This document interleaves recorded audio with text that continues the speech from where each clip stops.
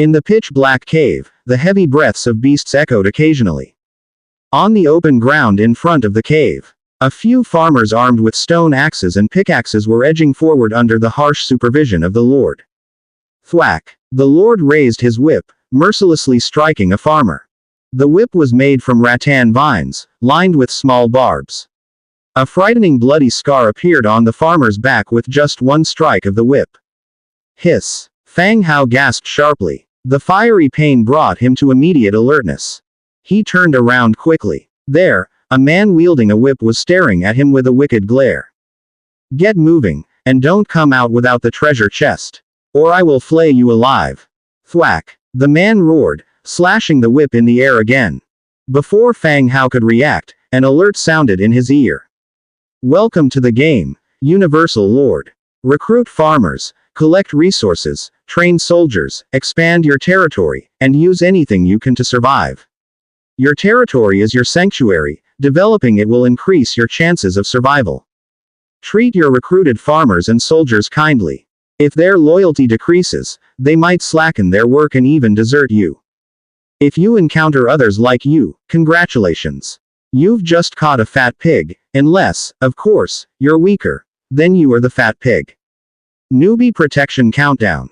6 days 23 hours 40 minutes. During this period your territory will not be attacked.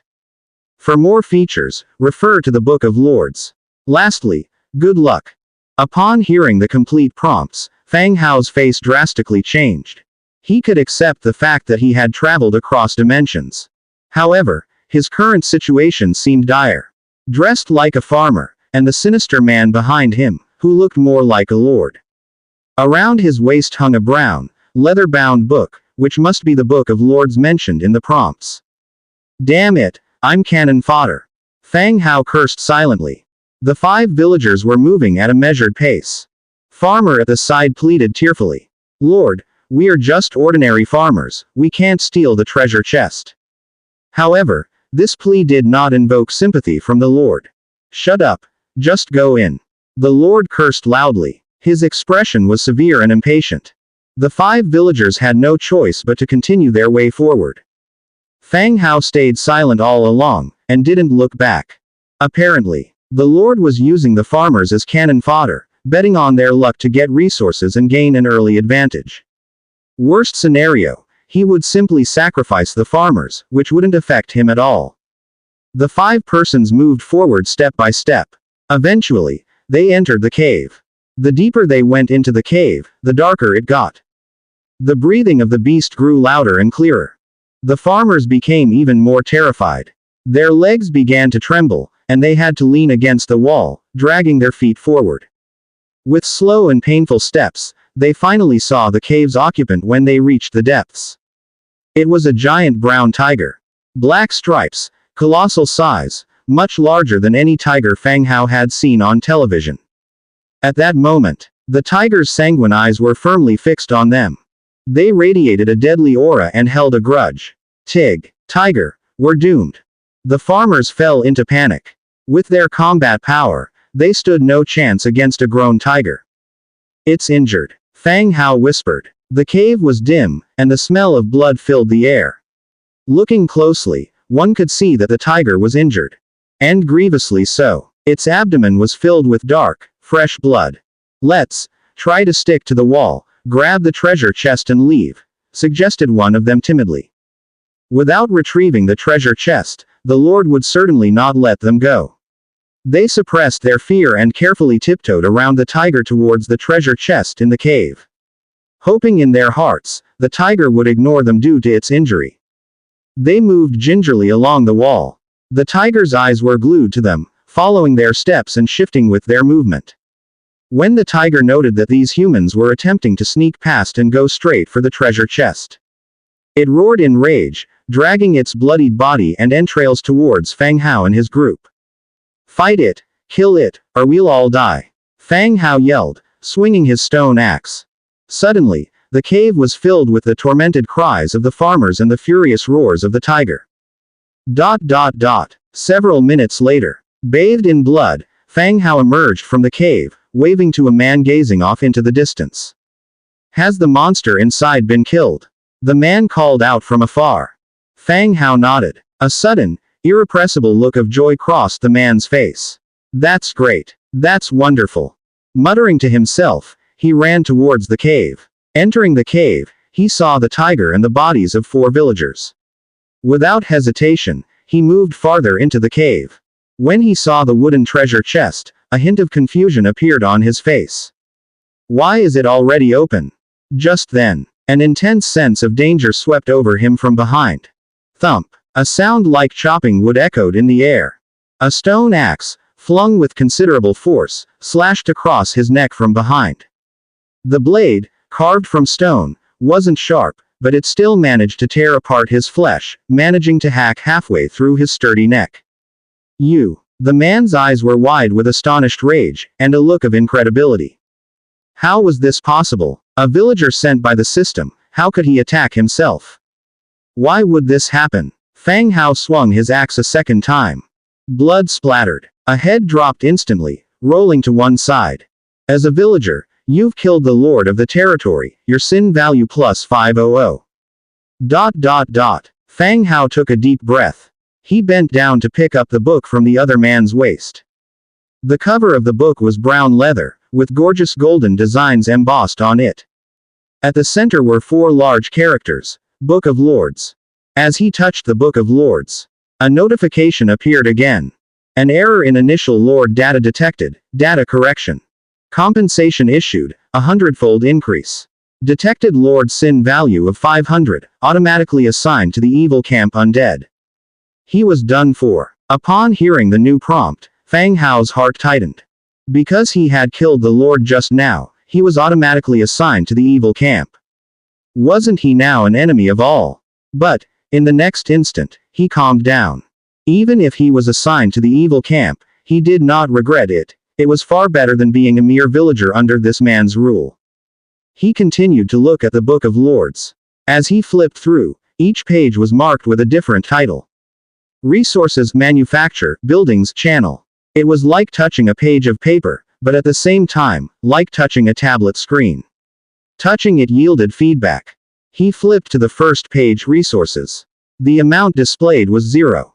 In the Manufacture section, he had unlocked hemp rope, stone axe, stone pickaxe. In the Building section, he had unlocked Level 1 Cottage.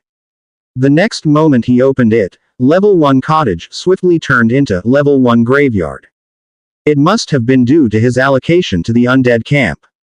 He continued to flip to the channel page. Speaking privileges, 10 instances per day. Information started to stream rapidly. Has anyone left the village? Is it dangerous outside?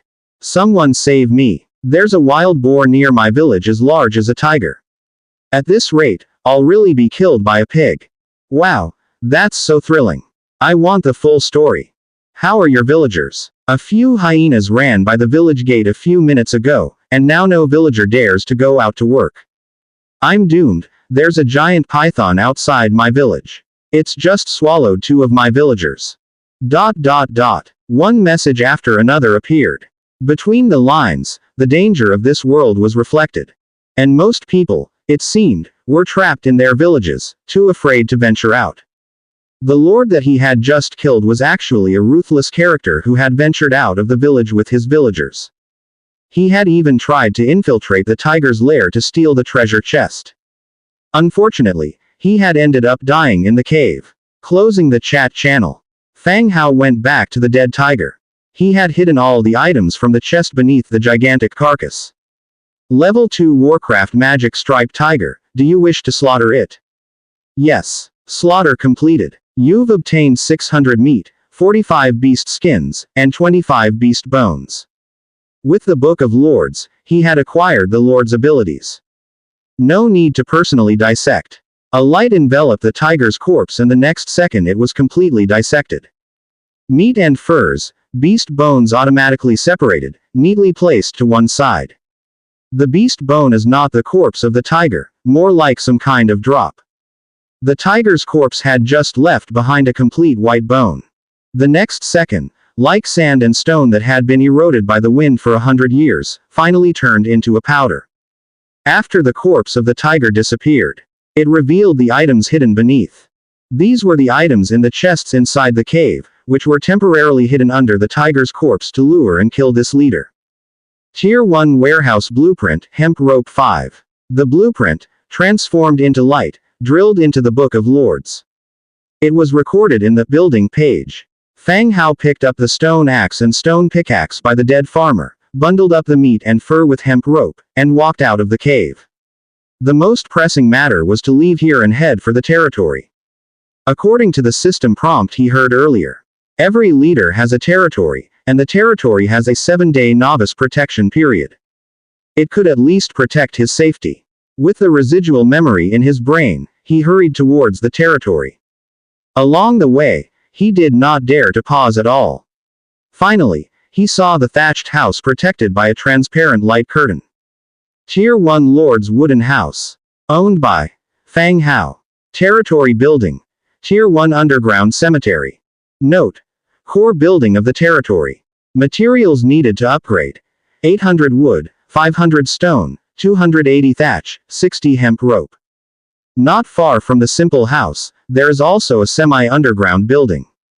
Tier 1 Underground Cemetery. Recruitment limit: 0/5. Can recruit skeleton free. Note: in this building, recruit worker-type troops to do basic work. Materials needed for upgrading: 300 wood, 400 stone. Good grief, everyone in the chat channel is discussing about recruiting farmers. When it comes to him, only skeletons can be summoned. He went straight from the realm of the living to the underworld. Thankfully the Lord's Hall wasn't made underground, otherwise he would have to sleep in a coffin. Fang Hao didn't delay any longer and directly started recruiting. Can recruit skeletons 0/5. Would you like to recruit? Confirm recruitment. The system prompt sounded again. Hundredfold amplification triggered, successfully recruited 505 skeletons. White bony arms extended out from the ground in front of the cemetery, and 5 white skeletons climbed out. Before Fang Hao can react, another flash of light, countless snow-white skeletons filled the territory. Even a portion of them stood outside the protective barrier. Skeleton Worker, Tier 1. Faction: Undead. Race Attributes: Undead, Hollow Skeleton, Light Weakness. Innate Abilities: Novice Gathering Mastery. Undead. This type of troop is already dead, unable to have morale, emotions, and also immune to poison, disease, blindness, mind magic. Hollow Skeleton. No fatal weaknesses. Light Weakness. Light magic does 20% bonus damage to self. Note: these skeletons are generally used as laborers and cannon fodder, don't expect that frail body to do anything big. At this time, Fang Hao was dumbfounded. So this is how the hundredfold amplification he gained was used. Meanwhile, Fang Hao felt relieved. Fortunately, what his quantity amplification procured were skeletons, undead troops that didn't need food. Otherwise, summoning hundreds of farmers, he wouldn't be able to bear the food supply. If he was unable to provide food for the farmers, slack work or rebellion would occur. Who knows, he might even get killed by his own farmers. The skeletons just stood there, staring blankly at him. Your job is to gather resources and collect food. Fang Hao threw the stone axes and pickaxes he had brought back on the ground. The closest few skeletons stepped forward and picked them up. All right, go and work. Remember, don't go too far. Fang Hao issued the order. 500 skeletons turned around, crowding towards the outside of the territory. These skeletons may not be powerful troops, but they won in numbers. Others could only summon 5 farmers, yet my 505 soldiers couldn't compete with them. What a joke. When all the skeletons went off to work, Fang Hao was the only one left in the territory. Sitting on a stone, he pulled out the Book of Lords and casually flipped it open. Stone Axe. Stone 1, Wood 1, Rope 1. Stone Pickaxe. Stone 1, Wood 1, Rope 1. Rope. Straw 2. Letting skeletons strip trees and stones with their bare hands clearly couldn't maximize their potential. He needed to promptly make stone axes and pickaxes. Half an hour later, from a distance came the sounds of footsteps and the scraping of bones. Some skeletons already brought back wood and stone. Resources: wood 50, stone 40, straw 80, meat 800, beast skin 30. The skeletons put down the materials and immediately left. Fang Hao directly opened up production. He used 2 units of straw to make a rope. Hundredfold amplification triggered, successfully produced rope 101.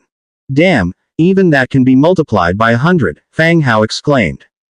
Even production could trigger a hundredfold amplification. This was just too powerful. With the mentality of giving it a try, he used 2 units of wood, 2 units of stone, and 2 units of rope to each make a stone axe and a pickaxe. Hundredfold amplification triggered, successfully produced stone axe 101. Hundredfold amplification triggered, successfully produced stone pickaxe 101. It worked. The subsequent stone axes and pickaxes produced also enjoyed the same amplification. Fang Hao had now figured out the pattern. The recruitment of troops would trigger a hundredfold amplification, and so would the production of tools. Without any hesitation, he immediately produced again. He made a total of 202 stone axes and 303 stone pickaxes. Mining takes more time, so he made more pickaxes. In an instant, the tools piled up beside the wooden house, forming a small hill of equipment. He walked to the territory gate and called out loudly, "All those without tools, come back and get some, then continue to work." Skeletons didn't have much intelligence, but they could understand basic instructions. They came back in groups, took their tools, and once again walked out of the territory to continue working. Meanwhile, Fang Hao looked at the remaining tools on the ground and frowned slightly. Damn, in such a short time, I've lost more than 20. They couldn't have gotten lost, right? He made tools according to the number of skeletons, but now there are 28 tools left on the ground, meaning more than 20 skeletons hadn't come back. Running away was not possible. These skeletons didn't even have intelligence, let alone the idea of escape. So they either got lost or didn't hear Fang Hao's call. Just as he pondered whether to go out and look for them, he saw more than a dozen skeletons approach, carrying a mountain goat. The skeletons looked ragged, covered in dirt. One was missing an arm, another had 2 ribs broken. Turned out they went hunting. Not bad, you did well. Seeing the skeletons in such a sorry state, Fang Hao couldn't help but praise them. But the skeletons showed no reaction. Thump. They tossed the goat's carcass on the ground and turned to leave. Wait. Take the tools with you. Fang Hao quickly yelled out to stop them. The skeletons turned around stiffly, picked up the tools, and set out again. Watching the slender white figures fade away, he couldn't help but shake his head, so aloof. In the chat channel, everyone was complaining about their farmer's low stamina. After working for a while, they needed to return to their territory and rest. Fang Hao checked the attributes of his skeletons for this reason. They didn't even have stamina and worked tirelessly, constantly laboring. When they collected a certain amount of materials, they would deliver them back to the base before heading out again to work. Model employees of the modern era. Tier 1 Warcraft Mountain Goat, would you like to butcher it? Butcher it. A light flashed over the mountain goat's body. The useful meat and materials were skillfully dissected. They were neatly arranged on one side. The leftover bones became a pile of white powder. Butchering completed. Obtained meat 500, beast skin 20, beast bone 15. The 500 skeletons, though dull, didn't know what fatigue was when they started working. Moreover, they held an absolute advantage in terms of numbers. They are hundreds of times more efficient than the other lords. It wasn't long before, in front of the wooden hut, several basic resources piled up into small hills. This can't go on. Fang Hao looked at the piled up resources, frowning. There's no room to step foot now, and the skeletons still kept putting materials onto the open space. Resources. Timber 420, stone 340, thatch 250, meat 1100, leather 65, beast bone 40. I need to build a warehouse. Fang Hao opens the construct column. Tier 1 warehouse. Timber 300, stone 280, thatch 100, hemp rope 50. The hemp rope needed 50 pieces. Fang Hao first used the thatch to make a hemp rope, triggering a 100-fold increase, resulting in 101 hemp ropes. He chose a piece of land next to the Lord's log cabin, then chose to build. Tier 1 warehouse, should it be built? Fang Hao confirmed and held his breath. He wasn't sure if the hundredfold effect would apply, resulting in 100 warehouses. Construction complete. The expected 100 warehouses didn't appear. A warehouse with a wooden framework and thatch roof appeared before his eyes. The remaining materials on the open ground were neatly sorted and put into the warehouse. The skeletons passing by Fang Hao consciously bypassed him, putting the resources into the warehouse instead of piling them onto the open ground. Once the materials ran out, Fang Hao sat down in another spot, looking at netizens blowing all kinds of fancy horns. After the resources were consumed. It didn't take long before the resources were raised again, thanks to the hard work of 500 skeletons. The rate at which resources were being gathered was simply terrifying. This time, Fang Hao wanted to upgrade his main city. Tier 1 Lord's Log Cabin. Lord Fang Hao. Domain Buildings.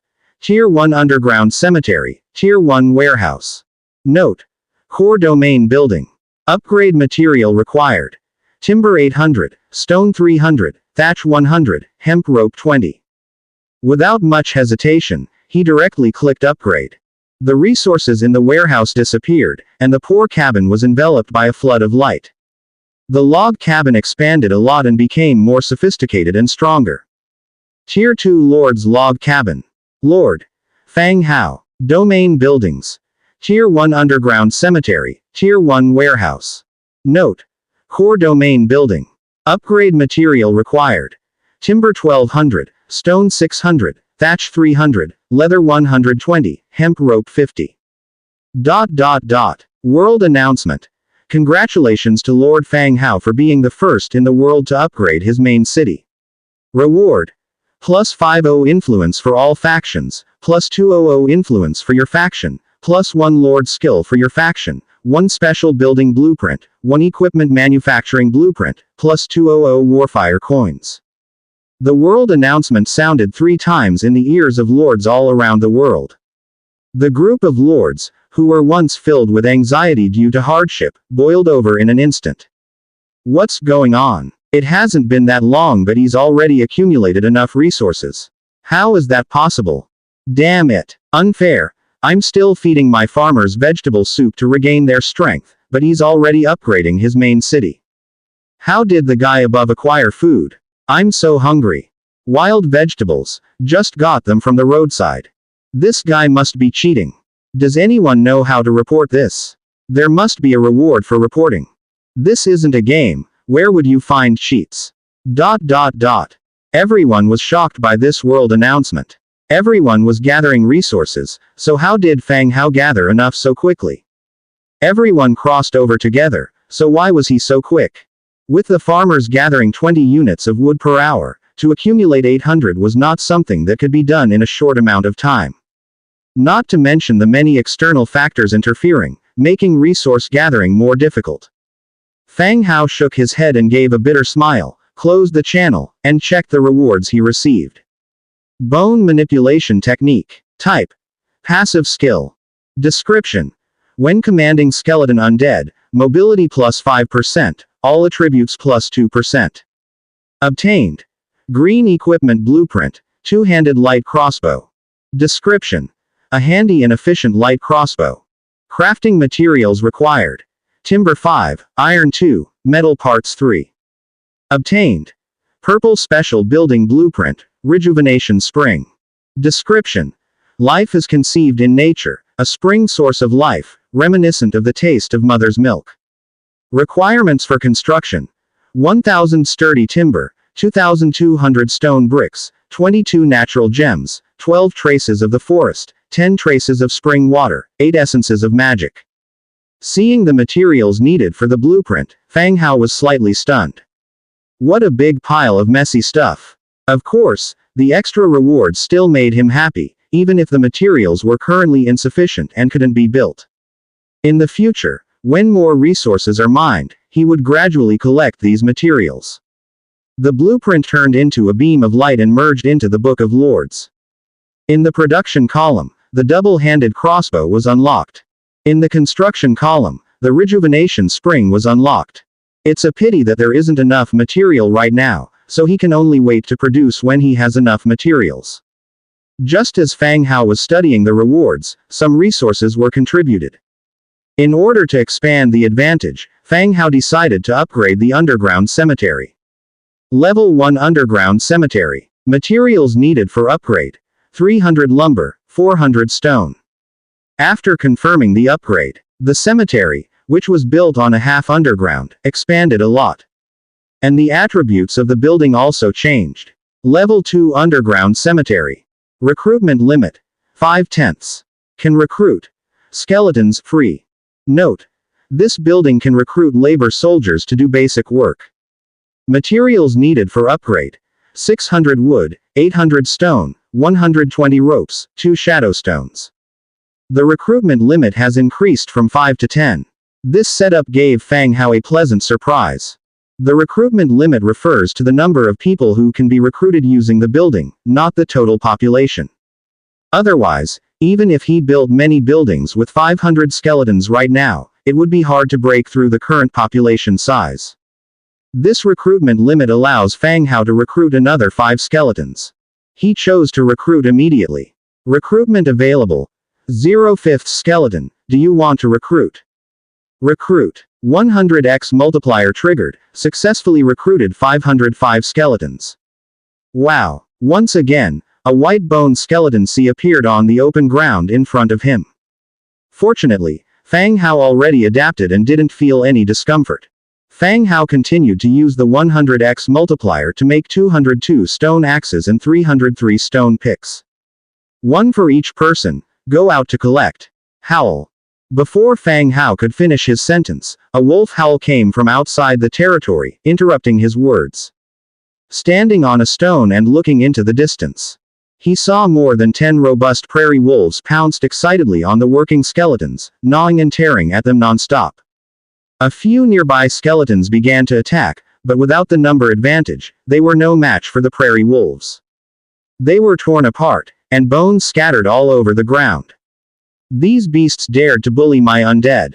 Fang Hao cursed angrily. He yelled at the skeletons outside working, "Kill these wolves for me." Although Fang Hao shouted loudly, his voice didn't carry far.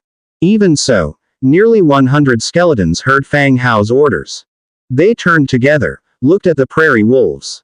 After a half-second pause, they wielded their weapons and charged at the prairie wolves.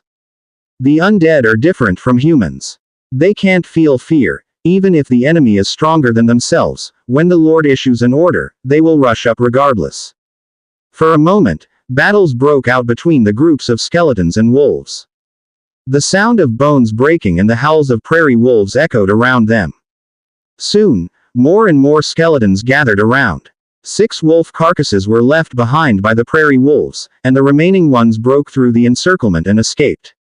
Fang Hao walked out of the territory, looking at the chaotic scene. Bring all the wolf corpses in and pick up the tools that were dropped. The skeletons carried the remaining wolf corpses into the territory, and the rest began to collect the dropped tools. First tier Warcraft Prairie Wolf 6, would you like to slaughter? Confirm the slaughter. Slaughtering completed. Gain 2,400 meat, 120 beast skins, 90 beast bones. After the slaughter, he gained quite a bit of meat and beast skins and bones. But Fang Hao was not even a bit happy. Looking at the skeletons that were injured and broken in the battle, his brows furrowed. These prairie wolves are ultimately a danger, hindering the skeletons from working, and maybe one day they would attack himself.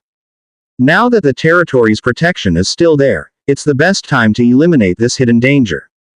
Everyone take up arms and follow me. Fang Hao shouted and walked out. Surrounded by over 900 skeletons, they headed in the direction where the wolves had fled. Through the lush green forest. Ahead is a flat prairie where on the grass lay scattered, gnawed animal bones. Over 20 prairie wolves are lazily sprawled out on the grass, basking in the sun. Several of them bear visible scars, their still wet wounds staining the grass in a dark red hue. Behind the pack of wolves is a natural cave entrance. The cave inside is dim and unclear. Based on former experiences with beast lairs, there should be beasts inside, possibly a small boss. Fang Hao hides in the bushes, watching the pack of wolves from a distance. He feels an indescribable heaviness in his heart. If he didn't possess the ability to amplify by 100 times. Like other lords, only having 5 farmers. Facing these prairie wolves, could he survive? Probably very difficult, truly very difficult. Surround them, then launch an attack together. He instructed the skeletons. However, the skeleton army remained indifferent, showing no expression or response. Okay. Go, kill all, spare none. Fang Hao said helplessly. Clatter. The skeleton army charged out from the bushes, wielding their weapons and running towards the pack of wolves. There was no need for any tactical deployment, the number of skeletons was too many. They formed a semicircle naturally during their charge, enclosing the wolves and the cave within. The sudden appearance of the skeleton army startled the pack of wolves. But it didn't give the wolves a chance to respond. The fight had already commenced. Despite their ferocity, the prairie wolves were vastly outnumbered. Facing nearly 1,000 skeletons, they seemed extremely vulnerable. With a single clash, they were drowned in the sea of skeletons. In the blink of an eye, over 20 prairie wolves were killed by chaotic axes. Meanwhile, inside the cave, a pair of luster green eyes lit up, like flickering ghost fires. A formidable prairie wolf king walked out angrily. It stood at the entrance of the cave, roaring loudly. Aroo. Ooh. Prairie Wolf King, Level 2. Skills. Bite, Pounce. However, the next moment, when it saw the dense skeleton army in front of the cave, the roaring abruptly ceased. Crack, crack. Turning their heads, the skeletons stared collectively at the Wolf King. The next second, they all poured into the dark cave, followed by the sounds of battle and crying. Several minutes later, the skeletons that went into the cave all walked out again. A few of the skeletons carried the Wolf King's corpse and a wooden treasure chest. Thump. With a dull sound, they threw the treasure chest directly in front of Fang Hao. You're not stupid. Knowing to bring out the treasure chest and deliver it to Fang Hao showed some intelligence. But the skeletons carrying the treasure chest turned around and left, presenting their back to him. The chest opened. Obtained. Level 1 Barracks Blueprint, Common Wooden Shield Blueprint, White. The 2 blueprints turned into light and entered the Book of Lords. Although few, they were still ordinary blueprints. Yet Fang Hao couldn't help but feel elated. With the blueprint of the barracks, if he was able to build it, he would be able to recruit soldiers, thus increasing his security. Okay, take all the dropped items, carry all these wolf corpses, let's return to our territory. Fang Hao shouted. The skeletons, 2 by 2, lifted the wolf carcasses overhead, following Fang Hao back to the territory. Returning to the territory, the skeletons threw the extra tools into the warehouse, and placed the wolf carcasses on the empty ground. They then turned around and went back out to work. Although the intelligence of the skeletons was low, their diligence and industriousness in not eating or drinking was really not bad. Level 1 Warcraft Prairie Wolf 24, do you wish to slaughter? Confirm slaughter. Slaughter complete. Obtained meat 9,600, beast skin 480, beast bone 360. Level 2 Warcraft Prairie Wolf King, do you wish to slaughter? Fang Hao clicked confirm continuously. Slaughter complete. Obtained meat 800, beast skin 50, beast bone 40. After the slaughter, the bodies stacked on the open ground turned into light and flew into the warehouse. In the warehouse, the storage amount of meat exceeded all the other resources. Even if he was a big eater, he still couldn't eat so much meat. With the issue of the wolf carcasses resolved, next was to build the barracks. Level 1 Barracks Blueprint, Burial Grounds, required resources, wood 300, stone 500, rope 60. Undead faction buildings don't use much wood. They consume more stone. Having chosen a location, he started constructing the barracks. With a flash of light, the barracks were built at the burial grounds. Level 1 Burial Grounds. Recruiting. Skeleton Soldier. Skeleton Soldier. White Bone 300. Note. You can recruit faction soldiers in this building. Higher building levels can unlock new soldier types and higher tiers. Upgrade materials required. Wood 500, stone 720, leather 80, rope 240, shadowstone 5. The burial's grounds were larger in comparison to the underground cemetery. The underground cemetery resembled a graveyard. The burial grounds, on the other hand, was more like a mass grave. The recruitment condition surprisingly required 300 beast bones. If it hadn't been for the recent defeat of the wolf pack, the bones wouldn't have been enough. Similarly, someone else in the in-game chat had obtained an item called a soul crystal. It was hard to obtain and was an item used to summon troops. Its function was the same as that of his own white bones. He immediately chose to recruit. After all, they needed to be summoned sooner or later. The sooner they were summoned, the sooner they could work, and the faster his territory could develop. The Hundredfold multiplier has been triggered, successfully recruiting 101 skeleton soldiers. A burly skeleton emerged from the underground barracks. Multiple rays of light descended around it, representing the additional 100 skeleton soldiers that had been amplified. Skeleton Soldier, Tier 1. Faction: Undead. Racial traits: Undead, Hollow Skeleton, Light Weakness. Skills: Shield Bash. Innate abilities: Basic Combat Mastery, Basic Swordsmanship Mastery, Basic Shield Mastery. Undead: this unit is already dead and cannot have morale or emotions. At the same time, it is immune to poison, diseases, blindness, and mind-affecting magic. Hollow Skeleton: there is no fatal weakness. Light Weakness: light magic inflicted on this unit has a 20% damage bonus. Shield Bash requires shield, smashes the enemy with a shield, causing blunt damage and a chance to stun the target. Note: the skeleton soldiers lifting their weapons, their angular bone arms raised high. They have some combat power, but they're still fragile and can't withstand the enemy's continuous attacks. The skeleton soldiers were slightly bigger than the skeleton laborers and weren't just bare white bones. Instead, they wore tattered cloths on their upper bodies that fluttered in the breeze like a bunch of mop shreds. To be honest, the newly joined combat units did not give Fang Hao much surprise. The first three abilities were the same as those of the skeleton laborers, with an additional shield bash skill added at the end. It also required a shield to be effective. Right, today's acquired blueprints were of the shield type. He immediately opened the crafting page in the Book of Lords. Wooden shield. 3 wood, 2 hemp ropes. Craft. Hundredfold multiplier activated, successfully crafted 101 wooden shields. A pile of wooden shields appeared beside him. Alright, everyone pick up a wooden shield and a stone axe, Fang Hao commanded. The skeleton soldiers stepped forward, each one picking up equipment. Your mission is to patrol the territory and ensure that the skeleton laborers can work normally. Then, gather prey, Fang Hao pointed. The skeleton soldiers received the order and turned to leave. The territory was still in the newbie protection phase. As long as they were within the territory, they wouldn't be attacked by any beasts or enemies. So, as long as they huddled up, there would be no danger. On the contrary, those skeleton laborers needed some protection in case of another beast attack. That would disturb their normal work.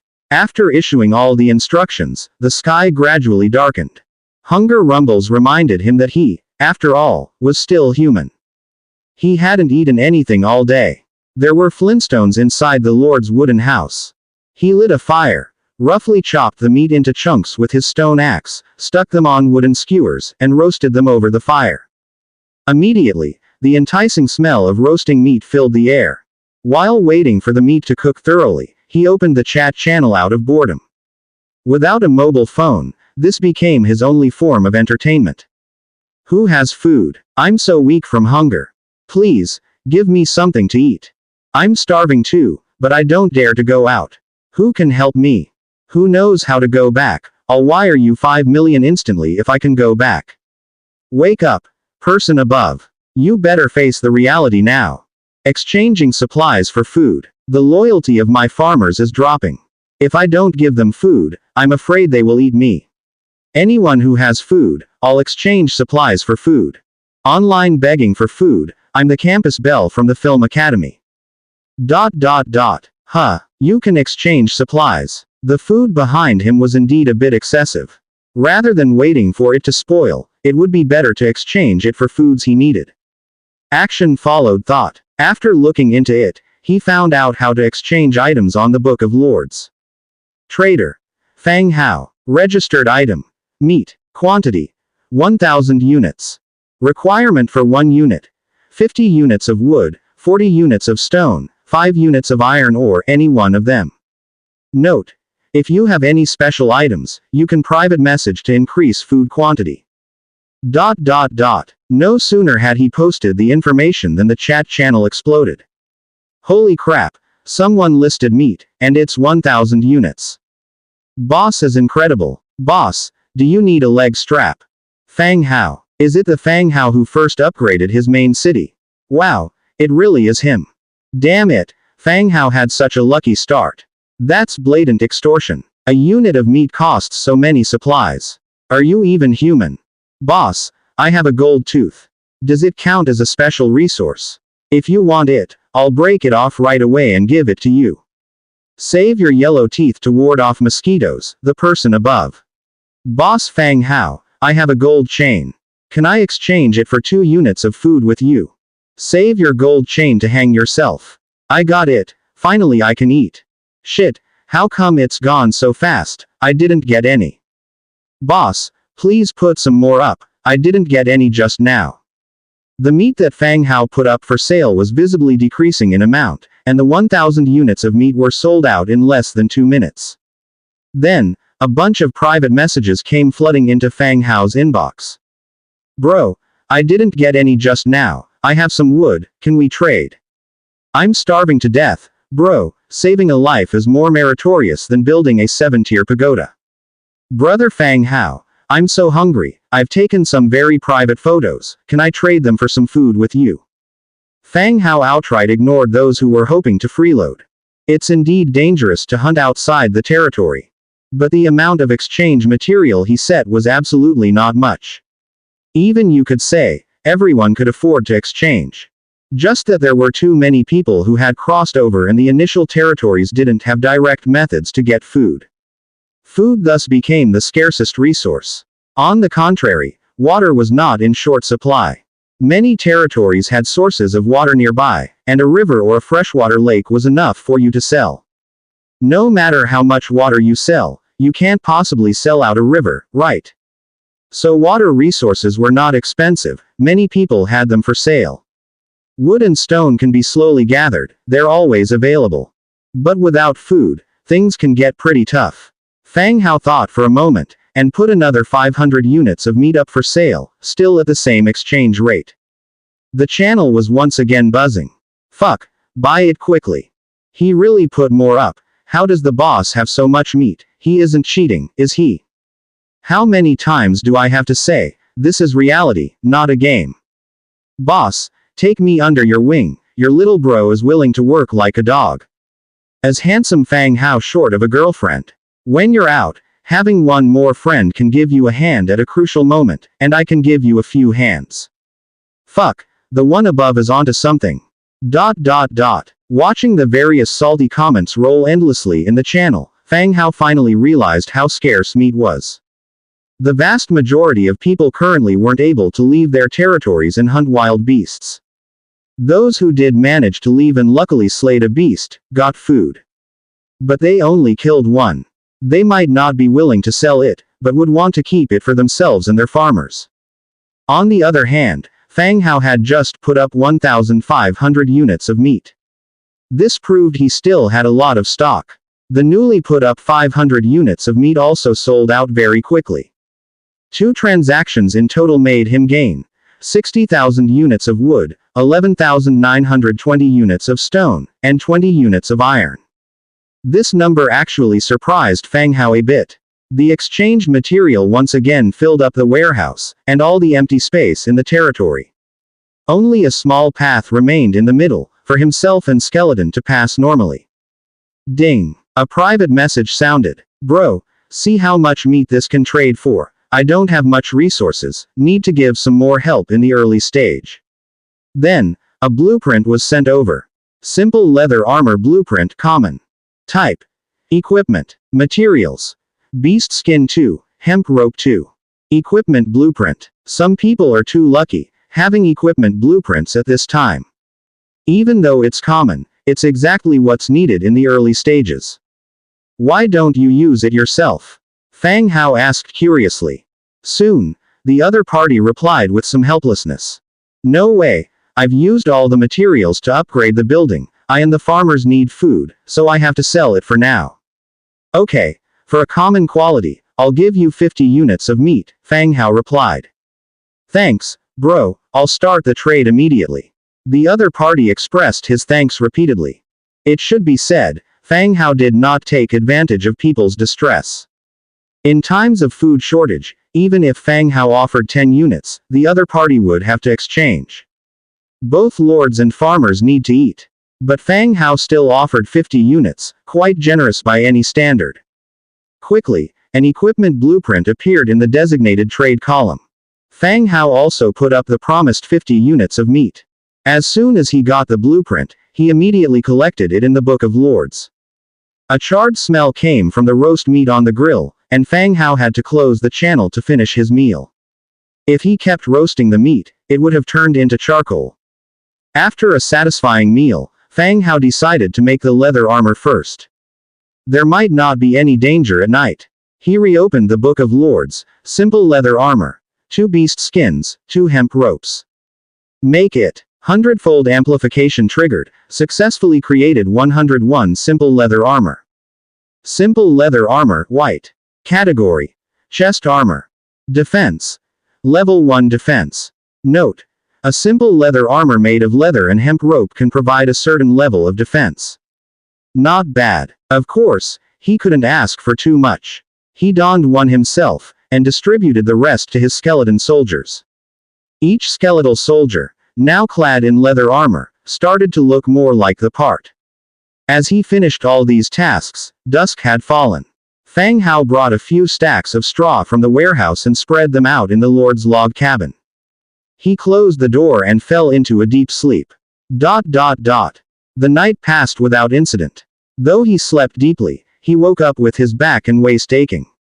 It was as if he had lost a kidney. His body wasn't used to sleeping on straw, apparently. Stepping out of the hall, he saw the loyal skeleton workers diligently working, seemingly tireless. He did some quick exercises.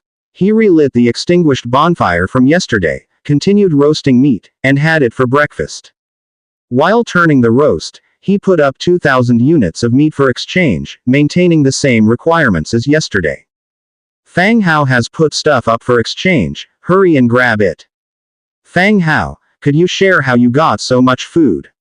We're all transmigrants, we should help each other. I suspect there are lots of grass-type animals near where he spawned. When it comes to grass-type animals, teddy bears are the only ones I respect, the rest are just trash. Boss Fang Hao, I'm at sea. Can I exchange some fish for meat with you? It seemed like many people were waiting for Fang Hao. There was a scramble the moment the meat was put up for exchange. This was even fiercer and faster than yesterday. Fang Hao's name appeared to have ingrained itself in people's hearts. The meat that was hard for others to obtain, he was selling it out in thousands. While watching everyone chat, he finished his breakfast. Seeing the materials piled up all over the territory, Fang Hao got up. It was now his time to work. Materials needed for upgrading to a level 2 warehouse: 750 wood, 450 stone, 200 straw, 100 hemp rope. He clicked to upgrade the warehouse directly. With a flash of light, the warehouse was smoothly upgraded to level 2. It had gone from a simple grass shed to a good-sized log cabin that could store more resources better. Level 2 warehouse. Storage: 30,000. Note: the resources in the warehouse will be preserved better, and the food stored won't spoil easily. The higher the level of the warehouse, the more resources it can hold, and the better the effect. Materials needed for the upgrade: 1,200 wood, 950 stone, 320 straw, 220 hemp rope, 100 leather. For the next level warehouse, aside from the increased materials, straw had been replaced by leather. He wanted to continue with the upgrade to a level 3 warehouse, but was notified, Lord's log cabin must be at level 3. Just as Fang Hao was planning to upgrade the Lord's Hall, a private chat notification came up on the Book of Lords. He opened the Book of Lords. Big Brother Fang Hao, I have a special kind of ore here. I want to exchange it for some meat. This person had a pretty nice name, Dong Jiayu. Fang Hao quickly replied, of course. Ore was also a resource. Currently in the early stages, special ores were still hard to come by. Shadowstone. Type. Ore. Note. A rare ore required for the construction of undead faction buildings. Fang Hao's eyes brightened upon seeing the attributes. The upgrade for the undead buildings had already demanded Shadowstone. He had also been considering how to obtain Shadowstone and often kept an eye on the chat channel. He was checking if anyone was selling it. But he didn't expect someone to proactively approach him. It doesn't seem like I need it, Fang Hao replied. He decided to be somewhat evasive. Their chat came to a sudden halt for a few seconds. Then Dong Jiayu replied, I know, but Fang Hao, I really need food. Could you consider trading a bit less for it? The Shadowstones were of no use to the human alliance. Even though they were a scarce resource, they held no difference from ordinary stones in human hands. Can you tell me how you got these Shadowstones? Asked Fang Hao. He was quite curious about how these Shadowstones were obtained. Sure, I found an ancient underground tomb near my domain. I picked them up in there, Dong Jiayu answered. Fang Hao stroked his chin, deep in thought. Could it be that Shadowstones could only be gained in burial grounds? Would he have to construct not only undead buildings, but also tombs? Brother Hao, are you still there? I can agree to trade for less food, Dong Jiayu said hastily, thinking that Fang Hao might have lost interest in the trade. Just call me by name. How about this? I'll trade you 30 units of meat for each one. If you find more later, we'll stick to this rate, Fang Hao proposed his offer. He was not short on food, and besides, he needed the Shadowstones. Thank you, Brother Hao. I will list the Shadowstones now. Okay. Soon, a Shadowstone appeared in the designated trade zone, although there was only one. He immediately traded 30 units of meat for it. The Shadowstone was now in his possession. Upon completing the trade, Fang Hao continued upgrading his buildings. Thanks to the relentless gathering speed of the skeleton laborers, he had enough resources for the upgrades. Materials needed for level 3 Lord's Hut: 1200 wood, 600 stone, 300 straw, 120 leather, 50 rope. Confirm upgrade. A glow flickered. The main hall of the hut had expanded, becoming more spacious. And it was even more refined and sturdy. Level 3 Lord's Hut. Owner: Fang Hao. Existing buildings: Level 2 Underground Cemetery, Level 2 Warehouse, Level 1 Burial Grounds. Note: Core Building of Domain. Materials needed for upgrade: 2,200 wood, 1,000 stone, 200 brick, 240 leather, 180 rope. With leveling up to level 4, a new material, bricks, was now required, which he had yet to acquire. He waited for a while. There was no announcement for a reward as there had been the first time he upgrades his main city. Feeling a bit disappointed, he continued inspecting the other buildings in his domain. Underground cemetery and burial grounds could not be upgraded due to the lack of Shadowstones. However, the warehouse could be upgraded to level 3. Level 3 warehouse: 1200 wood, 950 stone, 320 straw, 100 leather, 220 rope. Confirm upgrade. The warehouse was successfully upgraded to level 3. Level 3 warehouse. Storage: 50,000 50,000ths. Note: resources stored in the warehouse are better preserved. Food stored will not spoil easily. The higher the warehouse level, the more resources can be stored and the better the effect.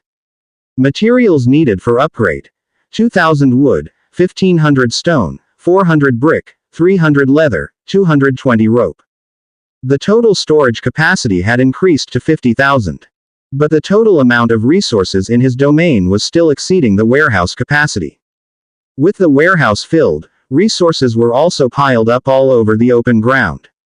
Having finished upgrading, Fang Hao called all his skeleton soldiers back. I should start exploring the surroundings of my domain, he said, tightening his leather armor and picking up a stone axe. As other lords had started exploring their surroundings, he couldn't afford to be confined to his immediate resources. Just like Dong Jiayu, who had explored a tomb nearby and found the shadow stones.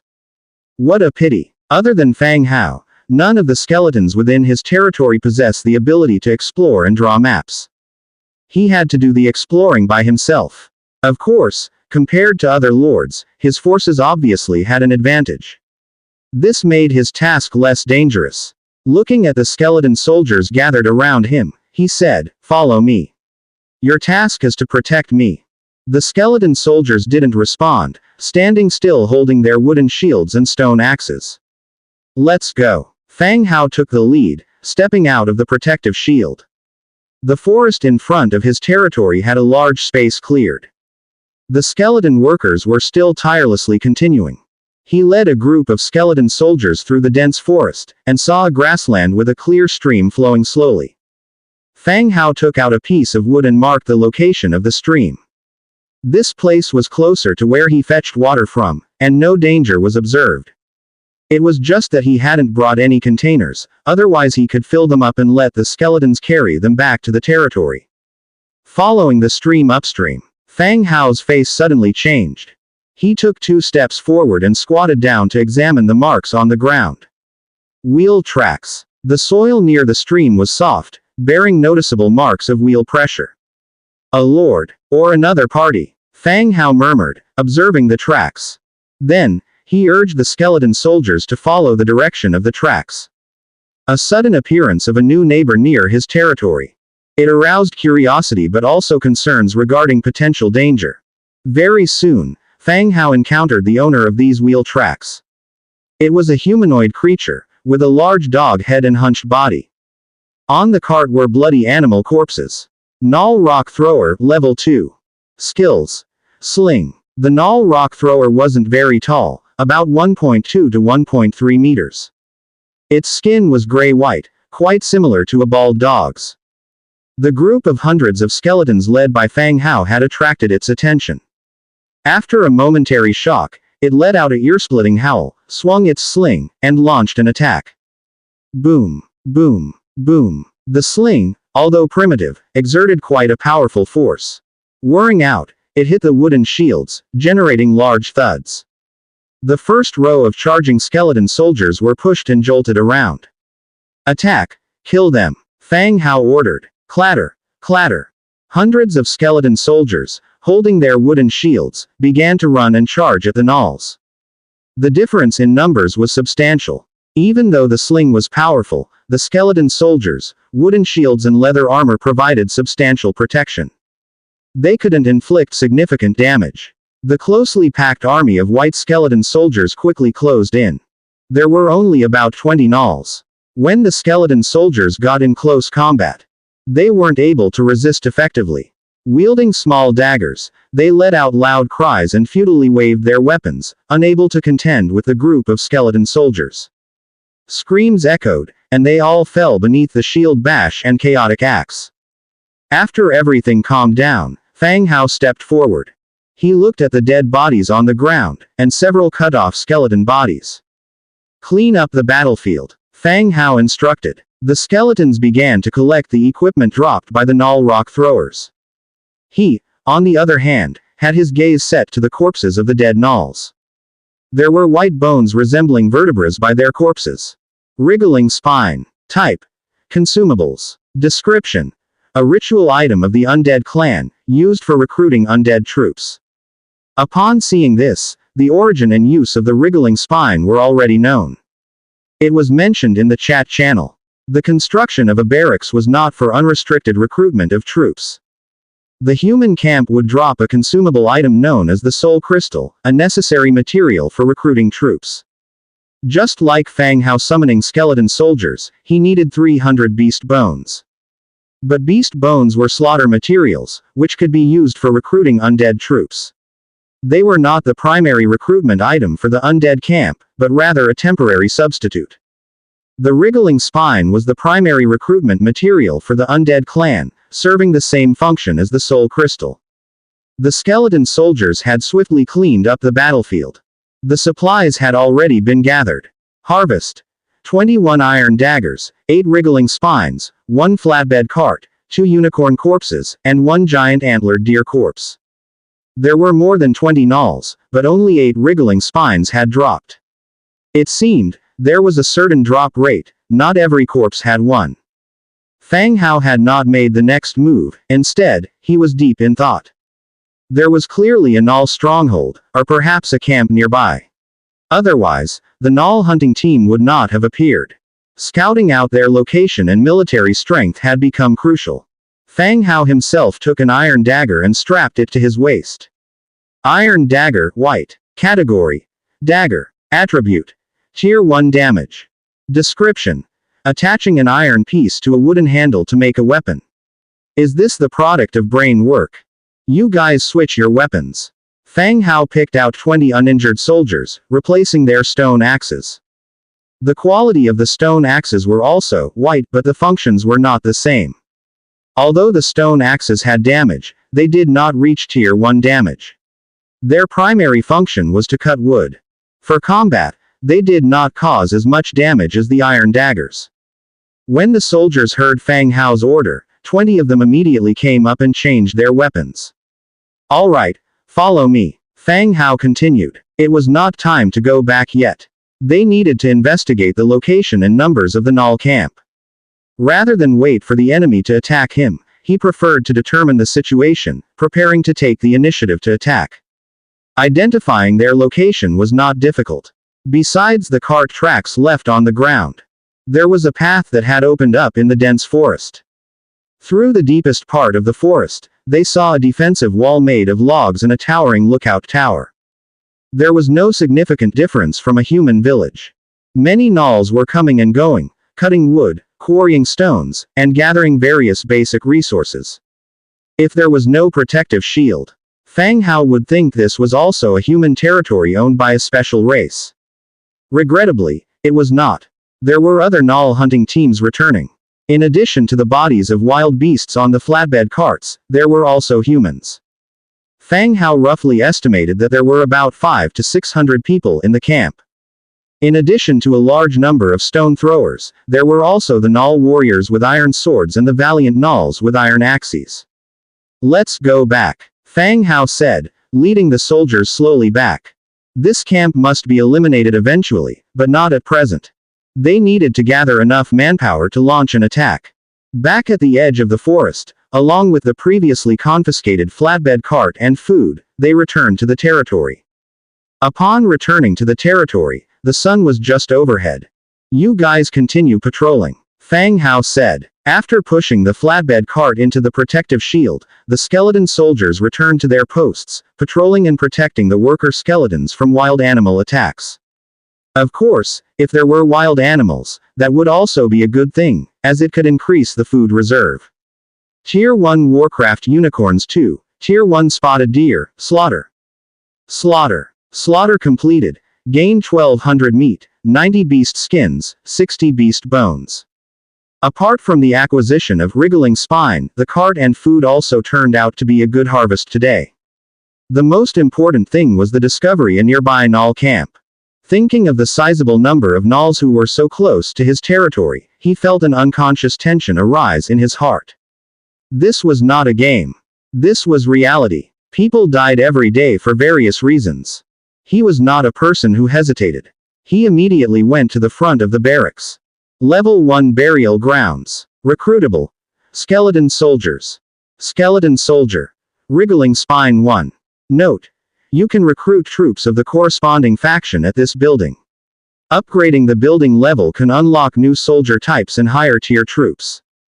Upgrade materials needed: wood 500, stone 720, leather 80, hemp rope 240, shadowstone 5. Previously, recruiting a skeleton soldier required 300 beast bones. Now, only one wriggling spine is needed. That is to say, one wriggling spine equals to 300. Recruitment available. Skeleton soldier. Cost: wriggling spine 8. Do you wish to recruit? Confirm recruitment. The system's prompt sounds off again. Successful recruitment of 808 skeleton soldiers due to hundredfold amplification. Whoosh, whoosh, whoosh. All camps throughout the territory were filled with the bright flashes of the 8 skeleton soldiers crawling out from the burial grounds. Seeing this spectacle, Fang Hao wasn't surprised as he had seen it many times before. He continued to manufacture 808 wooden shields and 808 stone axes for them. Some of you go hunting for food, and the rest transport supplies. Take the resources gathered by the worker skeletons to the warehouse, ordered Fang Hao. The group of skeleton soldiers, upon receiving orders, robotically turned around and exited the territory to complete their tasks. After giving these commands, he reignited the extinguished fireplace and began slicing meat using an iron dagger, getting ready to roast the meat. He had already decided to take out the Null camp. Before that, however, lunch had to be sorted out. Eat and drink to your fill. Compared to the meat chunks chopped with a stone axe yesterday, slices cut with a dagger were more suitable for grilling. However, they lacked seasonings and happy water. Otherwise, the meal would be even more joyful. Soon, the aroma of the meat filled the air, stimulating the appetite. Whilst enjoying the tenderly roasted meat, he opened the chat channel to see what everyone was discussing. Does anyone have soul crystals? Undead appeared outside my territory, willing to trade resources for soul crystals. Same here, a farmer got killed by something, and the rest are now too scared to work. Trading resources for weapons, anyone selling weapons? We're all using stone tools, what weapons could we possibly have? I'm Ren Yongning, whoever can bring me home will be made the CEO of my company. Never heard of you, who are you exactly? A noodle shop's CEO. I'm starving. Is Fang Hao not putting up food this afternoon? My farmers and I have gathered a lot of resources, just waiting to trade for food. Calling Fang Hao. Same here. Same here. ... Seeing the repeated messages flooding the channel, Fang Hao chuckled wryly. The essence of being human is repetition. Even if the chances to speak are precious, they are taken up by repeated statements. Today was the second day after everyone was transported to this new world. From the conversations, you could discern the differing development speeds of the territories. Most people were still in the initial phase, logging and quarrying, gathering resources. Others, through luck or personal abilities, had established military camps. They had begun realizing the importance of soul crystals. In the human camp, only those with soul crystals could recruit troops in the military camps. But regardless of whether they were recruiting troops or not, food was a necessity. Without an adequate food supply, the loyalty of the citizens would decrease, and in severe cases, they might even defect. The larger the population of the territory, the greater the food demand. Hence, food was a fast-selling commodity. With this in mind, Fang Hao directly put up 2,000 units of food for sale. At the same moment, all chatter within the channel abruptly silenced. Following 2 seconds of silence, exclamations filled the air. The boss put up food. Who said that something happened to the boss? What a rotten mouth. Fang Hao is awesome. Fang Hao is awesome. Amidst the surprised exclamations, the 2,000 units of meat were quickly disappearing, and in the blink of an eye, they had all been sold out. As a result, Fang Hao acquired a large amount of materials. The materials piled up in his territory are growing rapidly, like a mountain. There were too many people in the regional channel. Even 2,000 units of meat were not enough for everyone. Messages started appearing again in the channel of people who missed out, asking if more could be put on sale. Ding! A private chat notification sounded. Upon opening it, it was the young lady who had sold him the Shadowstone, named Dong Jiayu. Brother Hao, are you there? Dong Jiayu asked directly. Fang Hao immediately replied, I am. Brother Hao, I've gotten 2 more pieces of Shadowstone. I want to exchange them for some food. Dong Jiayu said. In the morning, the two had already conducted a trade of Shadowstone. 1 piece of Shadowstone was traded for 30 units of food from Fang Hao. Shadowstone is a special building material for the Undead faction and is essentially useless and non-marketable in the human factions. Obtaining 30 units already exceeded Dong Jiayu's expectations. She was so thrilled after the first transaction that she cheered for a long time. Sure, you can list them, and I will buy them.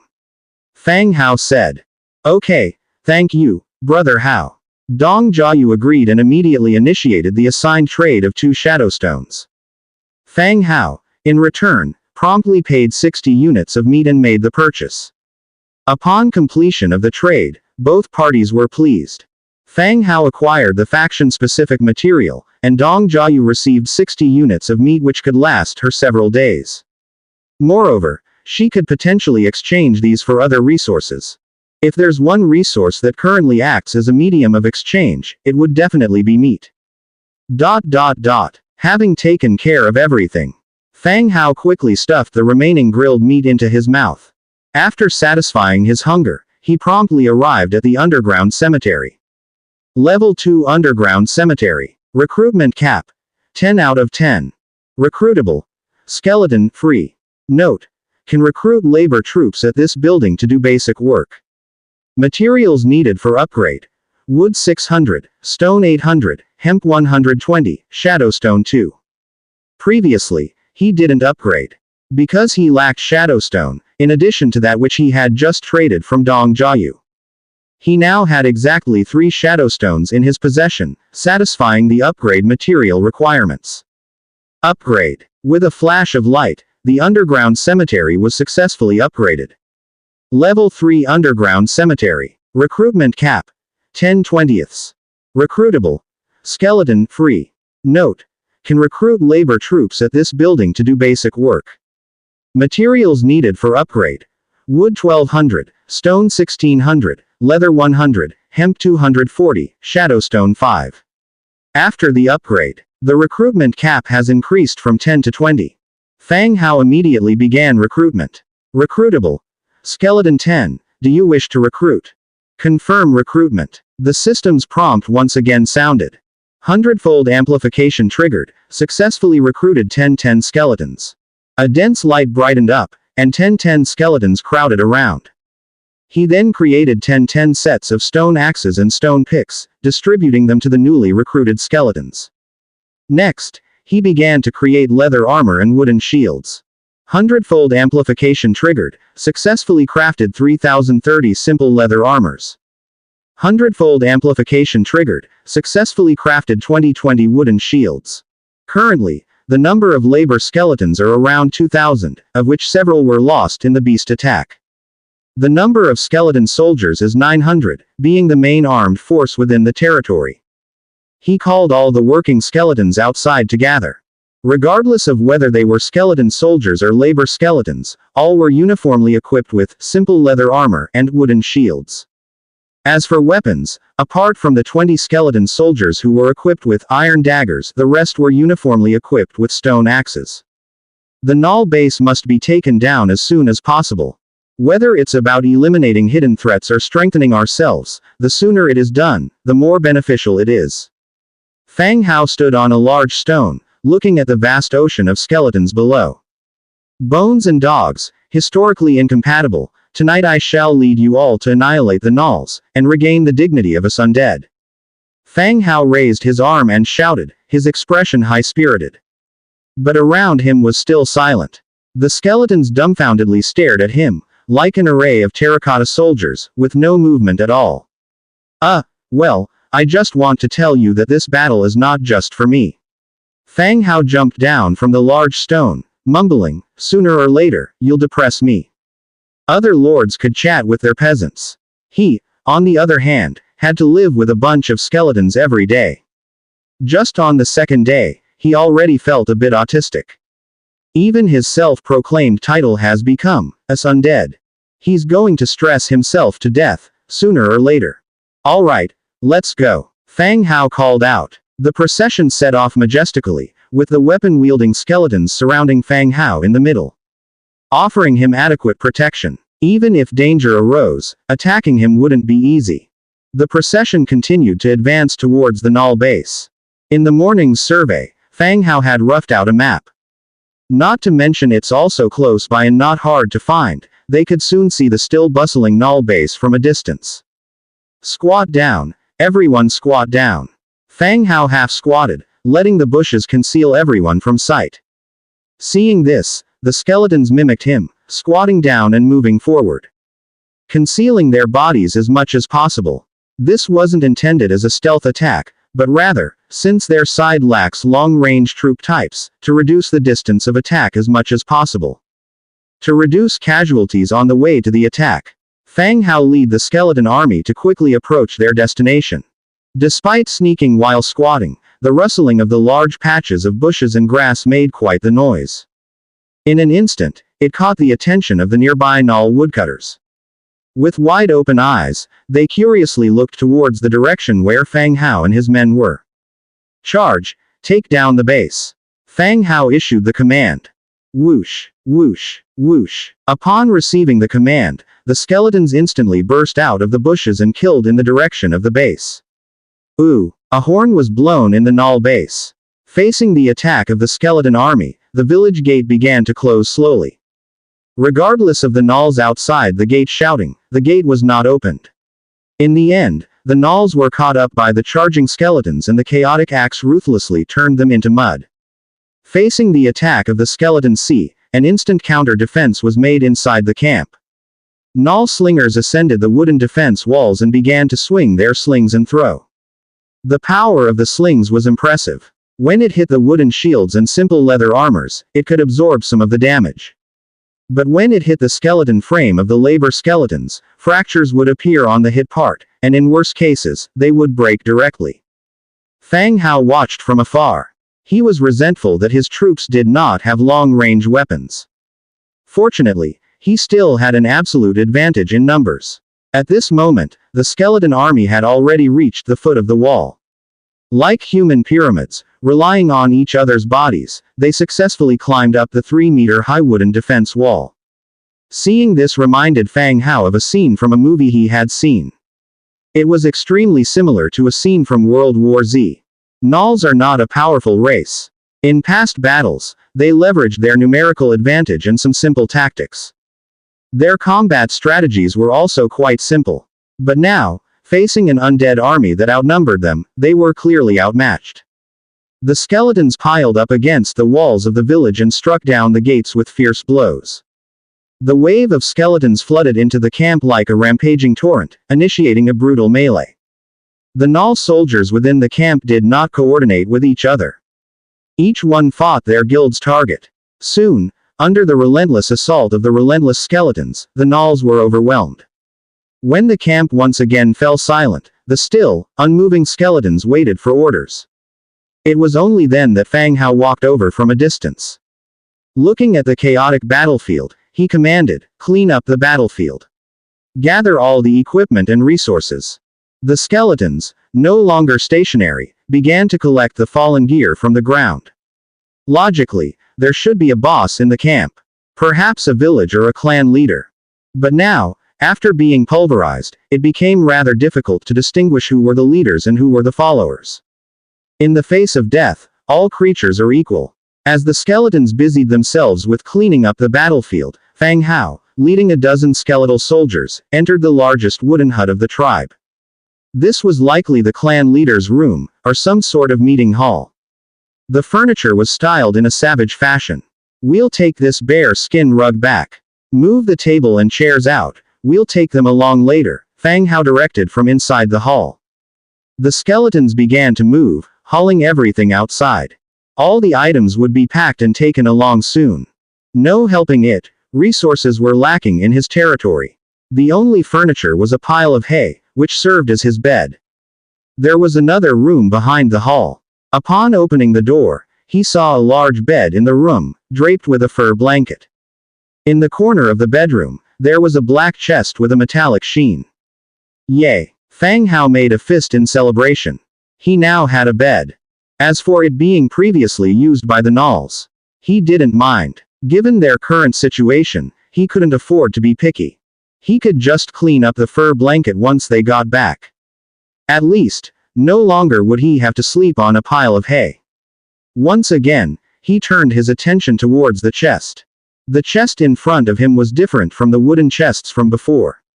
You could tell it was of a higher grade, which also meant that the rewards inside would be more substantial. "Move the bed and fur blanket outside. Be careful not to damage them," he ordered. The skeletons began to haul out the bed. Fang Hao approached the chest, rubbed his hands together, and asked for blessings from the god of luck before opening the chest. Obtained. Marketplace building blueprint, card making blueprint, battle axe making blueprint, 20 warfire coins. Generous. Just as he had imagined, the reward was generous. He had opened 2 wooden chests before, and their rewards were basically 2 common items. This metal chest contained 3 blueprints, all of which were practical. He even got 20 warfire coins. The camp was quite wealthy. Having received the equipment, he left the building. In the central space of the camp, the collected supplies piled up into a small mountain. Without lingering, Fang Hao continued to the warehouse. The warehouse was stocked with various materials: wood, stone, food, beast skins, and some weapons and tools. Move also the goods from here. Fang Hao commanded the moving operation, while continuing to rummage for other goods. Beyond the living quarters of the clan leader, the rooms of the general gnolls were quite crude. Calling them houses wasn't quite right. They were more like hovels or makeshift shelters. Around the sweep, there wasn't much left to loot. Back in the open space, Fang Hao started to sort out the inventory. Resources: 122 wriggling spines, 5,520 units of wood, 3,220 units of stone, 47 units of iron, 3,225 units of food, 144 units of beast skin, 20 warfire coins. Equipment: 120 iron daggers, 72 single-edged swords, 45 battle axes, 12 flatbed carts. Furniture: 1 large iron cauldron, 1 solid wood table, 6 chairs, 1 double bed, 1 bear skin rug, 1 set of fur blankets, 12 wooden ladders. Blueprints: marketplace building blueprint, card making blueprint, battle axe making blueprint. As Fang Hao took inventory, a smile spread slowly across his face. As expected, looting was the quickest way to develop. The spoils from seizing this camp would sustain his operations for quite some time. Of course, there were no small losses on his side as well. He lost at least 1/3 of his forces. But this wasn't a problem. Worker skeletons could be summoned for free, there was only a cooldown time. And the situation with the skeletal soldiers was even better. The wriggling spines yielded 122 new additions. If he desired, by using the 100-fold amplification, he could recruit an army of 10,000. No matter how you looked at it, he didn't lose out. Alright, start loading up. With the 12 flatbed carts they acquired, it was just right for transporting these things and it would be more convenient. However, he underestimated the amount of looted goods. The 12 carts weren't able to fit everything. He had no choice but to open the crafting menu and start making more carts. Besides, they would be useful in the future, so he might as well have them made now. Flatbed cart. 22 wood, 8 hemp ropes. Fortunately, only basic materials were required, and they were readily available. Construct. 100-fold amplification triggered. Successfully constructed 101 flatbed carts. As the flatbed carts appeared one after another, the skeletons started to load goods onto the carts and tightly secured them with hemp ropes. Meanwhile, Fang Hao was eyeing this camp again. A few ideas started coming to his mind. His advantage was the large number of skeletons that required no food or sleep and worked tirelessly. The resources in the vicinity of his territory would eventually be depleted. This place was a decent stronghold. Once everything was in place, he could deploy a portion of the worker skeletons here for collection. The warehouses and residences were already in place, so no additional construction was needed. As he was lost in thought, all the goods had been loaded.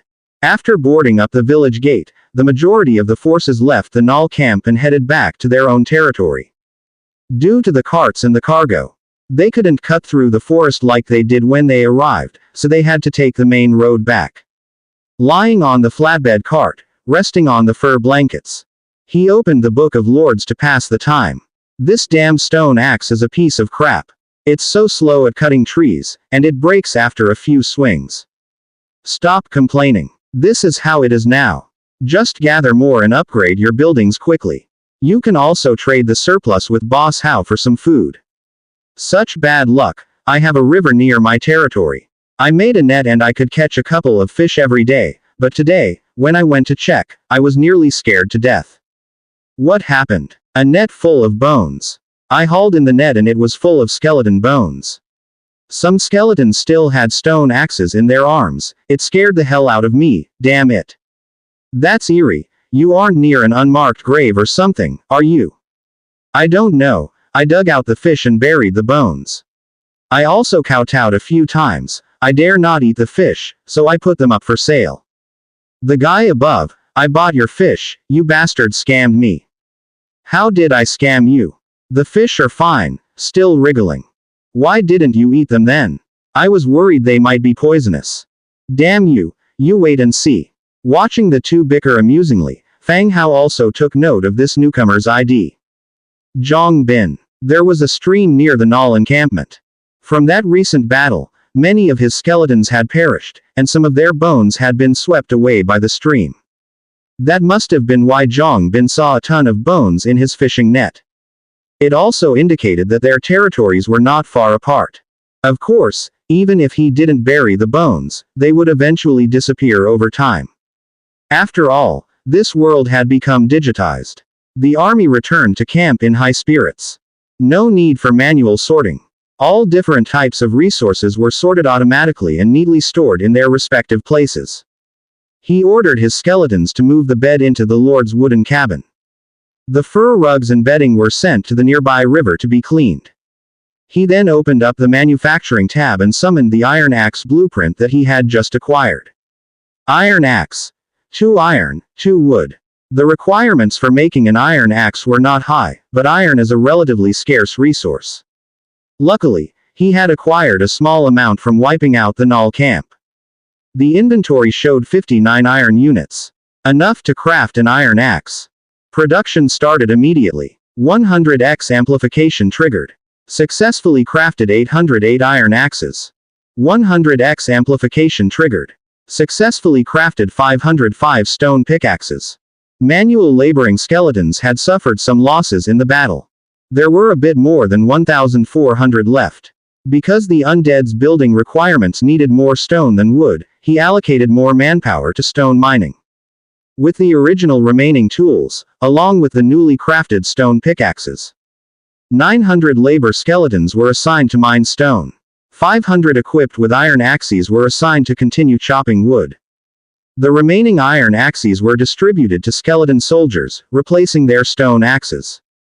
With the increased number of skeleton soldiers, there was no longer a need for that many to patrol. 200 skeleton soldiers were reassigned to move carts for transporting supplies. That way, laboring skeletons didn't need to ferry resources back and forth, saving time and increasing overall work efficiency. After settling everything, all the skeletons started their respective tasks according to the plan. Fang Hao propped up a wooden pole. The fur bedding recently washed was draped over it for drying. He looked forward to sleeping on a bed tonight. Just thinking about it made him feel strangely content. He moved the hay from the Lord's house and threw them angrily into the warehouse. A sense of triumph prevailed on his face. I've got a bed now, I won't be needing you anymore. After busying himself for a while, Fang Hao opened the building tab again to examine the newly acquired market building blueprint. So, is this market for trading goods? Level 1 market. 800 wood, 500 stone, 220 hemp. The basic resources needed for a level 1 market weren't excessive. All considered basic resources, there weren't any requirements for exotic or rare items. Construct it. A radiant light flashed, and a 2-story wooden building appeared before his eyes. Next to the small wooden building, a fenced area was set aside as a marketplace. Before Fang Hao could explore the functionality of the new construction, the system message rang out again. Market construction complete. Your undead faction influence has reached 200. Do you accept the trading delegation from your region, Skeleton King Audis, to set up shop in the market? So that's how it is.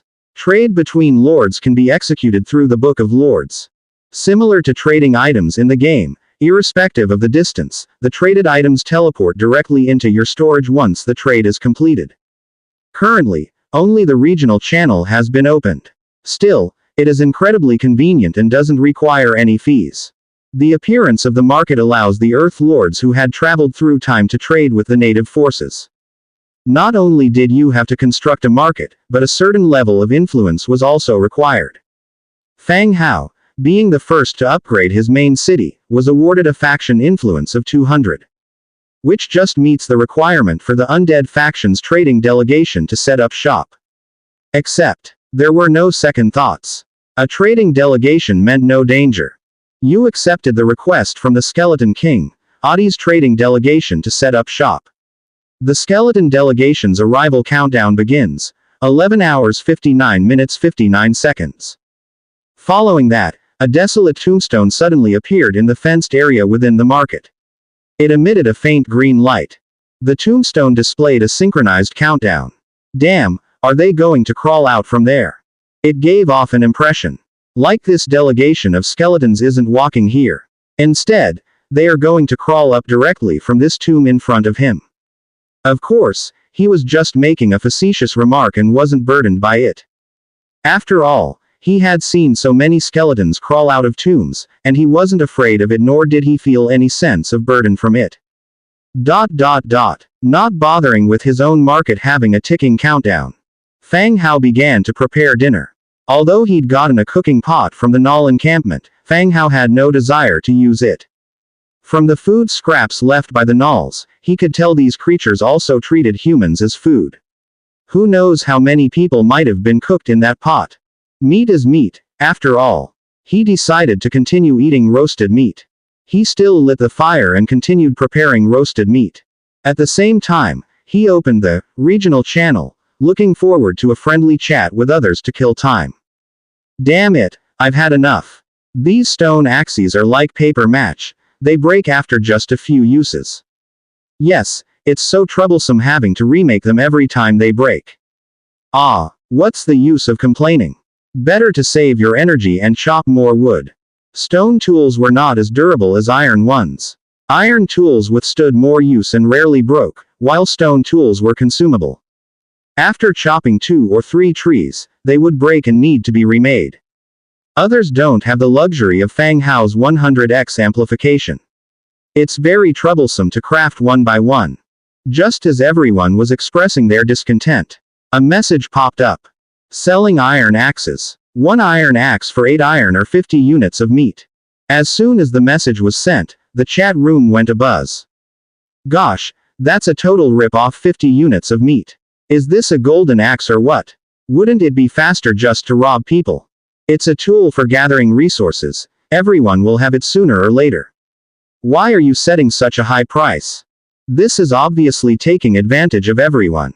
Clearly, they are trying to rip people off in the early game. Bro, lower the price. Produce more and sell more. Everyone started criticizing him. Indeed, even Fang Hao had the blueprint for the iron axe. The ingredients required were 2 units of iron and 2 units of wood. The resource requirement wasn't high. This person wanted to exchange for 8 units of iron or 50 units of meat, which was no small amount. Even though everyone needed an iron axe, no one would be willing to give up so much food for it. Moreover, it was uncertain how many of them had this much reserve of iron and meat. Facing the crowd's outrage, this person didn't back down. Buy it or don't buy it. If you can't afford it, others can. You all know very well how dangerous this world is, every second counts. The quicker you gather resources, the higher the chance you have of surviving. Think about whether to buy it or not. He spoke aggressively, but also factually. Every day, some people died exploring the map and searching for food. Luckily, Lords still had 7 days of protection. Otherwise, even more people would be dead by now. Therefore, after he spoke, many remained silent. The criticism noticeably died down. Just as Fang Hao was enjoying the show, a private message popped up. Yao Liang, the guy who was just selling iron axes. Fang Hao, are you there? Fang Hao scowled at his private chat message. Yes, what is it? Fang Hao replied. Actually, he had some guesses in his heart. Iron axe, 50 units of meat for 1, can increase resource gathering speed, how many do you want? Yao Liang's tone was full of confidence. He didn't even ask if Fang Hao would buy, he just asked how many he wanted. It was reasonable to think so, as only Fang Hao would have the meat to spare for an axe. After all, he puts a large amount of food up for sale every day, which clearly showed his ample food reserves. At the same time, this proved that Yao Liang saw him as a rich fool. No wonder he said in the channel that if you guys can't afford it, someone else can. He had set his sights on him a long time ago. Just as Fang Hao was about to decline, he saw Yao Liang post again in the channel. I have already made a deal with Fang Hao. He will purchase a large number of iron axes. There are not many remaining. If you want to buy, hurry. What a noise. As soon as his words were out, the channel boiled again. So expensive, only boss Fang Hao can afford it. They're both price gougers, turning a simple tool into a luxury item. Both of them are no good. I'll buy. I hunted 2 unicorns today, we'll get 2. That's right, even Fang Hao knows the importance of early development, why don't you understand? There aren't many left, if you want to buy, hurry. Watching people chat, Fang Hao frowned. He didn't want to get involved in this, but Yao Liang had used him as a tool to make people believe the axes were scarce and accept the price. Truthfully, Yao Liang was smart. A smart but mean person. If Fang Hao had not obtained the blueprint for the iron axe, he would have traded food for a few. However much he traded later wouldn't matter, as long as he made the trade, Yao Liang would use it to his advantage, using Fang Hao as his free advertisement. Fang Hao wasn't one to care about what others thought. But he also didn't want to be used by others. After thinking a bit, he decided to clarify himself in the channel. I, Fang Hao, have neither bought nor intend to buy his axe, don't blindly trust. Wow, boss Fang Hao spoke. Capture. A living Fang Hao. I knew it. This asshole was messing with us. Boss Fang Hao did not actually buy. Fang Hao's words immediately led to others condemning Yao Liang's shameless behavior. Immediately following this was a private message from Yao Liang. Fang Hao, what the fuck do you mean? Are you trying to undermine me? I never traded with you, so I need to let everyone know. Fang Hao calmly replied. Good, you fucking played me, wait and see. Yao Liang cursed in rage. Fang Hao squinted his eyes, remembering Yao Liang. But he currently didn't know where Yao Liang's territory was, so even being angry didn't help. Both of them cursing each other online would only waste their daily chat limit. After thinking for a bit, Fang Hao thought of a plan to retaliate. He immediately used the 100x multiplier to make 101 iron axes and put them up for sale. Trader. Fang Hao. Listed item.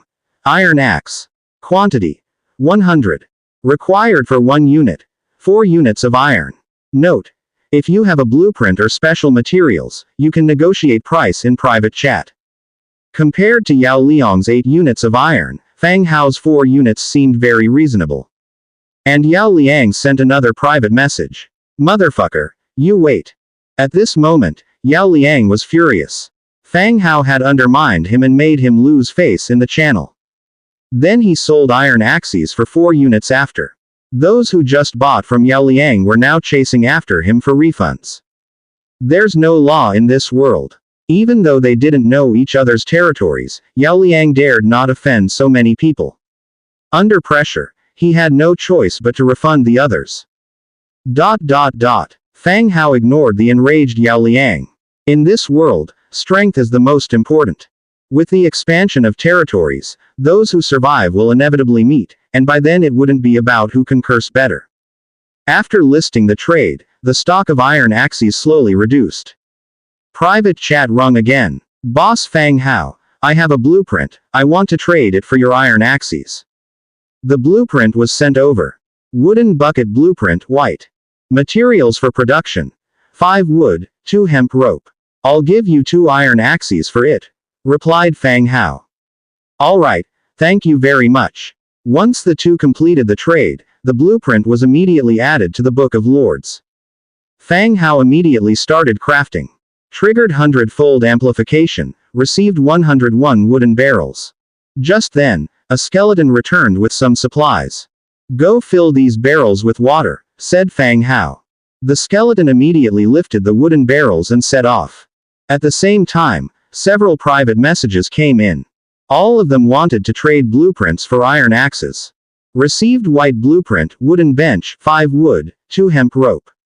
Note: a simple wooden bench which can accommodate up to 3 people at a time.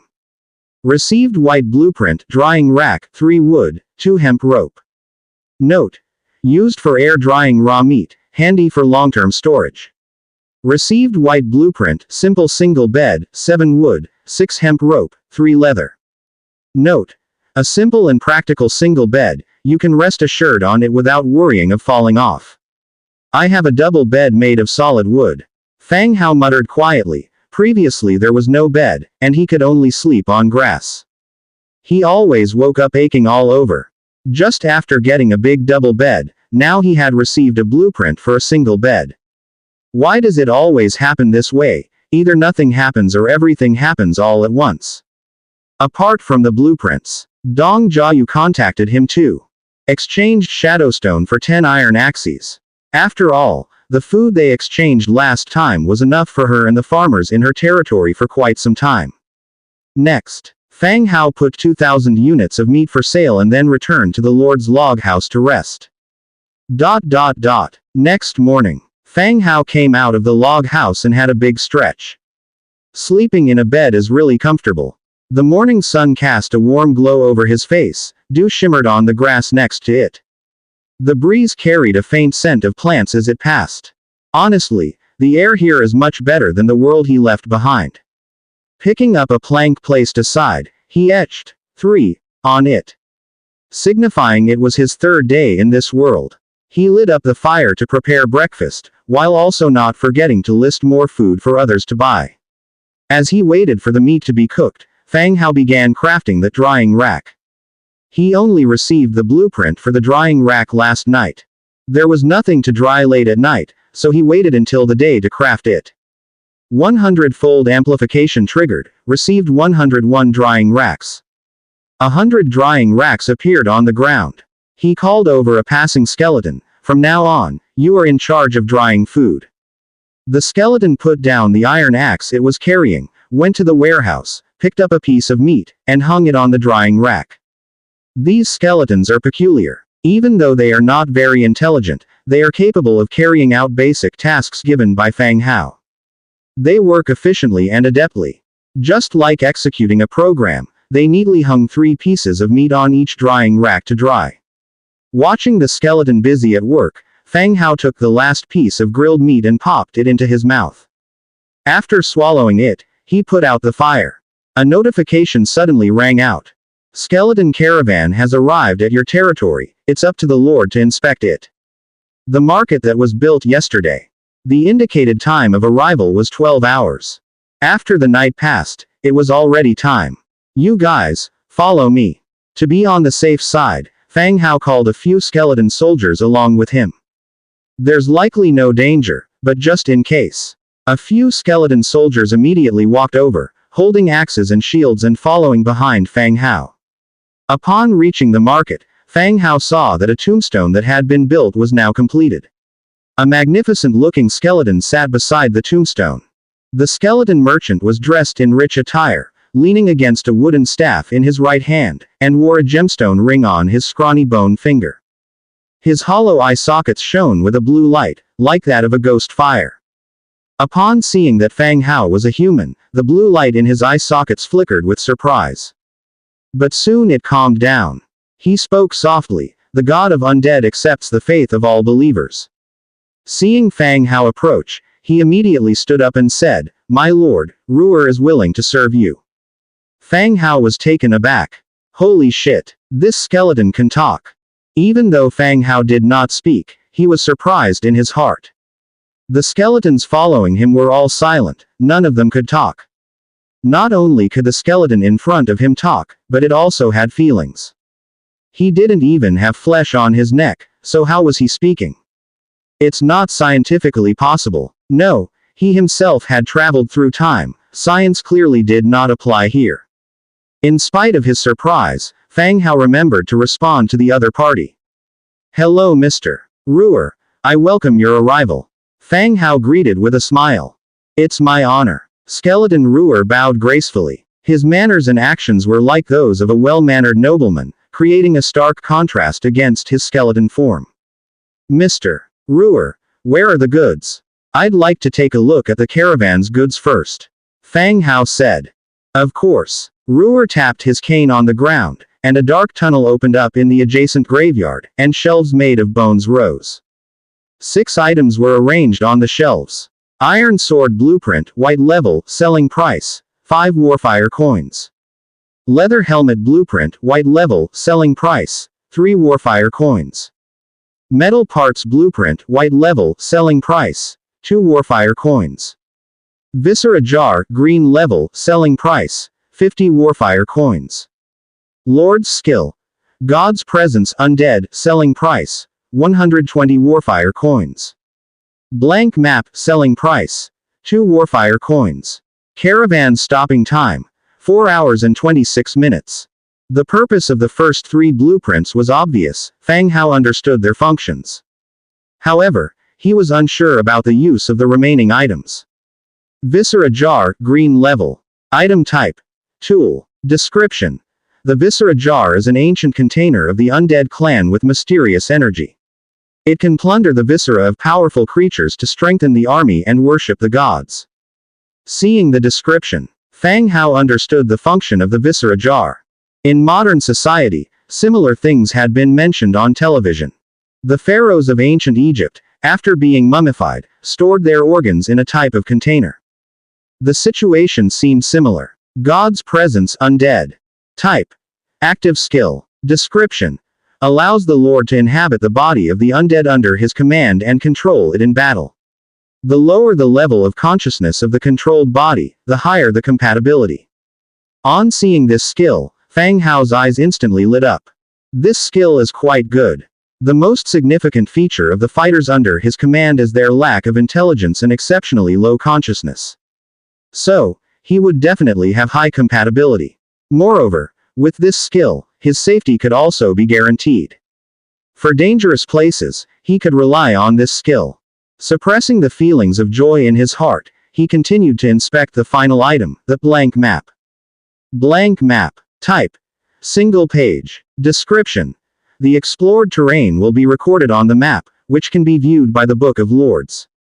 It's also a useful item. The last time he explored the map, when he was heading towards the Null's camp, he recorded the map on a wooden board.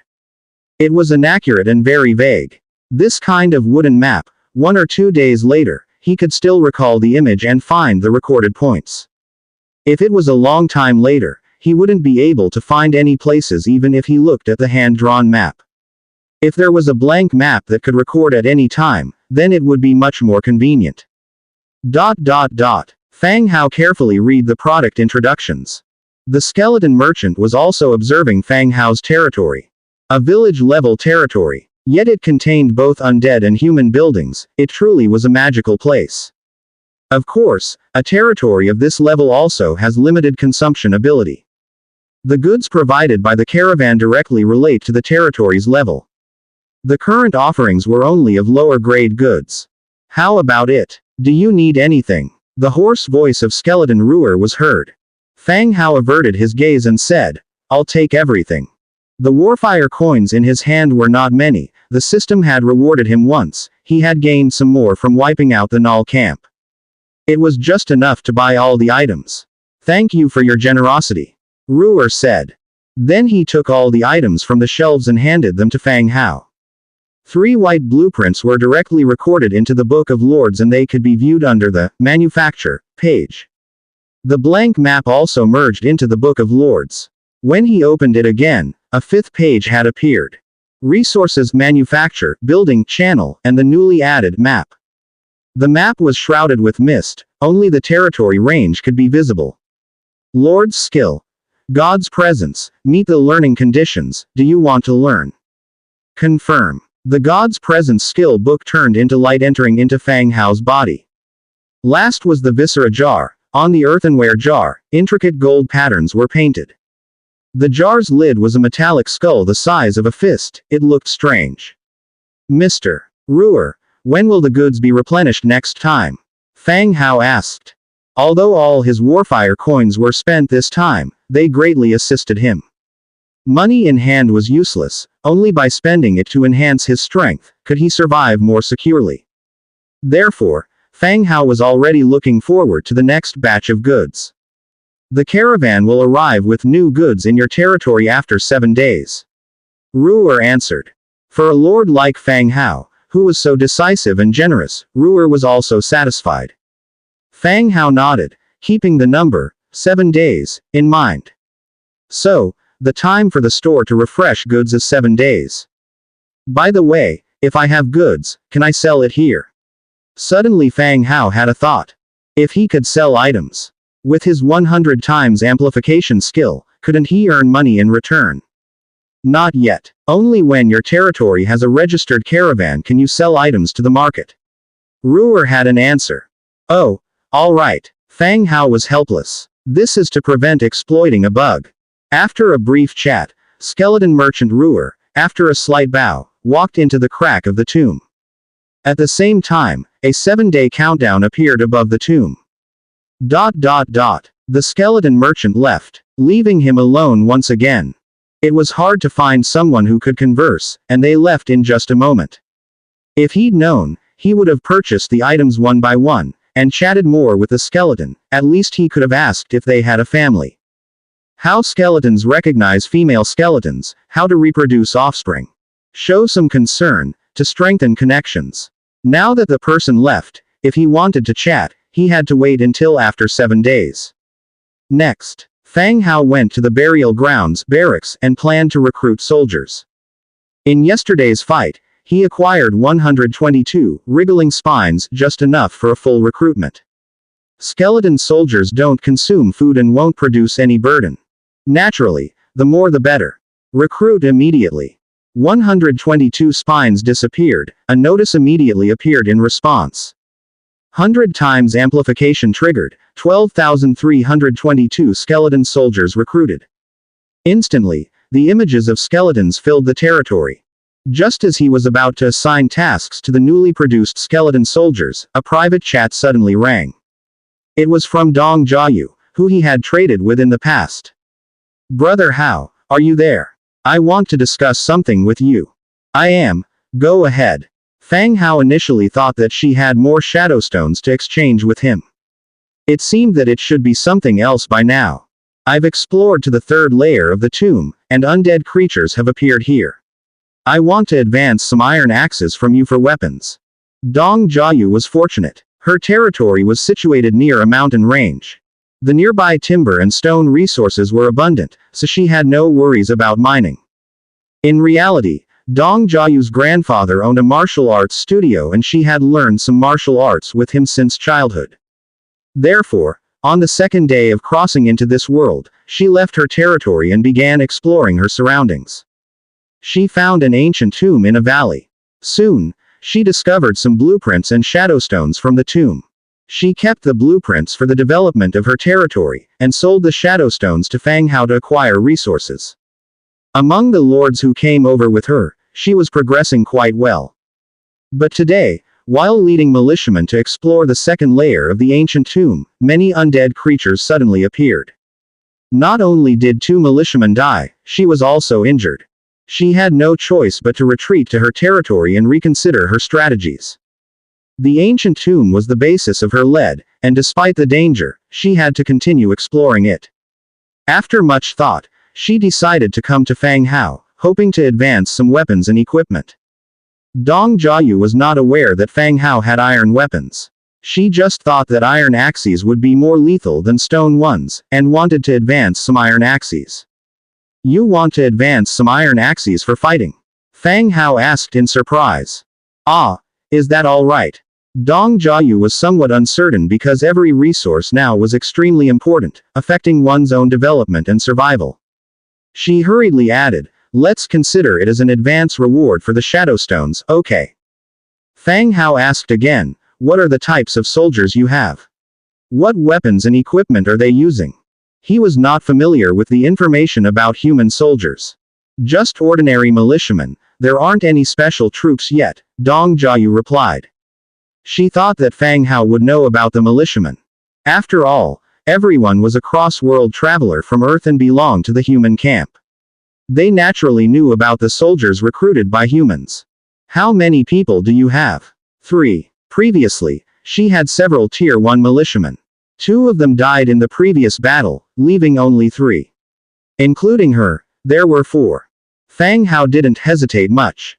He replied, I can provide you with weapons and equipment. Whenever you find valuable items during your exploration, prioritize trading them with me.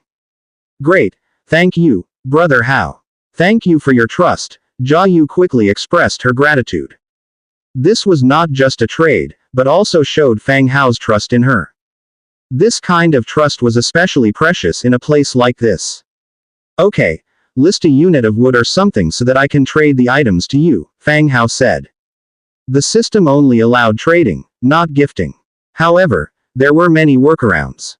Listing a rock from the ground to be exchanged for gold was allowed. Okay. Soon, Dong Jiayu listed a unit of wood in the designated trade. Fang Hao gave her 4 single-edged knives and 4 wooden shields. When Dong Jiayu saw that she had actually received real weapons instead of iron axes, she was amazed. Just how far had Fang Hao's territory developed? On just the 3rd day, he had already acquired real weapons. If he was able to give those weapons to her, that implied that such equipment was not scarce in his place. At this moment, Dong Jiayu's impression of Fang Hao was even more profound and unfathomable. She immediately sent another message to Fang Hao to express her gratitude. Thank you, Brother Hao. Okay, be careful. Survival gives hope, Fang Hao advised. Shadowstone, it was a necessary material to upgrade an undead building. At present, only Dong Jiayu could obtain it. Thus, she must be supported to continue exploring the tomb. Of course, after several transactions, although they hadn't become friends, Fang Hao had a pretty good impression of Dong Jiayu. He didn't want her to face any danger. After the transaction was over, both of them started getting busy again. Fang Hao brought up the production page and started producing weapons and shields for over 10,000 skeleton soldiers. Iron sword. Wood 3, iron 3, leather 1. When he wiped out the Null camp, he had gained 47 units of iron. And through selling iron axes over the past couple of days, he had earned more than 300 units of iron.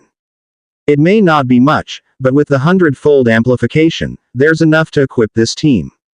Make them. Hundredfold amplification triggered, you have obtained 13,130 iron swords. Hundredfold amplification triggered, you have obtained 13,130 wooden shields. Hundredfold amplification triggered, you have obtained 13,130 simple leather armors. Hundredfold amplification triggered, you have obtained 14,140 leather helmets. Alright, everyone pick up your weapons and equipment. Fang Hao shouted loudly. All the skeleton soldiers he had recruited stepped forward, picked up the weapons and equipment that had been made, and put them on. You don't go. Fang Hao casually grabbed a skeleton soldier who was about to leave. He was using the God's Presence skill directly. Everything went black before his eyes. The body of Fang Hao, sitting on the stone steps, instantly fell backward. And the dumbfounded skeleton soldier standing nearby, in his hollow pupils, suddenly flamed 2 ghastly blue ghost fires. Similar to the skeleton merchant who just left. God's Presence on target, skeleton soldier, compatibility 72%. Fang Hao's consciousness transferred to the skeleton. Surprised, he looked at the skeletal limbs, then looked at his own body beside. You two, carry me into the room, place me on the bed. The skeleton's voice sounded dry and hoarse. It sounded very eerie. 2 skeletons picked up the body of Fang Hao and headed toward the Lord's wooden house. Thud. The skeleton used its skull to hit open the wooden door before they dumped him on the bed. Seeing this, Fang Hao was so angry he kicked the 2 skeletons on their backsides with his bone leg. You two are trying to kill me. Both kicked skeletons staggered, still standing there in a daze. Next, Fang Hao assigned work. Some to patrol, some to help the workers gather resources. He, however, selected about 2,000 skeleton soldiers for exploration of the surrounding territories. The Book of Lords had added a new page map. Any places that had been explored would automatically record the terrain and topography. Places which had been explored before would need to be re-explored to have the map record them. Follow me. Calling out to the 2,000 skeleton soldiers behind him, they headed out of the village. The territory was still under protection, the protection shield could ensure his safety. Adventuring while possessing the skeleton seemed like a sure win. Meanwhile, Null camp. A Null with a saber slung about his waist had a gloomy face, full of rage. He sat on a large stone waiting for the news from the scouts. He had led a team to the Orc Bazaar for trading, but upon return, found his den had been wiped out. All resources and items had been moved out. Not even a chair was left behind. Fuming with anger, he had no choice but to order someone to fetch a stone for him to sit on while waiting for news. Leader, there's news. A few Nulls ran over hastily, shouting loudly. Despite not being very intelligent, Nulls still belong to the intelligent races. Occasionally, one or two Null priests would appear, their intelligence not inferior to humans. Speak. The leader ordered wrathfully. We followed the cart tracks and found an undead village. There are lots of undead there. How many? From what I saw, at least several thousand. Hearing this number, the leader's face turned even grimmer. The enemy's numbers were too great, they were not something they could withstand. Contact the Fireblade tribe, tell them we've found a wealthy village and invite them to loot together. Fang Hao, who remains totally in the dark. He still leads the team to explore the surrounding maps. Even if the Book of Lords is in his original body's hands, the places that he explores with the control of the skeleton would also be recorded normally. He explored for 2 hours. The skeleton exploration team had already harvested 5 wild boars and 3 unicorns. The beasts of this world are far more powerful than the creatures of Earth. 2 wild boars already fill a flatbed cart. It takes the combined efforts of 2 skeleton soldiers to push the cart at the same speed as the team. Wielding his iron sword, he cuts down the thorns in front of him. Because he has inhabited a skeleton body under God's presence, he feels like he's playing an adventure game, fighting monsters without any real danger. After passing through a dense forest, he hadn't yet fully seen the situation. Suddenly, an angry roar sounded from the front. Roar. Then, the ground began to tremble slightly, and the trees shivered. Looking up, a giant bear with red hair all over its body came towards him. Jungle Giant Bear, Tier 3. Everything happened so suddenly. By the time Fang Hao noticed, the giant bear had already charged to his side, slapping with its palm. Raising his shield in haste. Bang! The giant bear stood up on its hind legs and its claws hit the wooden shield heavily. After a thunderous sound, Fang Hao felt himself flying, with the wind whistling in his ears. Boom! Another dull sound. Fang Hao hit a tree and slowly slid down. On his left arm, only half of the wooden shield remained. He quickly checked his body, finding that 2 of his ribs had broken. Fortunately, Fang Hao couldn't feel any pain. Even with 2 broken ribs, it didn't hinder his actions. The remaining skeleton soldiers have started fighting the giant bear. The newly replaced equipment already had lethal power. They swarmed, continuously slashing and hacking at the bear's body, while also using their shields to bash the bear. The giant bear's strength was also considerable, and each swing of its paw would send skeleton soldiers flying, breaking their bones. Fang Hao stood up, discarding the broken wooden shield in his hand. He drew his sword and charged once more. He joined the frenzied melee. Even if the bear had great strength and was fierce, it couldn't withstand such an intensive attack. In the end, Fang Hao seized the moment, stabbing the bear's weak point under its tail. He twisted and stirred his sword, killing it once and for all. Damn, that was intense. Even though he possessed a skeleton's body and couldn't feel fatigue or pain, the ferocity of the giant bear still left him feeling shocked. Had he been inhabiting his own body, leading the map exploration team, that hit just now could have gravely wounded, if not killed him. There are no hospitals here, being heavily wounded is a death sentence. Load it on the cart. It took 5 skeleton soldiers to throw the giant bear's corpse onto the flatbed cart. After it's transported back to the territory, it will be butchered. Let's go. There should be a den nearby. Fang Hao called out as the team continued to move forward. According to their experiences with Warcraft and prairie wolves, the beast's lair should also contain a treasure chest. They searched around and indeed found the giant bear's cave. Just as they entered, they encountered several humanoid and animal skeletons. Just as he thought of going in deeper, he was attracted by a skeleton. Adventurer's skeleton. Type: remains. Description: this is the corpse of an unfortunate adventurer. Next to the corpse was a tattered backpack. As soon as Fang Hao picked it up, the leather backpack fell apart. A piece of paper with patterns drawn on it fell out. Map: Tomb of the Dragon. Type: single-page map. Description: an adventurer-made map, recording the routes and terrain of the Tomb of the Dragon. Such a guy. This poor adventurer died at the hands of this giant bear while on the way. Bury him. At least that's a proper burial. Fang Hao said. Two skeleton soldiers stepped forward, trying to lift the turned into white bone corpse. The moment the two put in some force. Clatter. Bones were scattered all over the ground, and the skeleton soldiers began picking up the fallen bones to bury outside the cave. Fang Hao entered the cave and saw a wooden treasure chest. He opened the chest. Acquired. Stone Hoe Blueprint, Bathtub Blueprint, Natural Gem 1. Natural Gem. Category: Rare Resource. Note: essential rare resource for recruiting advanced troops and constructing special buildings. What a good item. It's a pity we're the bad guys though. Fang Hao murmured, holding the natural gem. The natural gem was a rare and precious resource. The name was clearly at odds with the Undead clan. Shadowstone would have been a name more suitable for the Undead, he thought.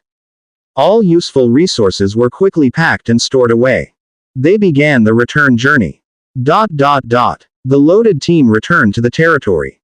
Fang Hao deactivated God's Presence mode, and the skeleton soldiers turned back to their usual dull selves.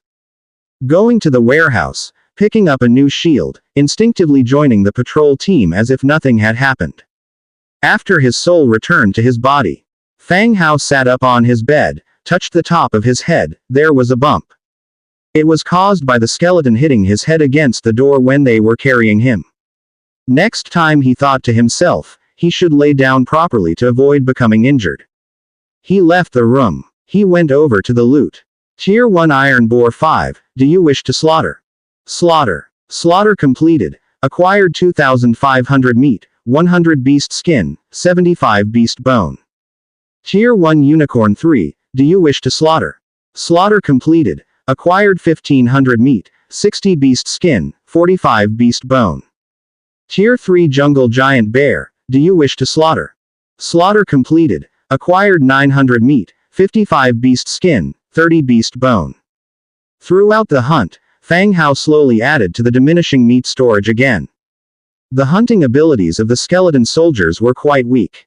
Although a hunting squad was formed, there were very few times they brought back game. This time, Fang Hao led the team himself. The efficiency of hunting was greatly improved. He slaughtered several games. We took out a couple more blueprints and maps. The Stone Hoe Blueprint, Bathtub Blueprint automatically got recorded into a page in the Book of Lords, Craft section. And the moment the Tomb of the Dragon map came in contact with the Book of Lords, it fused with his territory's map. In the north of the territory's map, a mountain range emerged slowly, the location of the Tomb of the Dragon. Well, it was quite user-friendly, he thought.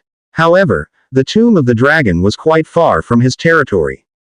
Trying to cross the fog and reach the Tomb of the Dragon directly seemed unrealistic. The day was busy and it was already dusk. He provided the others with food first. After all, there were still many people waiting for Fang Hao to provide food every day. As the development of various territories progressed, the demand for food remained huge. Some lucky lords got the blueprint for the barracks and could recruit militiamen. However, hunting was still difficult. If they encountered groups of high-level Warcraft, it wasn't even clear who the prey was. Now, once Fang Hao was late in providing food, people would privately chat him to urge him, asking whether Fang Hao was in trouble and why he hadn't provided the food yet. Thousands of units were still in short supply. In a blink of an eye, completely sold out. Ding. A private chat rang. Brother Fang, I have blueprints here, want to exchange for some iron axes. Fang Hao remembered this person, he was the one who exchanged the simple leather armor blueprint with him. Of course, you can send them to me so I can take a look. Fang Hao replied. They had traded before, so they were much more familiar with each other this time. Iron pot blueprint. Wood 6, stone 6, iron 3. So it's an iron pot. Well, I'll give you 3 iron axes, what do you think? Fang Hao thought for a moment and proposed his exchange number. An iron pot isn't exactly an essential item. Moreover, there is already an iron pot in my inventory, obtained from a raid on the Null camp. However, given the psychological burden of having previously cooked human flesh in it, it has been sitting unused. Now, someone is selling an iron pot blueprint, so I can manufacture a brand new one. Can do. The other party replies, then added, Brother Fang Hao, once you've learned the blueprint, I could provide the materials. Could you make me a pot? Hee hee. Fang Hao immediately understood his intention.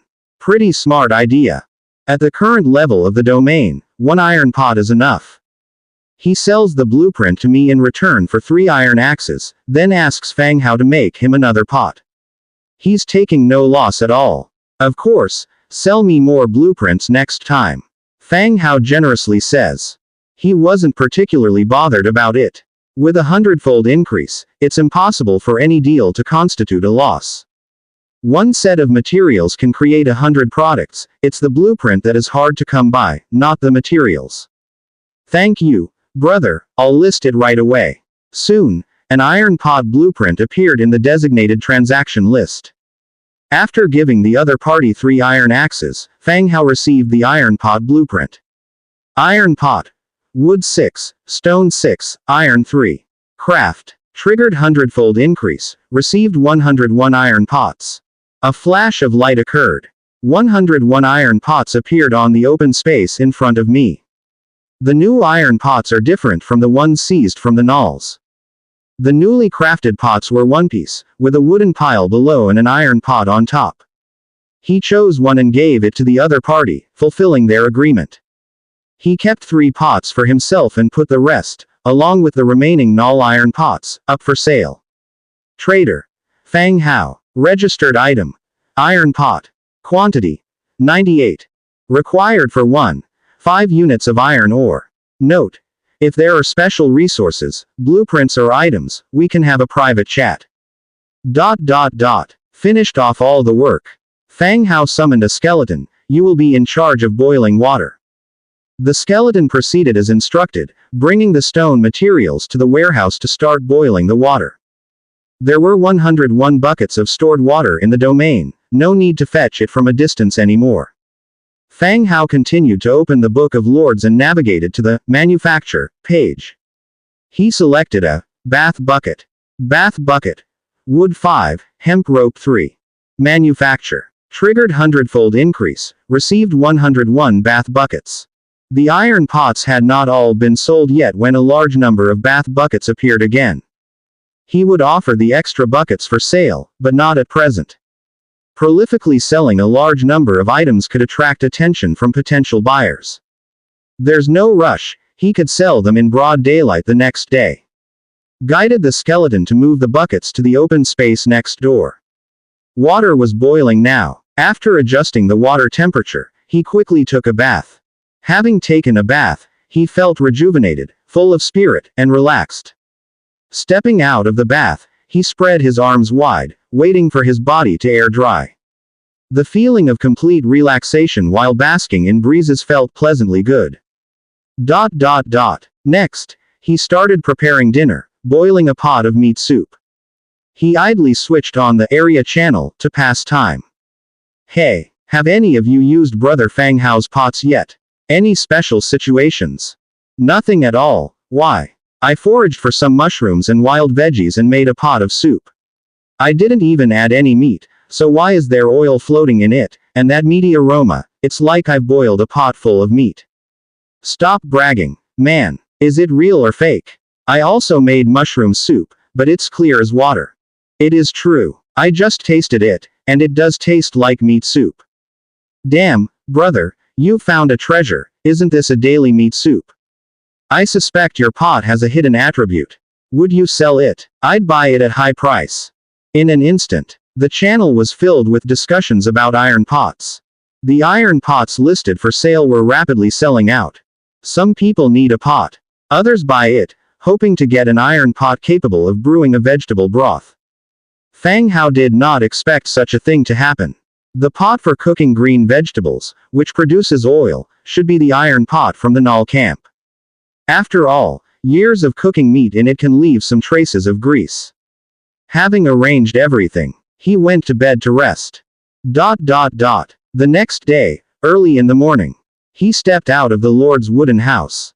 He yawned and marked the 4th day on the side. He cooked breakfast on the fire. After breakfast, he jogged around the boundary of his territory, doing some basic exercises such as sit-ups. His physique was originally quite decent. He had muscles all over his body. But after crossing over, he found that his muscles were increasingly slack. This wasn't a good sign. Thus, he arranged for morning exercises first thing in the day. Having done everything, he changed into a more comfortable position on the bed. He used the God's presence skill to possess the body of a skeleton soldier. Today's task was the same as yesterday's, to continue exploring the surrounding terrain. He chose 2,000 skeleton soldiers and led the team out of his territory with big strides. They passed through a plain to the west. Fang Hao abruptly stopped and signaled for the team to halt. He stared solemnly ahead. Several humanoid creatures were wandering about. Their bodies were entwined like vines, with green sprouts growing in some parts of their bodies. Lost Wood Element Servant Spirit, Rank 3. Type: Summoned Creature, Masterless. Abilities: Entangle, Revival. Description: Servant spirits who have lost their masters gradually lose their purpose. They wander here, attacking all passing creatures. These are Rank 3 soldiers. Moreover, there are 3 of them wandering ahead. After glancing at the skeleton soldiers behind him, he gave the command to attack. Attack. 2,000 skeleton soldiers raised their weapons and launched an attack. The massive charge quickly drew the attention of the wood element servant spirits. They glowed faintly with green light. Vines grew from beneath the skeletons' feet, writhing and entwining like pythons, grabbing the nearby skeletons to restrict their movements. But the number of skeletons was too large. The entanglement had no effect at all. Soon, the skeleton soldiers rushed up to them. The wood servant spirits transformed their arms into whip-like vines and started fighting the skeletons. The wood servant spirits demonstrated considerable combat power. However, faced with the numerous skeletons, concentrated and disordered attacks, the wood servant spirits found it hard to hold on. In the end, they turned into green lights and scattered in the air. They even dropped items after death: a natural gem and 3 units of trace of the earth. He collected everything. Search the area, see if there are any chests nearby. The skeletons quickly dispersed. After a while, they actually brought over a black iron chest. Fang Hao immediately opened it. Obtained: Spiritual Field Blueprint, Green Mindful Necklace, Green Natural Gemstone 5, Trace of the Forest 1, Warfire Coin 15. In addition to some materials. This time he actually obtained a green blueprint and a piece of green equipment. Mindful Necklace, Green. Category: Neck Ornament. Item Effect: Increases spiritual power recovery. Description: A necklace that keeps you full of energy. Many items in this world have been digitalized. Unlike in games, there is no clear display of health and spiritual power. However, when using the God's Presence skill to possess the body of a skeleton soldier, he could clearly feel mental fatigue. This necklace, although not as exciting as a good weapon, was exactly what he needed. Spiritual Field Blueprint, Green. Type: Building Blueprint. Description: Build a spiritual field in a suitable location to grow crops, enhancing their growth speed. There is a slight difference between spiritual fields and regular farmland. Under normal understanding, a spiritual field has better soil quality, so crops grow better and mature faster. It's been the 4th day since coming to this world. Although there's no worry about food and drink, having barbecued meat without seasoning for every meal is indeed a bit monotonous. The presence of a spiritual field could perhaps allow for the cultivation of crops, which could change the monotony of his diet. You guys, switch out your shields, Fang Hao ordered. The skeleton soldiers who were called upon discarded their broken shields and picked up the equipment of their fallen comrades. In the recent battle, despite the undead having an overwhelming numerical advantage, they still lost 8 skeleton soldiers. They were replaced by those with the best shields among the 8. After getting equipped, the team continued on their journey, further exploring the map. Inside the Null camp, the once raised encampment was welcoming a new batch of troops. They stood around 2 meters tall, their gaping mouths and fierce appearances emanating an air of barbarity and violent bravery. Unlike the Nulls, these were real orc warriors. Inherently aggressive, war and looting were their only pleasures. Inside the clan leader's hall, the Null clan leader stood nervously to one side, constantly wiping the sweat from his forehead. He never expected that his call for reinforcements would bring the notoriously volatile Keto. Keto was a young orc, both the leader of the tribe and the son of the Fireblade tribe clan leader. At this moment, the Null clan leader wasn't sure if calling for backup from the Fireblade tribe was the right decision. So you're saying that, during your absence, your camp was attacked by these undead? Keto asked in a deep voice. Yes, the Null hastily replied. This village is very rich. I haven't heard of undead having any valuables, Keto asked again. He came here leading a team, certainly not to avenge the Null camp. The survival of these weak creatures didn't matter to them in the slightest. They had heard that the village was very rich and came hoping to loot it. Very wealthy, the Null clan leader simpered. Better be, if I find out you dared to deceive me, I'll turn your skull into a decorative piece and hang it on my wall. Keto's warning carried a deadly threat. The Null clan leader broke out into more sweat and dared not utter a word. At that moment, the scout who had been sent to investigate the situation returned and entered the hall. My lord, the situation has been surveyed. Indeed, there is an undead village, but it's under the protection of an energy shield, the scout reported in a solemn voice. Keto's face gradually darkened as he listened.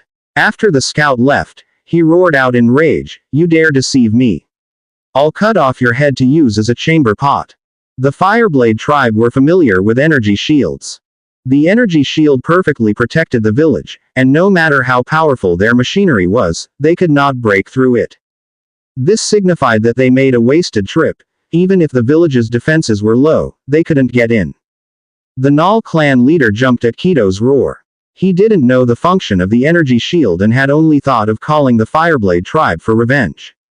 I didn't dare.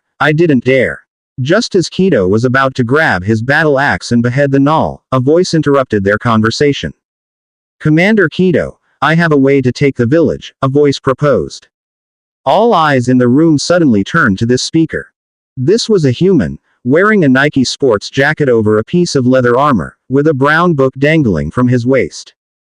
Keto's commanding presence was so strong no one had noticed there was a human standing in the orc tribe's hall. Keto suppressed his anger and asked in a cold voice, "What's your plan?" With that, he slouched back in his seat with a nonchalant air. "If there's a protective shield, it's likely one of my kind. If we can't break into the village, we can lure them out and kill them. Once they die, the shield will naturally disappear," said the human with a smile. This man's name is Zhuang Hong. Unfortunately, the day after he crossed over, his territory was discovered by the Fireblade tribe.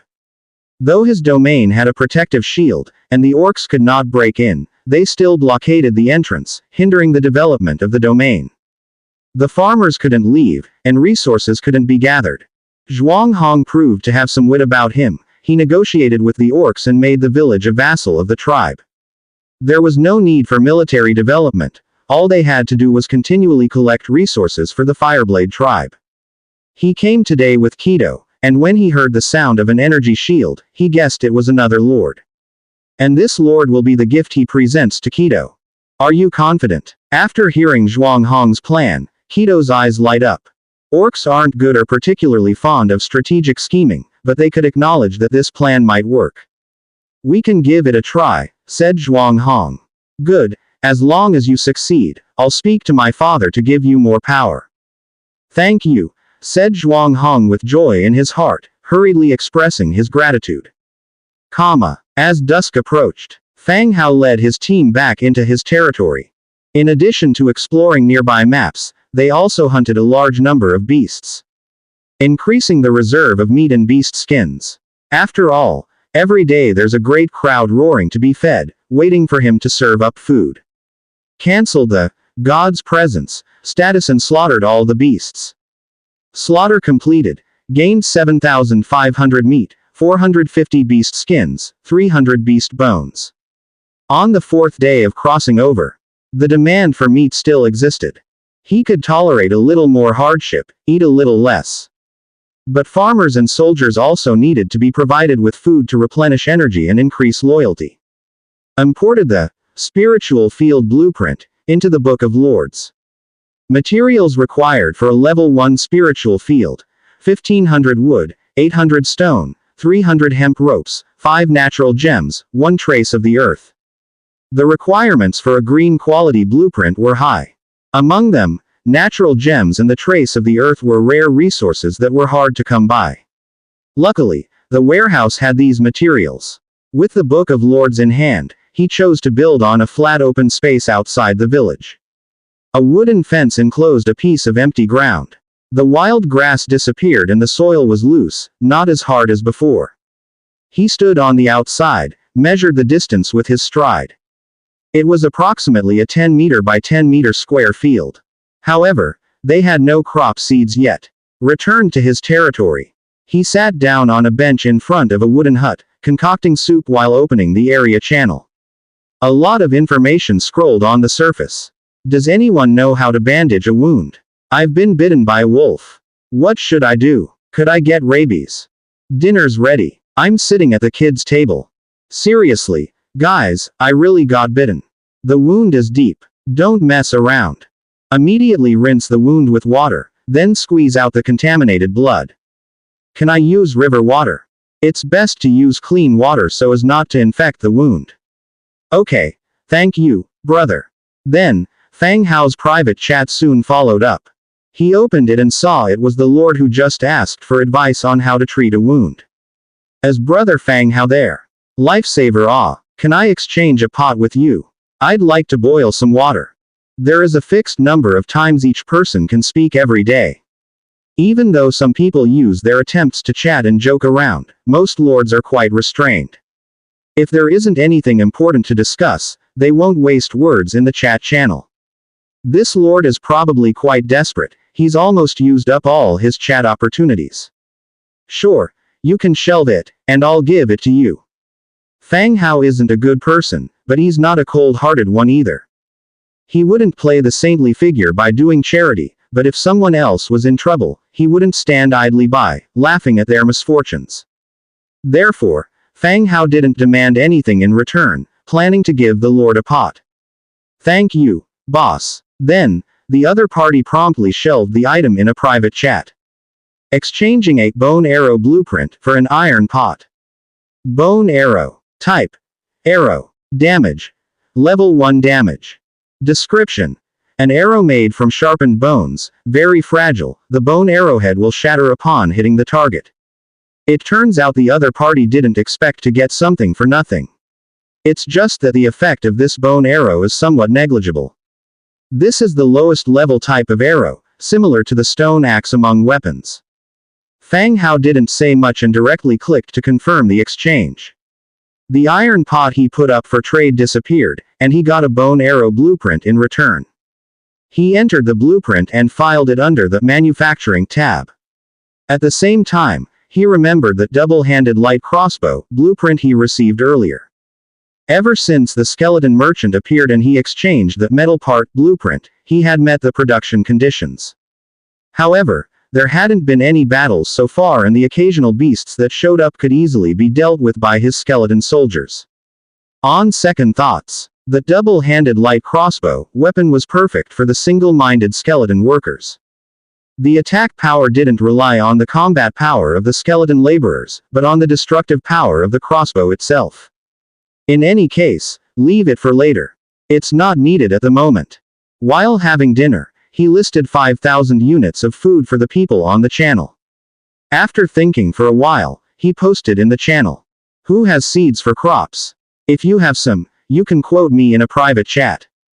The moment Fang Hao posted, the chat feed froze for a few seconds. Then, it began to boil over like a pot of stew. Holy shit. Is Lord Fang Hao developing agriculture now? What's going on? Are we all in the same world? While we're still eating raw meat and drinking animal blood, the boss has already entered the farming age. Asking for guidance. I planted a seed a couple of days ago. I've been fertilizing it daily, but it's not sprouting. To the guy above, based on many years of clinical experience, your shit is poisonous. How do you know? Did you get mouth ulcers because of this? Puke. The topics in the channel gradually started to get weirder. It moved from agriculture to fertilizers, and finally turned into a food safety issue. The daily limit of 10 chat posts was still unable to stop everyone's wild imaginings and teasing. It brought a touch of joy into this dangerous world. Soon, someone initiated a private chat with a price offer. Boss, are you there? I have 20 potatoes, do you want them? Potatoes are tuberous plants, they don't have seeds. You can plant them simply by cutting them into pieces. Yes, what do you want to exchange for them? Asked Fang Hao. Boss, how does 8 units of meat sound? The other party asked cautiously. He was worried that if Fang Hao disagreed, it would be awkward for both of them after rejection. Looking at the current situation, Fang Hao had considerable popularity throughout the entire region. Many people were purchasing food as well as tools like iron axes and pots from him. No one knew when they would need Fang Hao's help. Naturally, they didn't dare to offend him. Similarly, Fang Hao wouldn't be petty over minor differences. Sure, you can put it up. Okay. The other party happily agreed and promptly shelved the item. Fang Hao completed the trade and obtained 20 potatoes. Then, it was time to make hoes. He had obtained a stone hoe blueprint yesterday while exploring the map and defeating a giant bear to open a treasure chest. Stone hoe. Wood 2, stone 2, hemp rope 2. Create. Triggered hundredfold amplification, obtained 101 stone hoes. Sigh. There's only so much farmland, creating over 100 hoes seems a bit overkill. He halted a diligent skeleton worker who was chopping trees with a stone axe and said, "You'll be responsible for farming from now on, plant these potatoes first." The skeleton laid down its stone axe, picked up the hoe and potatoes, and mechanically walked towards the outskirts of the village. Fang Hao followed behind, feeling somewhat nervous. To be honest, he had lived in the city up until now and didn't know much about farming. He only knew about digging holes, burying seeds in soil, watering them, and then waiting. But farming is definitely not that simple. If the skeletons didn't know how to do it, and he himself did not know how to do it, there would be a real issue. He would have farmland and tools, but wouldn't be able to farm. But it turned out, all of Fang Hao's worries were unfounded.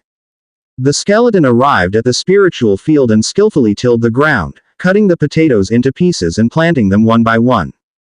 Its movements were proficient. Simultaneously, a faint glow appeared on the planted spots, showing a countdown. Time until maturity. 6 days, 23 hours, and 59 minutes. Nice. This spiritual field is amazing. It takes only 7 days for crops to mature. Doesn't this mean that he can eat potatoes after 7 days? Soon after, more people privately contacted Fang Hao, selling him garlic and chili pepper seeds. After trading for the seeds, which weren't many, he handed them over to the skeleton farmer for planting. After taking care of everything, he did a few laps around his domain and did some sit-ups. Now he had plenty of food and water, and he was developing at a pace faster than many others. Next up was the competition of lifespan. He should not let his body fail him when his domain was doing well. Therefore, proper exercise was still necessary. While he was midway through his third set of sit-ups, 2 skeletons approached him. They held up a wild boar's carcass. Thump. They dropped it right beside him, stirring up a cloud of dust.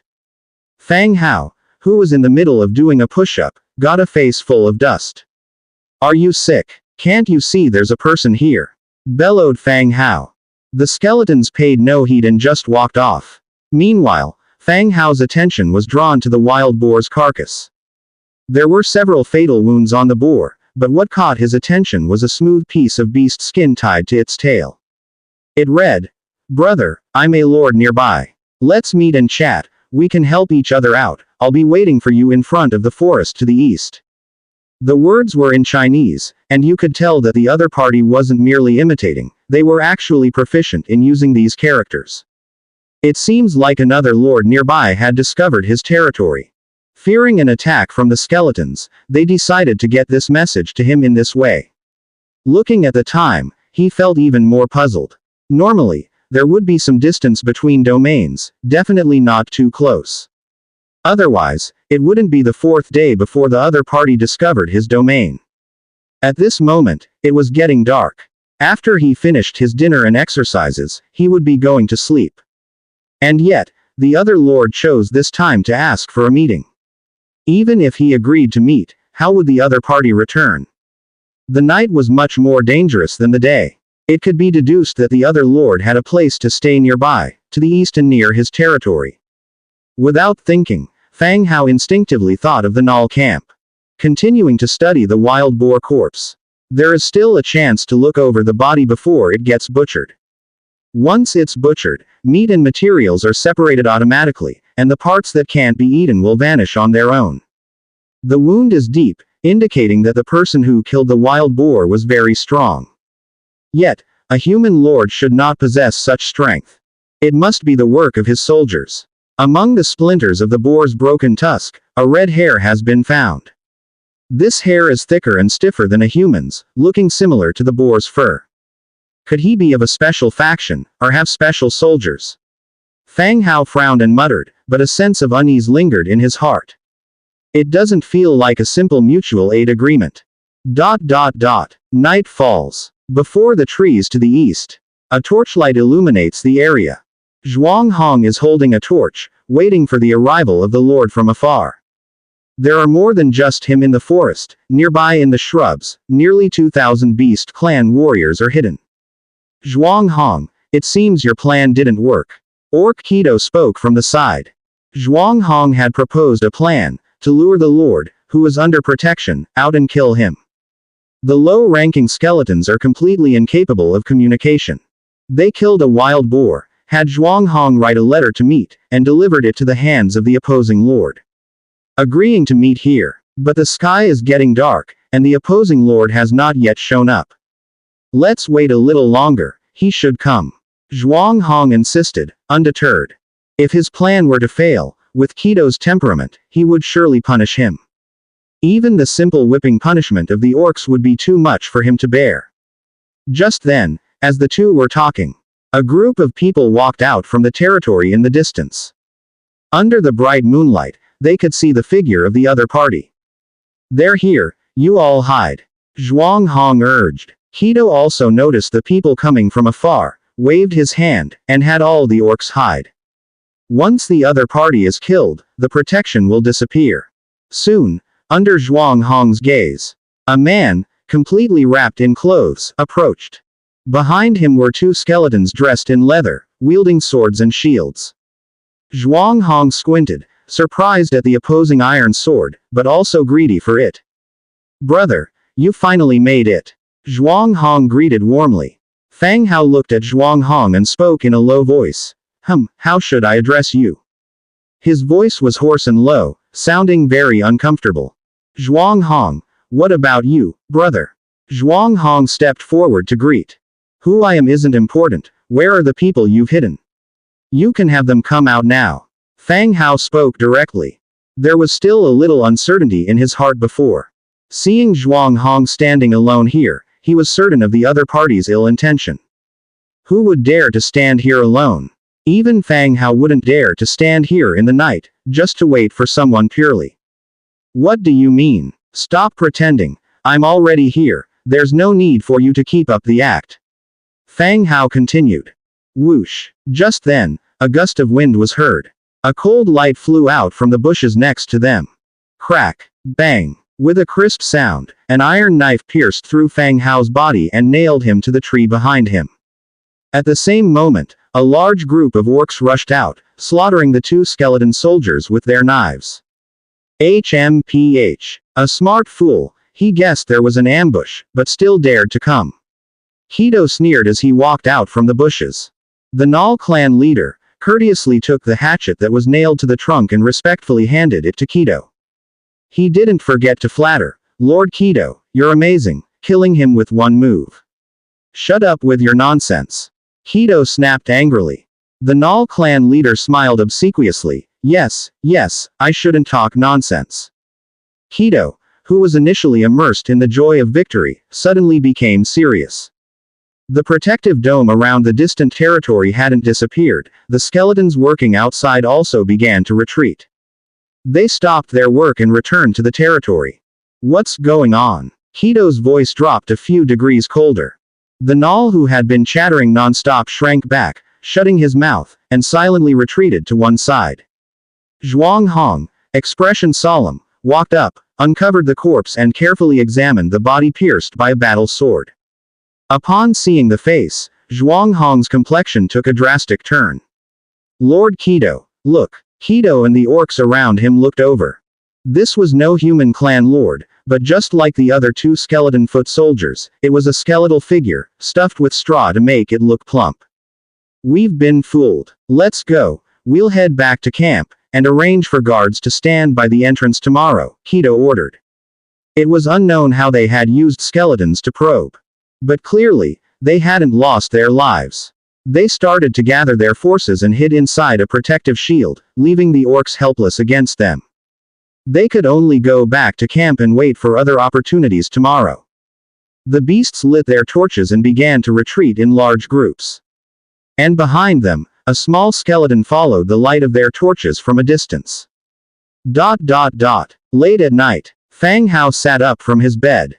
With a rub of his temple, he looked slightly weary. He had been tailing the retreating orcs and had confirmed that their destination was the Null's campsite. At the same time, he was also aware that their plan this time had not succeeded. The orcs surely wouldn't let him off, and conversely, Fang Hao wouldn't allow such a dangerous, uncontrollable group to exist near him. He walked out of the room and lit a bonfire. He started to make tools by the firelight. Metal parts. Metal 1. Create. Triggered Hundredfold amplification. Received metal parts 101. Light crossbow. Wood 5, iron 2, metal parts 3. He directly selected 20. Triggered Hundredfold amplification. Received light crossbows 2020. Light crossbow green. Category. Dual-handed distance. Damage. Second level damage. Description. Handy and convenient light crossbow. He picked a skeleton to test shoot. It functioned fine, no issues at all. Bone arrow. Wood 1, beast bone 2. Bone arrows are consumables. He selected 100. Triggered Hundredfold amplification. Received bone arrows 10,100. In an instant, the weapons on the empty field formed a small mountain. Load the bone arrows on the carts. All working skeletons pick up the light crossbows, Fang Hao shouted the order. A few carts were pushed over, bundles of bone arrows were loaded onto the cart. The working skeletons cast aside their tools and picked up the light crossbows beside them. Meanwhile, he inspected all the skeleton foot soldiers, weapons and armor, selected a few skeletons, and swapped their shields and armor. Everything was ready. He returned to his room, laid down and cast God's presence. The next second, a ghastly blue flame rose from a skeleton foot soldier's chest. Advance. The ghostly flame flickered as Fang Hao issued the command. The White Bone Army left their camp, marching in the direction of the goblins' camp. The Null's camp. The Null's houses could hardly accommodate the bulky orcs. In the center of the clearing, crude beast skin tents were set up. Over 2,000 robust orcs gathered at the central space of the camp, having their dinner. They had been busy since earlier trying to lure and kill Fang Hao, but they ended up returning fruitlessly. Inside the clan leader's hall, Kito, the orc, and Zhuang Hong were eating meat from their plates. Facing the unusually sticky meat soup, Zhuang Hong had some difficulty swallowing. Lord Keto, although we failed this time, it also proves the feasibility of this plan. If we come across other human clan lords, we'll surely succeed. Zhuang Hong put down the soup and spoke softly. Keto remained silent, while the Null clan leader gave Zhuang Hong a strange look. The Beast clan respected strength above all. It was common to see infighting among their own kind. However, it was rare to see someone like Zhuang Hong such keen on providing ideas to foreign races and plotting against his own kind. As Zhuang Hong spoke, he carefully observed Keto. The plan just now had been perfect. His appearance proves the feasibility of the plan. But they had clearly underestimated that Lord, one who had a unique faction and the ability to control skeletons. The failure in the ambush made Zhuang Hong feel extremely uneasy. For now, he was a pawn at their mercy. He was in a situation where he relied on the orcs who had the power to decide his life or death, hence the need to act with caution and appeasement. If you weren't still of use, I would have killed you long ago, Keto said coldly. Zhuang Hong's territory was now a subsidiary village of the Fireblade tribe. They were gathering resources for the tribe every day. Killing such a free labor force would indeed be a waste. Yes, I will do my best, Zhuang Hong kept wiping his sweat, repeatedly promising. Humph, you'd better prove your worth. Whoosh, whoosh, whoosh. Just then, the sound of wind breaking sounded intensively from outside the room. After which, it was the painful howls of the orc warriors. Keto briskly stood up and walked out. However, as soon as he stepped out, he saw arrows falling towards him. Pat, pat, pat. Arrows fell like rain, forming a gigantic net that covered the entire campsite. The arrows tore through the tent, and orcs kept falling. Bone arrow. Keto picked up one of the arrows fallen outside the door. The bone arrowhead shattered upon touch with the ground, leaving only some bones on the shaft. Find cover. Don't run aimlessly, Keto yelled. The orcs running around began to look for shelters to dodge the arrows. There wasn't much cover in the campsite. Those who squeezed into the shelters survived, while those who didn't. The rain of arrows continued for more than 10 minutes. Besides a few who used their companions' bodies as shields, many orcs were killed under the bone arrows. Never had they seen such a relentless and rain-like barrage of arrows. When the rain of arrows ceased, Keto and the others went out of the hall and climbed on the city wall. Seeing the skeletons holding crossbows under the moonlight outside, Keto couldn't contain his rage anymore. He roared, "It's those damn skeletons, warriors of the Fireblade tribe, pick up your weapons and follow me to wipe them out." Roar, roar, roar, roar. The morale of the orcs was ignited. They picked up their weapons and roared loudly. Over 1,000 Beast clan warriors, like angry beasts, charged towards the skeletons in the front. Their eyes glowed red, seemingly frenzy, carrying a heavy sense of oppression. However, as the orcs rushed out of the camp, a large number of skeleton soldiers appeared from the sides of the road. Looking around, the whole forest was filled with skeletons holding sharp blades. No orders were needed. The next second, the two sides started clashing. 2,000 against 1,000. The moment they clashed, the skeleton sea drowned the 1,000 or so orcs, making it impossible to see any signs of them. Only the furious and unwilling roars of the orcs were heard. Half an hour later, the battle came to an end, with all the orcs killed, including Keto who was hacked to death. No one survived. Fang Hao, controlling the skeleton soldiers, walked into the camp stepping on blood plasma. Zhuang Hong was hiding in the corner, his body trembling constantly. He was done for. If he had known better, he wouldn't have provoked this person. Why did he have to stand up and advise the orcs on how to provoke this person? Zhuang Hong, right, I don't think I got your name wrong. Any last words? Fang Hao came to him and asked softly. No, don't kill me, I was wrong, I'm willing to give you my territory. We're from the same place, please don't kill me. Zhuang Hong begged loudly. He could negotiate with orcs, and he could negotiate with humans. Even though the person in front of him was now just a skeleton, he could confirm that it was once a human. Zhuang Hong still held onto a glimmer of hope. But his words were of no use to Fang Hao. So this is your last words. I understand. He then raised the iron sword in his hand. Zhuang Hong shuddered, yelling out loud, "What else could I do? My territory is near the orc tribe. I just wanted to survive. What else could I do if not to submit to them? Is it wrong for me to want to live? I just wanted to live." In the end, Zhuang Hong began to cry profusely. Everyone has different experiences. Zhuang Hong thought he had a rough start, but Fang Hao's beginning was even more precarious. Zhuang Hong's fault was choosing the wrong path. Choosing to kill Fang Hao. I get it. If you can go back to Earth after you die, remember to send me a dream. As soon as he finished speaking, Fang Hao swung his sword, effortlessly slashing his throat.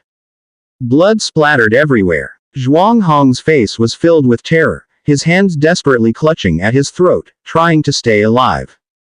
But it was all in vain. He could only collapse weakly to the ground, the light in his eyes gradually fading. ... The victor is king, while the losers are bandits. If he had believed Zhuang Hong's words from the beginning, and went to meet him in person, then it would be him who had died. And Zhuang Hong would be the victor, someone who had defeated his enemy with strategies. Now it was the same. Fang Hao was the victor, he would not show any mercy to him. The so-called, "I was wrong, I won't do it again, we are compatriots." They were just excuses made by the losers. Such people would only hold on to their grievances, waiting for a new opportunity. Therefore, killing Zhuang Hong, just like killing the lord who initially drove him out of his cave to steal his treasure chest, did not create any psychological burden. He bent down to pick up the Book of Lords from Zhuang Hong. He flipped it open to take a look. Perhaps due to an unrecognizable identity, the current skeleton soldier's body couldn't be used. He put away the Book of Lords. He continued controlling the skeleton to squat down and began to undress Zhuang Hong. In a few moments, Zhuang Hong was stripped bare. Quite pale. This wasn't some kind of special fetish of Fang Hao's, but he genuinely needed those clothes. Everyone came here with their original clothes, but changing them had become a troublesome task. Since Zhuang Hong was already dead, these clothes would now become his. As for the taboo of wearing a dead man's clothes, this didn't apply to Fang Hao. In this world, it's kill or be killed. If he dared to kill people, why would he be afraid to wear clothes? He took off the blood-stained clothes, trousers, and sneakers and put them to one side. The sneakers were genuinely decent. They looked expensive at first glance. Someone, bury him. 2 skeleton soldiers entered, picked up Zhuang Hong's body, and headed outside. At least he'll be at peace underground. Hopefully it's all a dream, and after we wake up, everyone will return to their original world. He left the clan leader's hall. The stars in the sky still shone, and a trace of dawn appeared on the horizon. He estimated that it should be around 3 or 4 in the morning. The skeletons were still busy. They were stripping the dead orcs of their equipment and collecting them. Standing in the doorway of the hall, a sharp pain in Fang Hao's head hit him. It was as if someone was flicking at his brain nerves, one tap at a time, causing intermittent bursts of pain. It was a mixture of fatigue from fighting through the night and the exhaustion of spiritual power from using God's presence ability for a prolonged time.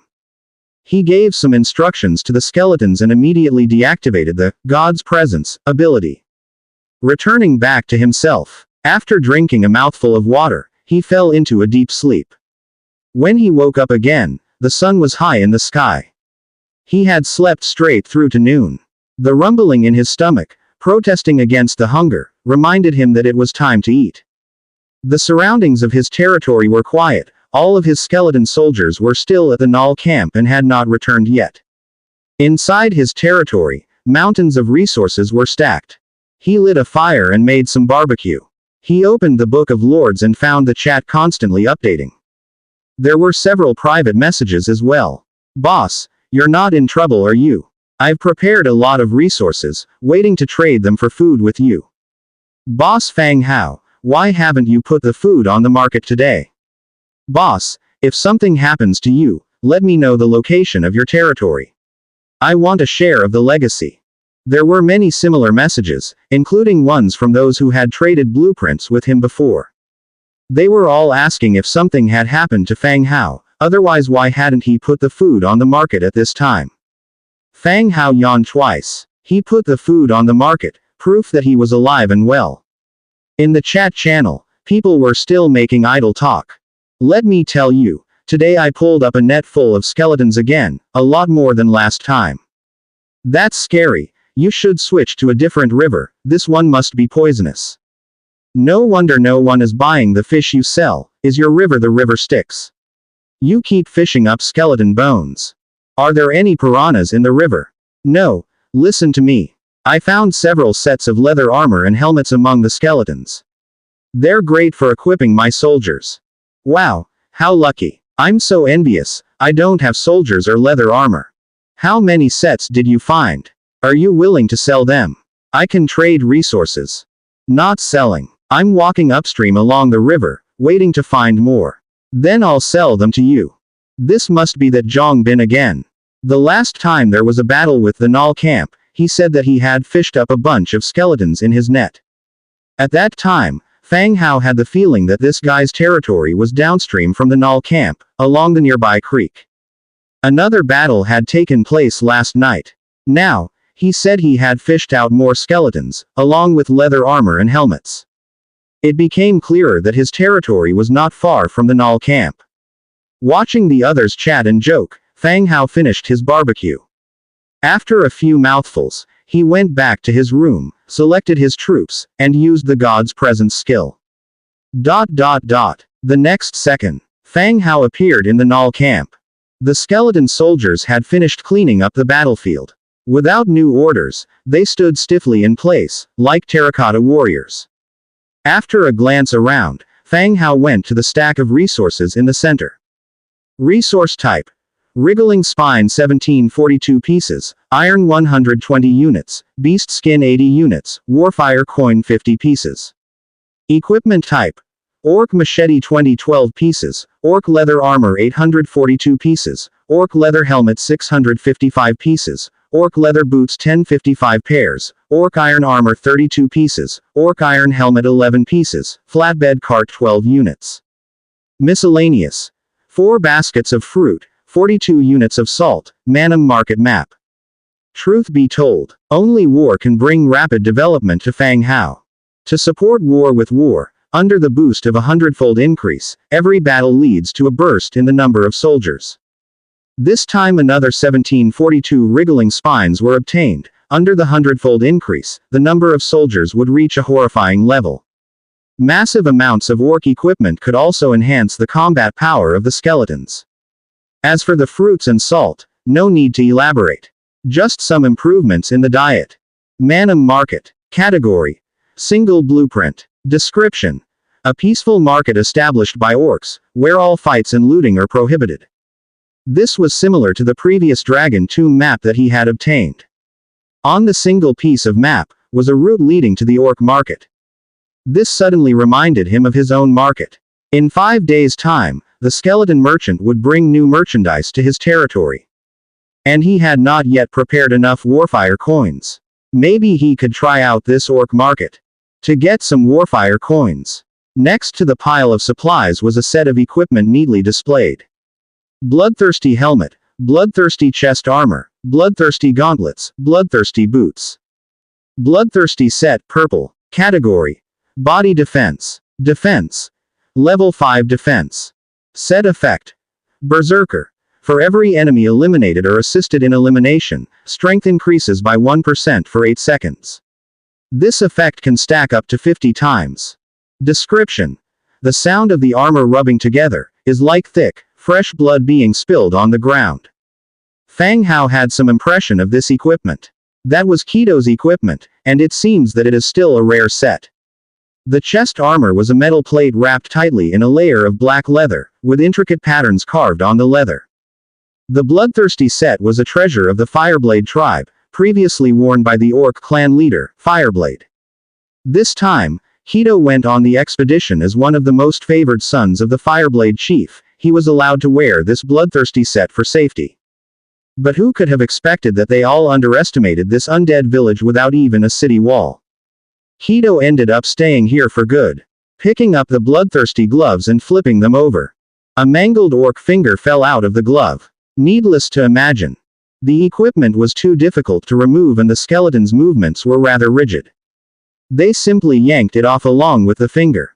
Thinking of this, Fang Hao shook both the glove and the boots. Fortunately there were no remaining limbs. Alright, secure the cargo, we are heading back to the territory. The skeletons loaded all the spoils of war onto the cart, after securing them with ropes.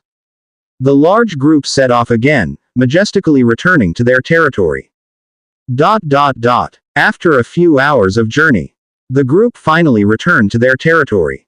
They unloaded all the supplies according to their locations, then had all the skeletons return to their posts and continue their work. Life had to continue. To counter the possible dangers that may arise in the future, the pace of development could not slacken. Fang Hao deactivated the god's present state and walked out of the Lord's cabin. Looking at the world through the skeleton's body and through his own eyes are quite different experiences. The world is grim and colorless in the skeleton's eyes, giving off an underworld feeling. It was better for him to see the world himself, it surely felt good to be alive.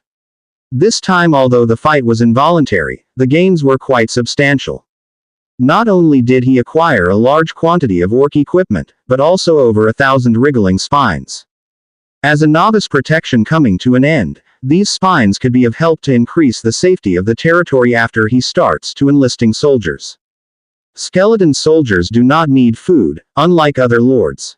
When recruiting troops, they need to consider their food reserves. In addition to this, there's Zhuang Hong's Book of Lords and Keto's purple level set. Both were precious treasures. Fang Hao descended the steps and drew near the supplies. System prompts followed immediately. Book of Lords can be consumed. As follows, Zhuang Hong's Book of Lords, just like a blueprint, turned into specks of starlight and integrated into Fang Hao's Book of Lords. You have acquired the decision power over Zhuang Hong's territory. Occupy, discard. Occupy will become your subordinating territory, can continue to develop. Discard will receive 50% minus 80% of the territorial resources of this territory, and this territory will be abandoned. Fang Hao did not make a decision immediately, but opened the map and checked. After devouring Zhuang Hong's Book of Lords, according to the rules, Fang Hao had now taken over Zhuang Hong's territory and became the new lord. And the Book of Lords, it is more like a lord's certificate. After being devoured, he gained the decision-making power of this territory. On the map, the location of Zhuang Hong's territory appeared to the east of his own territory. This distance is really not close. With his current strength, he simply can't divide soldiers to manage, especially since Zhuang Hong said that the territory is very close to the orc tribe. In name, it had also become a subsidiary village of the orcs. After deliberation, he finally chose to abandon it. The most important thing is to develop steadily. He has a 100-fold amplification and can regain it in the future. You have abandoned the subsidiary territory, you will get 80% of the territory resources, 50% of the territory building resources will be returned. The light flickered. A large number of materials appeared, transported from Zhuang Hong's territory. They were placed on the open space in the territory. And on the map of the Book of Lords, the territories that had been lit up were once again shrouded in mist, unable to be observed.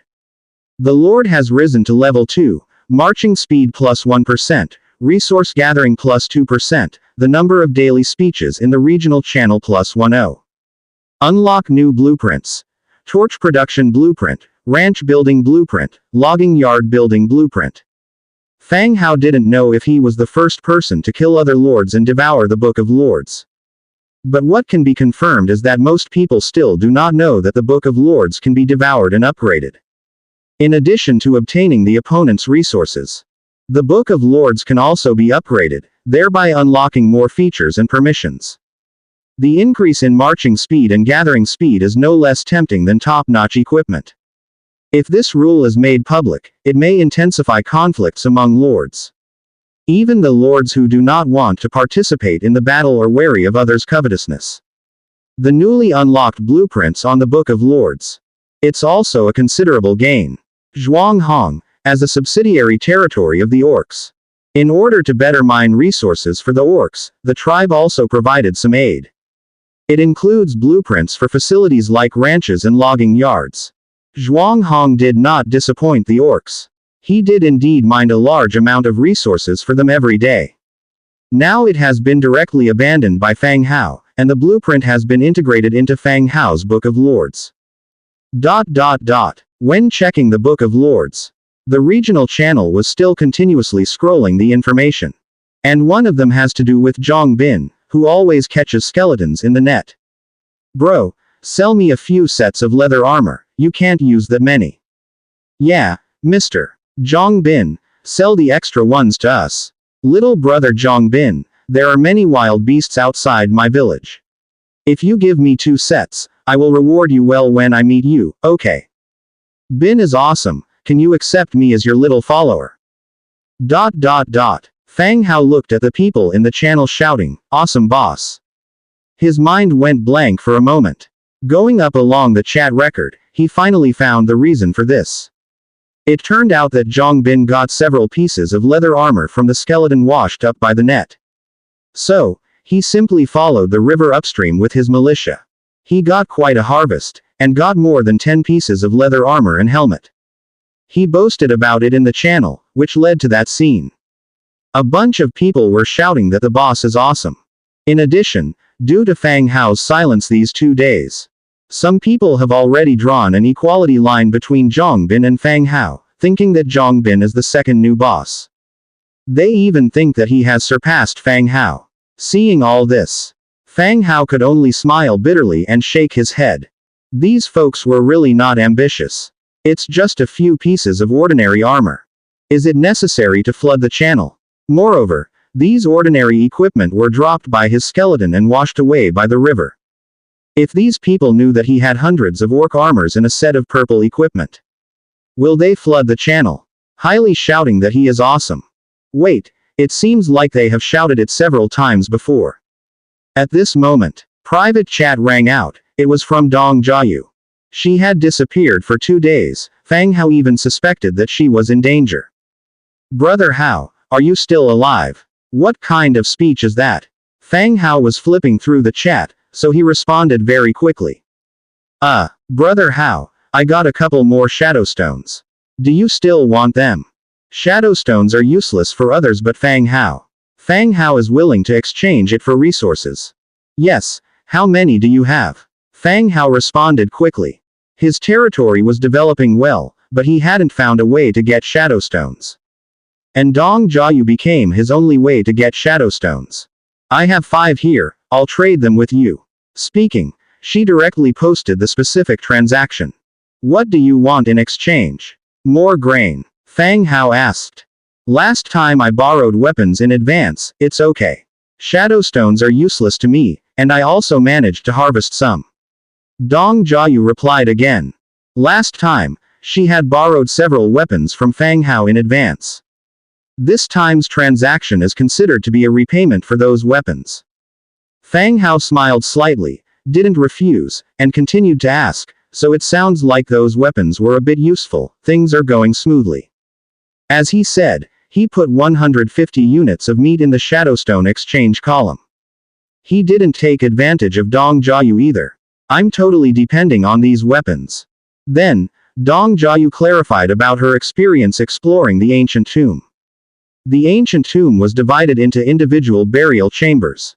The first 2 burial chambers were relatively simple and not too dangerous. She got shadowstones and some blueprints from there.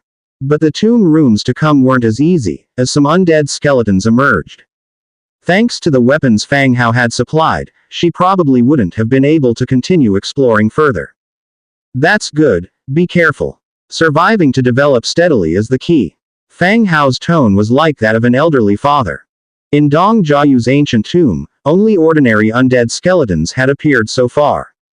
Low-level skeletons had low intelligence and only pursued basic actions. It isn't difficult to defeat them. Especially skeletons without a leader. Fang Hao's skeletons were like this. But their advantage was also very apparent, large numbers and unified command. Otherwise, these low-intelligence skeletons could hardly exert effective combat power. By the way, Brother Hao, do you have any armors? Anything will do. Dong Jiayu asked again. Yes, you need armor. Fang Hao replied. Ah, you really do have it. That's great. Dong Jiayu exclaimed. While contacting Fang Hao, she was also in touch with Zhang Bin. After all, the channel was all about Zhang Bin getting a lot of armors. But Dong Jiayu's offered price didn't satisfy Zhang Bin, so they didn't close the deal. When she was chatting with Fang Hao, she casually asked a question. She did not expect that Fang Hao really did have some. How many do you need? I'll prepare it for you. Fang Hao replied. Dong Jiayu looked at the private chat and did not respond for a while. She never thought that Fang Hao had such a substantial fortune. He not only sells massive amounts of food every day, but now he also owns iron weapons and even armor. Moreover, his generous offer of asking how much she needed was surprising. Zhang Bin had collected some leather armor and already attracted a large number of fans. Even now, on the regional channel, people were hailing Zhang Bin as a big shot, hoping that when he found more, he would sell to them first. If these people knew that Fang Hao not only had armor, but also weapons, they would probably flood the regional channel with their admiration. 7 sets, can I pay with food and lumber? Dong Jiayu asked. Fang Hao looked behind him at the mountainous piles of lumber and stone resources.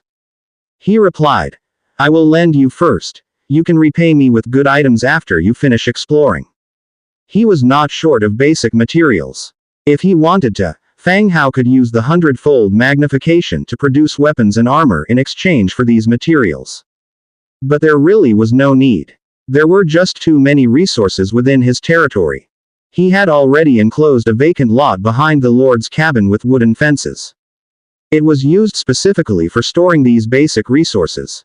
What he needed now were special resources, special tools, or various blueprints. That works too. Thank you, Brother Hao, Dong Jiayu hastily said in gratitude. She felt somewhat relieved that the person she knew was Fang Hao. I will list them, check them out when you can. Okay. Fang Hao listed 6 pieces of simple leather armor and helmets, and 1 orc iron armor set and helmet. The orc iron armor was a level 2nd armor, naturally meant for Dong Jiayu to wear, because she would be the key to obtaining more shadowstones in the future. Wow, Brother Hao, you're awesome. Even though she was prepared, when she saw the orc iron armor, she couldn't help but gasp in astonishment. They each ended their conversation and got back to their work. Fang Hao returned to his loot. He picked up the bloodthirsty chest armor.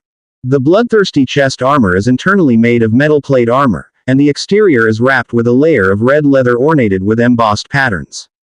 Bright red, exquisite. It's extremely heavy to hold, just like carrying a heavy piece of iron. Even with his current body, he wouldn't be able to fight if he wore it. Fang Hao again used God's presence to control a skeleton soldier and tried to put on the armor. But the situation was similar to his, the weight of the armor affected normal movement and combat. There is indeed a difference between reality and the game. In the game, anyone could put on any armor. But in reality, one must consider one's physical strength. Wearing this armor is like carrying an ox, and it's challenging to fight. Damn, even if I take 10 pounds of protein powder, I won't reach the strength of an orc. Fang Hao cursed. This armor could only be put away for now. He will bring it out when his strength reaches par, or when he acquires higher level soldiers. As the skeletons wash and dry the acquired clothing by the river, he left the territory. The newly unlocked blueprints needs to be produced as soon as possible. Level 1 ranch. Lumber 1000, stone 800, straw 500, hemp rope 200. Outside the territory, he chose a flat piece of land. He began to build. Wooden fences fenced off the plot, and a simple wooden shed was built in the middle. But right now, the ranch is still empty, with no animals at all. It seems he needed to capture some gentle animals for breeding next time. Having settled the construction of the ranch, he continued to look for a location to build the lumberyard. He had initially planned to build the lumberyard at the Null camp, but after careful consideration, he decided to abandon this plan for now. The issue with the orc tribe had not been completely resolved. Better to be on the safe side. He chose a location near the forest to build the lumberyard. Level 1 lumberyard. Wood 2000, stone 1200, straw 200, hemp rope 550, iron 120. Description: lumberyard area, plus 5% wood gathering efficiency. Directly choose to build. A lumberyard appears before your eyes. The skeleton laborers who are chopping trees nearby begin to work around the lumberyard. After assigning a few skeleton soldiers to guard the building against beast attacks, he returns to his territory. 2 out of the 3 blueprints have already been built. There's only a torch left, which Fang Hao feels is unnecessary. He simply rests at night, for the skeletons, as undead creatures, do not need torches for light when they work in the dark. If he needed one later, it wouldn't be too late to make it then. Apart from the blueprints and equipment, the biggest gain is more than 1,700 wriggling spines. This means that if Fang Hao is willing, he could recruit an army of 100,000 skeletons. Enough to vastly outstrip the average lord. For now, Fang Hao does not plan to recruit. An army of 100,000 skeletons is too much and would easily attract unnecessary trouble. It's not conducive to the development of the current territory. After tidying everything up, there's still time. He can continue exploring the map. Fang Hao again uses God's presence and enters the body of a skeleton soldier. The battle with the orcs is just the beginning. The days to come will be more dangerous. To survive safely in this world, exploration and development must not be halted. Setting off with 2,000 skeleton soldiers, he continues to explore the surrounding map. Crossing the southern valley, the trees and plants become denser. Drawing the iron sword from his waist, he chops off the branches and thorns in front of him. Fang Hao notes this place down as a backup wood gathering point. Thinking of this, his footsteps suddenly stop. Instinctively he squats down, staying hidden. All the skeleton soldiers behind him also stop. Though they don't squat, they rigidly stand in place. Ahead in a clearing, a young unicorn sheep lazily munches on grass. There are plenty of game in the forest, so food is abundant. It's easy to come across creatures grazing or strolling around. Fang Hao crouches further low, glancing under the unicorn sheep's belly. Great. It's a female. We'll have sheep's milk in the future. The ranch has just been established. Young wild animals can be caught and raised. In the future, he'd be able to drink sheep milk. Quick, surround it, capture it alive, don't hurt it. Fang Hao instructs the skeletons behind him. He fears these simple-minded subordinates might rush up and slaughter it upon sight. The stunned skeletons, upon receiving the order, slowly disperse. Gradually surrounding it, the woolly creature idly grazing perks its ears up, abruptly lifting its head to look in all directions. The next moment, it bolts in one direction. Quick, catch it! Fang Hao shouts out loud. The skeletons surrounding it on all sides no longer hide, chasing after the fleeing unicorn sheep. Bang! A muffled noise. A skeleton trying to block the path of the unicorn sheep gets hit square in the chest. It is flung back like it was hit by a cannon, snapping branches and bushes on its way back. It ends up in a rather sorry state. Capturing it alive is way more difficult than killing. Chase, catch it alive. The unicorn sheep runs in front while a bunch of skeletons chase it frenetically from behind. After about 20 minutes of chasing, the unicorn sheep completely disappeared. Before their eyes stands an ancient castle surrounded by thorns and roses. Shadowwind Castle. The ancient castle seemed to have stood the test of time. The towering gray walls were covered in dark green vines, giving it an old, ominous feeling. All focus was on the ancient castle, letting the whereabouts of the unicorn be completely forgotten. The fact that none of his 2,000 skeleton soldiers were lost gave him a little bit more confidence. Open the doors, commanded Fang Hao. Screech. Dust swirling up, alongside a piercing sound. Under the combined effort of the skeletons, the corroded, mottled door was slowly pushed open. No matter how dangerous this ancient castle might be, its proximity to his own territory required an investigation. Moreover, the sudden appearance of a lone ancient castle within the dense forest drenches one in unease. As the door creaked open, the scene within revealed itself to Fang Hao. Behind the door was the courtyard of the castle. The courtyard was covered in fallen leaves, with wild grass growing everywhere. Weeds entwined around gravestones, coiling and intertwining with the miscellaneous vegetation. Damn, I knew it wasn't a living world's building. Who could predict that the courtyard of this castle would be a graveyard? Now, it could also be seen that there were walls in front of the courtyard, connected by stone steps and a brick archway. Suddenly, Fang Hao's gaze was drawn to a gray-white crystal stone beside a grave. Shadow stone. Fang Hao unconsciously gasped. The crystal stone not far away looked exactly like the shadow stone he and Dong Jiayu had traded for. Also, Dong Jiayu did mention that this type of crystal stone was obtained in ancient tombs. What was in front of him did somewhat match with that. Upon closer inspection, there were several others nearby. Go and bring those shadow stones over here, Fang Hao said. A skeleton soldier immediately stepped forward, walking through the weeds along the blue brick road towards the shadow stone. The skeleton soldier walked towards the gravestone, just about to take the shadow stone. Suddenly, like boiling water, the ground in the courtyard began to tremble violently. Following that, one after another, corpses infested with maggots crawled up through the cracked ground. I knew it, Fang Hao muttered under his breath. According to what Dong Jiayu said, while obtaining the shadow stone, they encountered some undead creatures. He conjectured that this might be a similar situation. Turns out what you fear, you attract. Fang Hao called back the skeleton soldier who had gone in, standing at the entrance, watching as one after another corpses crawled out. These bodies must have been buried underground for many years. Their messy hair mixed with leaves and dirt. Their skin was long decayed, emitting a repulsive stench. Their wide-open mouths and chalk-white eyes seemed to echo with roars of anger. At this moment, Fang Hao felt rather fortunate that his troops were skeletons. At least they looked clean and didn't give off the smell of decay.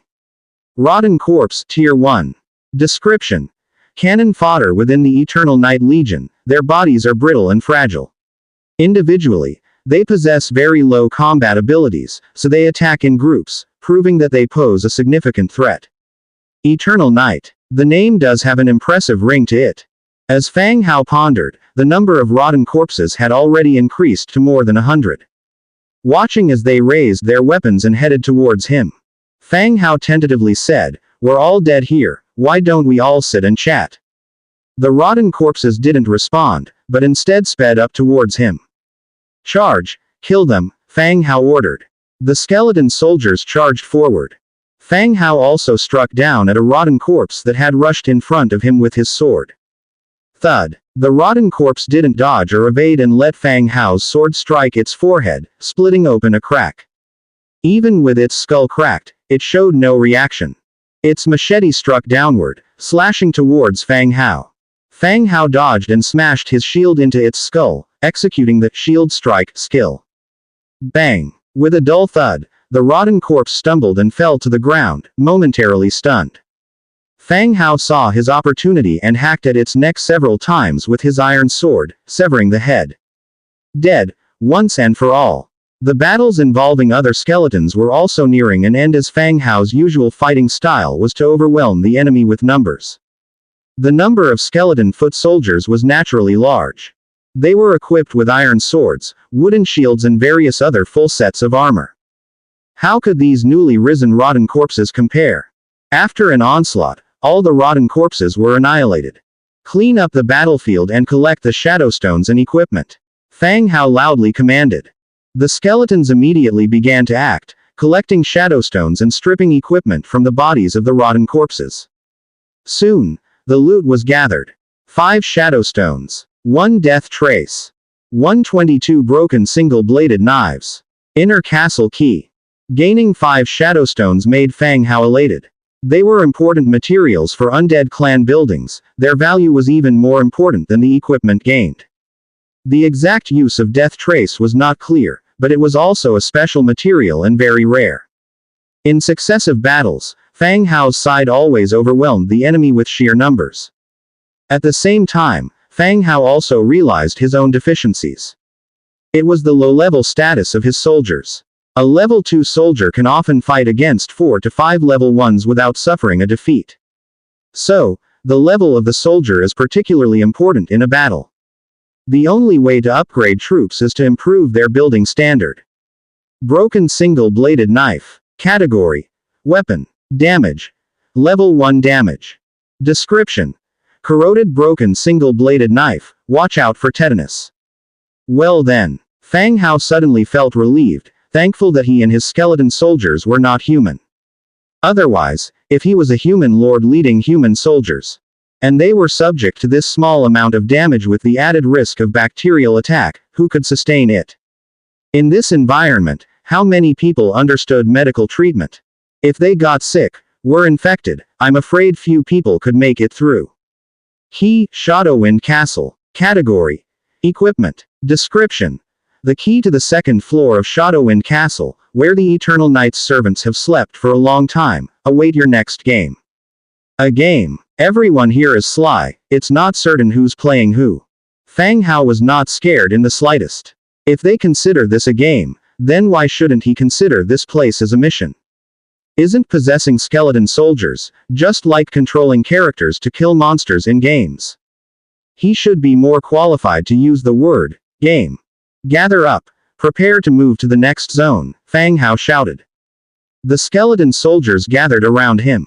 He ascended the stone steps, arriving at the gate to the second floor. He inserted the key and turned it gently. The rusty metal heavy doors creaked open. The group walked in. There wasn't much distinction between the first and second floors. But to proceed to the next level, the path was no longer a city wall but the gate to an old castle. The castle was markedly Western, constructed entirely from stone, with white roses climbing the walls, some even spreading into the windows, adding to the gloominess. He stepped into the castle, leading his group. This time, they were not greeted by the rotten corpses of the first level. Instead, they were met by undead spear wielders. Zombie Spearman, Tier 2. Ability: Fight. Skills: Thrust, Charge, Defense. Description: zombie spearmen are not clumsy like rotten corpses. Having received the baptism of eternal night, they will fulfill their duties to the end. These zombies were in better condition than the rotten corpses. They were clad in rusty, decaying armor, and clung on to a metallic spear. They arose from their tombs, after a moment of silence, fell into formation and raised a battered flag, the design of which was obscured by its wear and tear. Once they were ready, they locked eyes on Fang Hao and his group and began a spear-aided advance. Spread out. Prepare to fight. The spear soldiers weren't as clumsy as the rotting corpses. While still rigid, they silently followed their former formations and tactics. The current scene was just like that. The spear soldiers autonomously formed a square formation, thrusting out their long spears to create forwards-facing spear phalanx. It somewhat resembled a scaled-down, or simplistic version of the Macedonian phalanx. Spread out. Surround them. Spread out now, Fang Hao roared. Slightly startled, the skeleton foot soldiers dispersed, trapping the zombies, square formation in the middle. There weren't many zombie spearmen. About 300 or so in total. Seeing their enemies encircling them, they halted their attack, evidently puzzled. Their spear targets kept shifting, like the hands of a clock, changing directions on the spot. Indeed, they can't manage without directions, Fang Hao noted, somewhat amused. Despite the zombie spearmen's ability to form a phalanx in an instant, their intelligence was still abysmally low. Without instructions, they didn't know how to respond to being surrounded by the enemy. Their formation kept changing direction. Fang Hao didn't waste any more words. When the time was right, he gave the command. Attack. Whoosh, whoosh. The skeleton foot soldiers launched an attack, pouncing on their target like beasts from all directions. The ones attacking from the front were sent flying high into the air by the protruding spears. The spear tip got stuck in the skeleton's ribs, lifting it high into the sky, both parties showing off their claws and teeth, venting their rage. And on the other three sides of the spear formation, the skeleton foot soldiers closed in, slashing out with swords and daggers. Fang Hao initiated his attack from the side, grabbing a spear that had been swung around, his iron sword slashing towards the opponent's neck. Splat! The iron sword smoothly cut open the opponent's throat. The dark-colored blood hung on the wound like thick syrup, not even a drop falling down. Damn it! Fang Hao cursed softly. He tilted his head to avoid the opponent's attack, constantly swinging his iron sword. The wound on his opponent's neck grew and grew until he eventually cut through their bone. The fight was rather intense. Zombie spearmen belonged to level 2 and thus, they had higher basic attributes than the skeleton foot soldiers. When all the zombie spearmen were wiped out, more than 30 skeleton foot soldiers had been injured or killed. Even the soldier controlled by Fang Hao had his left shoulder bone broken by a spear. It hung limp, unable to lift the wooden shield. Fortunately, skeletons didn't feel pain, otherwise he would have a lot to endure. Clean up the battlefield. Damn, these zombies are fierce, Fang Hao shouted, tearing off a strip from the zombies, rotten flag and attempting to bind it around the ribs. The skeleton soldiers began to clear the battlefield. The spoils were collected. 7 shadow stones. 2 death traces. Blueprint. Iron spear. 324 rusty iron spears. Ancient castle key. Besides the shadow stones and death traces, a blueprint for an iron spear was also obtained. In this world, the rule of production was granted to lords. Blueprints became particularly important. Whether a designer or blacksmith, as long as you had a blueprint, you could forge the desired equipment and items. Even though they gained more than 300 iron spears, it couldn't compare to the worth of the blueprint. Having collated all the spoils from the battle, they reached the ancient castle. After inserting the key, skeletal foot soldiers pushed the door open with a concerted effort. Entering the ancient castle, Fang Hao's eyes widened instantly. Unlike the dour exterior, the central hall of the castle was exceedingly bright and luxurious. He felt like he was in a miniature palace. The smooth floor shone with a gleam, the wooden wall panels on the walls were adorned with intricate patterns, and the crystal stones on the copper lamp stands radiated a faint light. This made the interior of the ancient castle still brightly lit.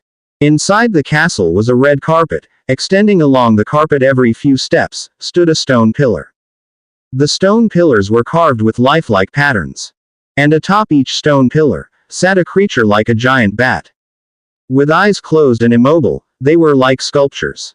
The bodies of the bats were comparable to those of adult wild beasts. They were huge with twisted muscles all over their bodies.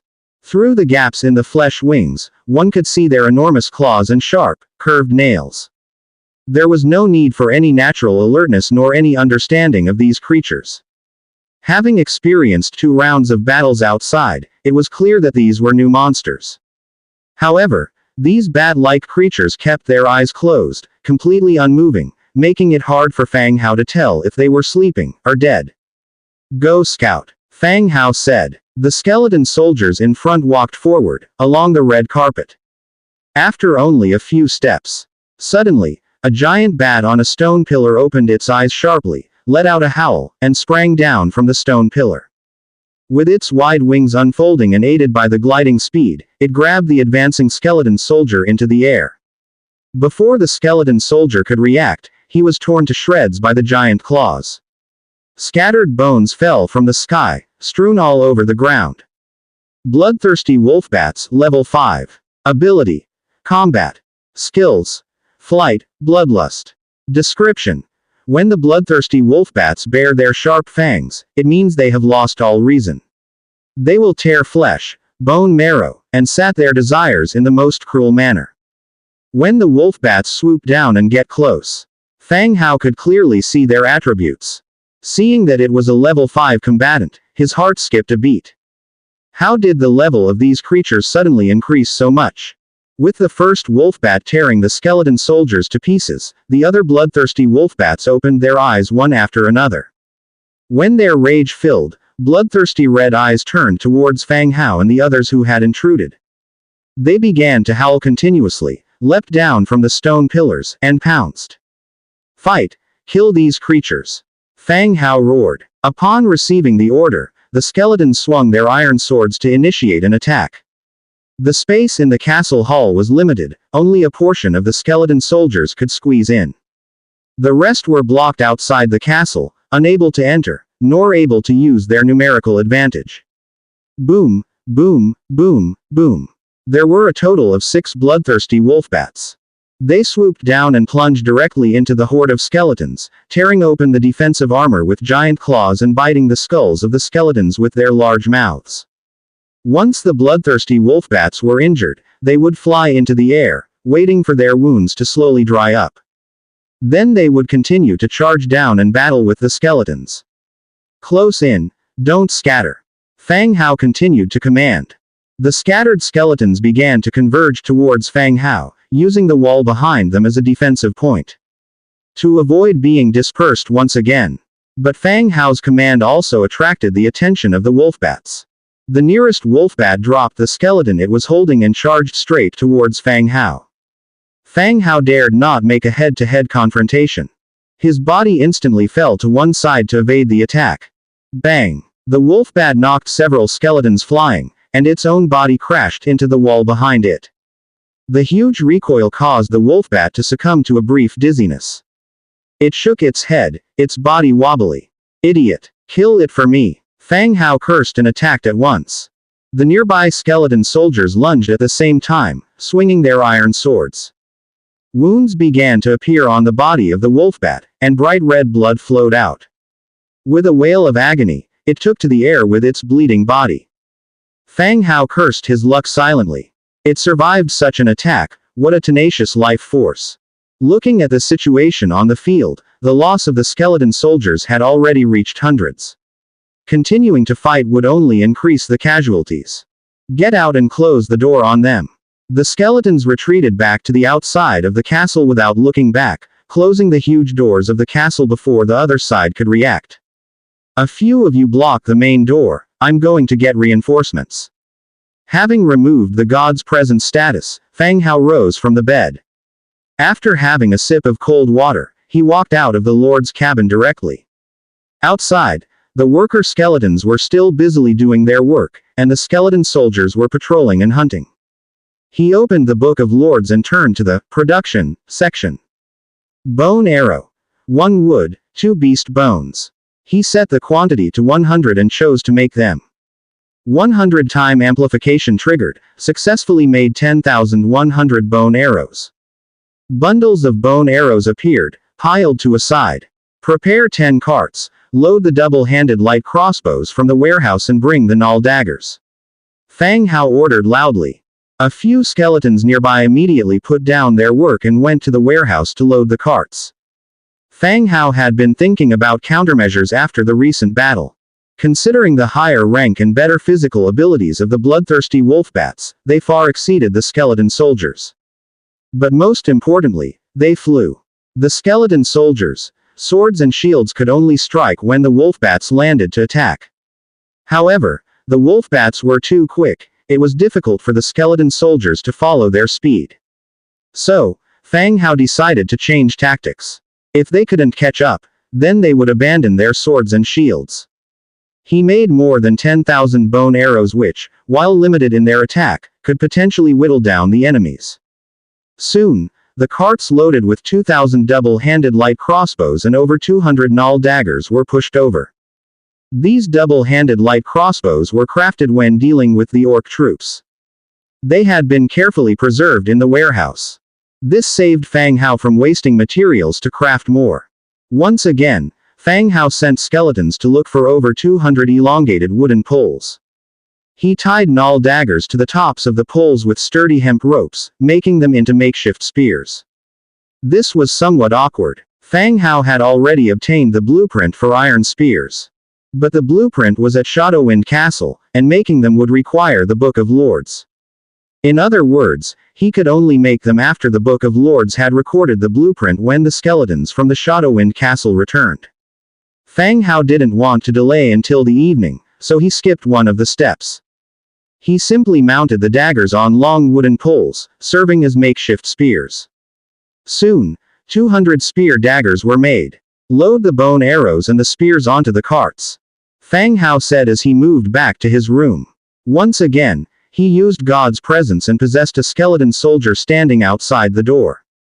The 10,000 bone arrows, 200 spears, and the 2,000 double-handed light crossbows grabbed from the warehouse were all loaded onto the carts. Everything was ready. Fang Hao led 3,000 skeleton soldiers and pushed the carts towards Shadowwind Castle. The road was clear. When they arrived at Shadowwind Castle, more than 1,000 skeleton soldiers were still guarding the fortress's gate. They showed no signs of slackening. Okay, 2,000 of you need to abandon your shields. Take up the double-handed light crossbows, and a few of you take the spears, said Fang Hao. 221 Null dagger spears, 324 rusty iron spears. A total of 545 spears could be gathered. It was plain to see Fang Hao's reasoning. The diving attack of the bloodthirsty wolfbats was fierce, cumulatively knocking down large numbers of skeletons. If they failed to handle the diving attack, then the crossbowmen would struggle to perform effectively. After thinking for a long time, Fang Hao thought of the spears. To thwart the damage of the diving attacks. However, to see if the idea was feasible, they needed to verify it in combat. With everything set, Fang Hao said, "Open the gate." The castle gate was opened ajar, and Fang Hao peered inside. The grand hall of the castle was a mess after the earlier battle. The 6 bloodthirsty wolfbats had once again returned to the 6 massive pillars, motionless as if they were statues. "Good, let's move in," Fang Hao urged. Armed skeletons flooded the great hall with their weapons and the accumulated pile of 10,000 bone arrows. The hall was limited in space and became instantly crowded as the skeletons entered, leaving even more behind outside. The actions of Fang Hao and the others stirred the bloodthirsty wolfbats, which were just resting. When the bloodthirsty wolfbats opened their eyes to discover it was still these low-grade skeletons, their rage became difficult to contain. An angry roar resounded through the air. "Ni ma, fire!" The bloodthirsty wolfbats had only just taken off when the skeletons wielding light crossbows had already pulled their triggers. Whoosh, whoosh, whoosh. A dense flurry of bone arrows, like a large net, fired at the bats. Due to the suddenness of the event in the confined space, the bats didn't have time to find cover. In an instant, every bat was assailed by bone arrows, inflicting pain beyond bearability. The bats, furious, dived to attack just as the crossbowmen were reloading. Fang Hao was waiting for just this moment. Spears. The skeleton soldiers thrust their iron spears at the diving bats. The lead bat, seeing the oncoming spears, realized with dread that it was too late to break. Instantly charging into the forest of spears, its wings were pierced, making it slide into the heart of the skeletons. The skeletons with swords and shields, naturally, took advantage of this opportunity to kick them while they're down. With each swing of their sword, they hacked its head into a mash. The remaining 5 bloodthirsty wolfbats watched the scene in front of them in terror. They never imagined that these skeletons, who had just exited and re-entered, managed to kill one of their companions. Blood of the deceased still glistening broodingly on the iron spears. Just a few seconds later, new bolts were reloaded once more. Fire. Whoosh, whoosh, whoosh. The rain of arrows again surged out, staking the bodies of the bats, making them look like porcupines. While the damage of the bone arrows was limited, they were still able to penetrate the bats. Occasionally, a few arrows even pierced their wings, shooting through to form a hole. The bats, bathed in blood, attempted to dive for an attack but were immediately repelled by the spears. Fire. Whoosh, whoosh, whoosh. Fire. Whoosh, whoosh. After the 4th volley of arrows, the bats could no longer endure. Bleeding profusely, they recklessly charged forward. The spears once again stabbed out, piercing their bodies while the other sword and shield bearers finished them off. Soon, the battle that had lasted almost an hour finally ended. "Throw the bodies out," Fang Hao ordered. The deaths of the ferocious Tier 5 wolfbats were indeed a little stifling. Despite possessing overwhelming strength, they were slain by Fang Hao's combined arms approach.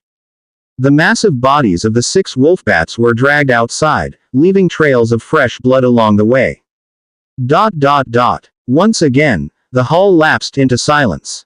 Fang Hao trod upon the arrow shafts strewn across the floor, as if walking on dry grass, causing a cracking noise with each step. This battle deeply impressed upon Fang Hao the importance of troop tiers. Tier 5 bloodthirsty wolfbats, fighting hundreds of Tier 1 skeleton soldiers, left the soldiers with no means to fight back. Yet the eventual victory relied heavily on Fang Hao's mastery and opportunism. Any other lord would find it hard to achieve the same outcome. If they encountered the bloodthirsty wolfbats in the early stages of their domain, they would be left with only one path: death. Search, see if there's anything good on the first floor, Fang Hao loudly ordered. If he was given 6 Tier 5 troops, he refused to believe there was nothing of value here.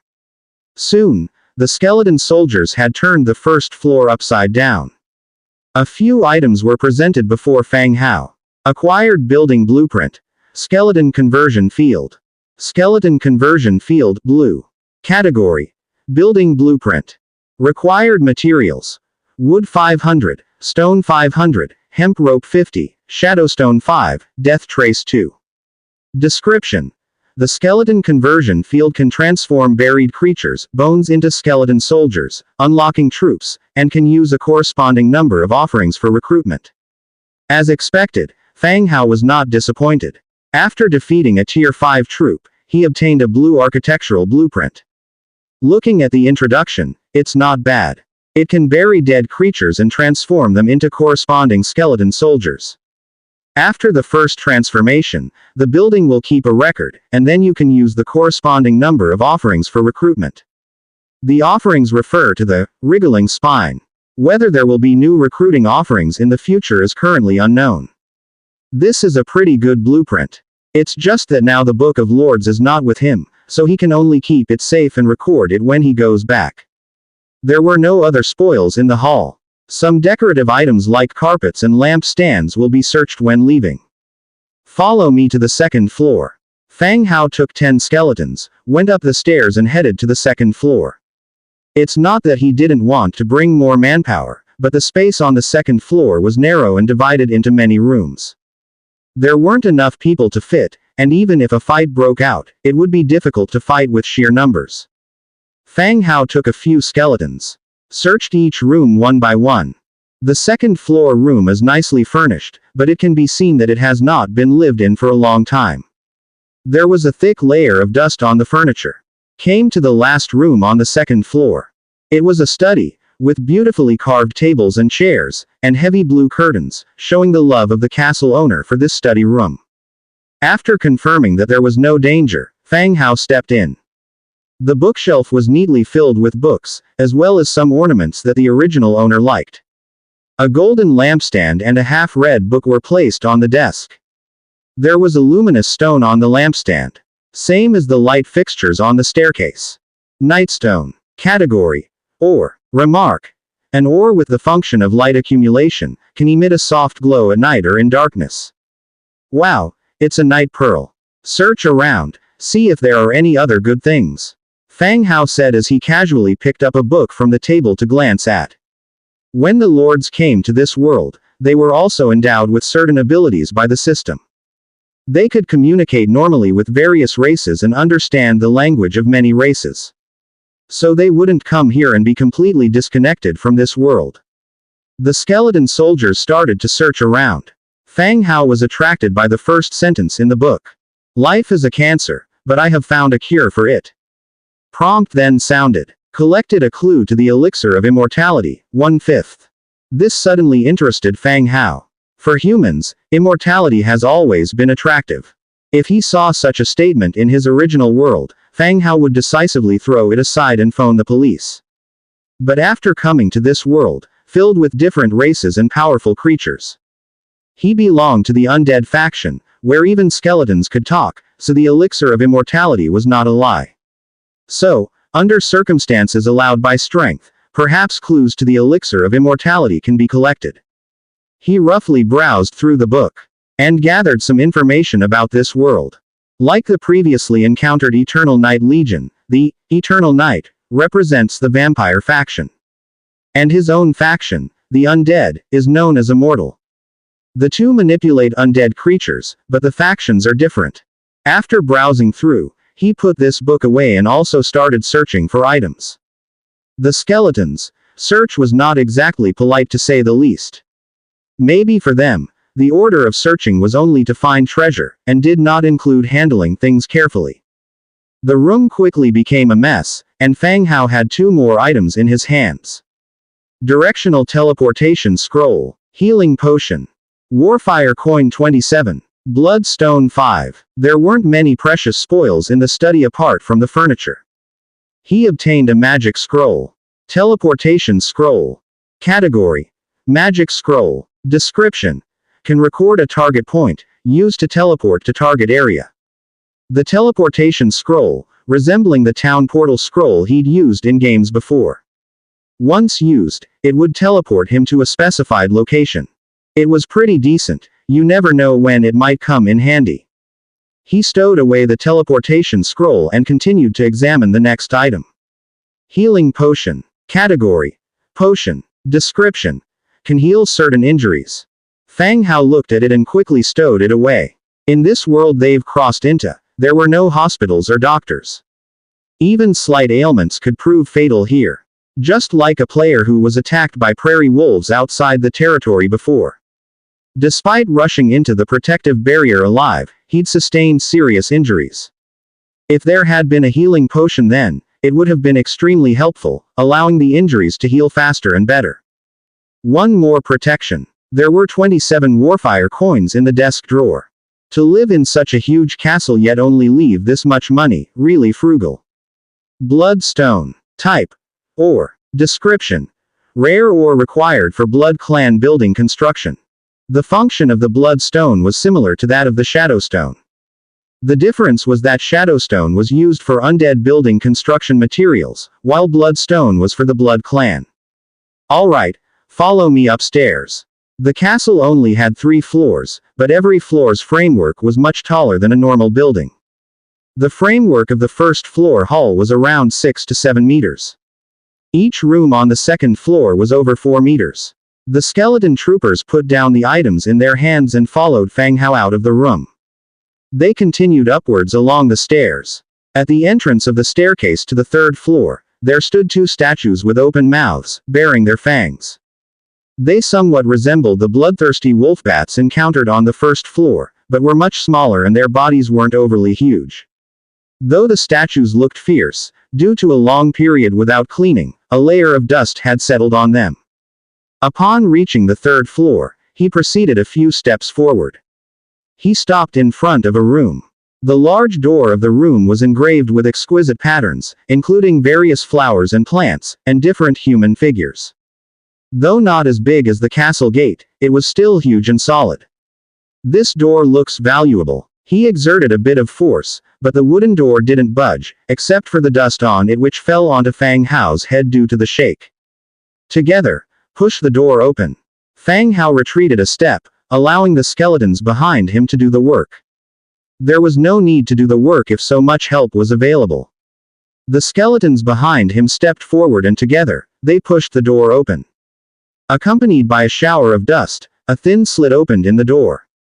Fang Hao tilted his head, peering in through the slit. Housed within was a gigantic black coffin. "Stop," Fang Hao whispered.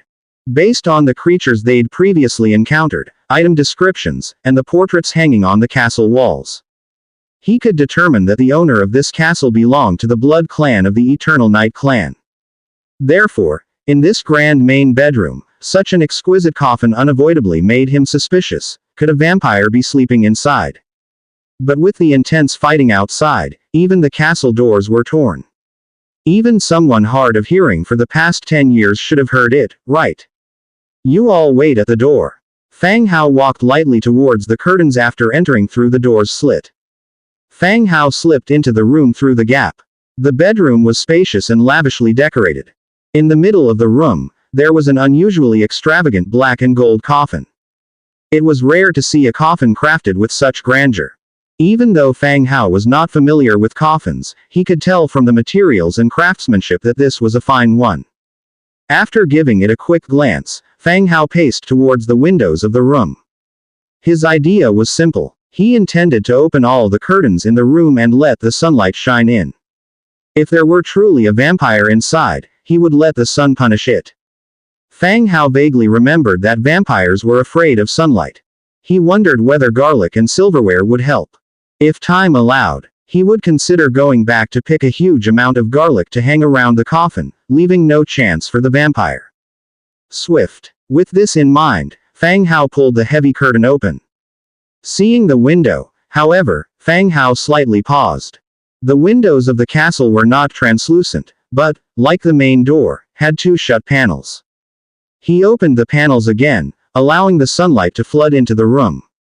And as the sun entered, the nightstones mounted on the walls and ceiling gradually dimmed. Having opened all windows, the dazzling sunlight instantly brightened the room. "Come in," Fang Hao called out, and the skeleton soldiers outside the door quickly came in and stood still. "Open the coffin." The skeletons stood on each side of the lid, gripping the cover with their hands. They heaved and a crack in the lid was opened. Fang Hao quickly peered inside. Empty. The coffin was fully opened, yet there was no vampire inside, just an empty coffin. Indeed, with such a commotion, the vampire should have woken up even if it was afraid of sunlight. Exquisite Corpse Rejuvenation Coffin, Blue. Category: Corpse Rejuvenation Coffin. Description: the corpse rejuvenation coffin of the Eternal Night clan that calms you instantly when you lie in and has the function of nourishing spiritual power. Wow. The coffin had attributes. However, this offered luck somewhat ominously. Unsure of its effects on spiritual power, Fang Hao concluded that this sealed coffin would definitely suffocate anyone once its lid was shut, meaning you could be buried directly. Very convenient indeed.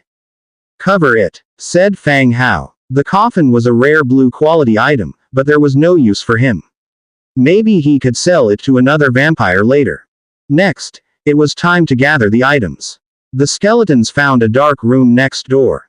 There was a treasure chest made of gold inside. Wow, it's gold. In the center of the dark room, there was a treasure chest emanating a faint golden glow. This was Fang Hao's first encounter with a gold chest since he came to this world. The best he had seen before was an iron chest. This sudden upgrade to gold took him by surprise. He rubbed his hands, praying silently in his heart for good fortune to open excellent items. He opened the treasure chest. Obtain: Wall Construction Blueprint, Guard Tower Construction Blueprint, Exquisite Corpse Rejuvenation Coffin Manufacturing Blueprint, Blue Hardwood Plank Manufacturing Blueprint, Flame Ring Blue Warfire Coins plus 120, Bloodstone plus 40. The golden treasure chest did not disappoint. He got 3 blueprints and a blue equipment, plus 120 Warfire coins. With the advent of the marketplace, Warfire coins came to serve a purpose.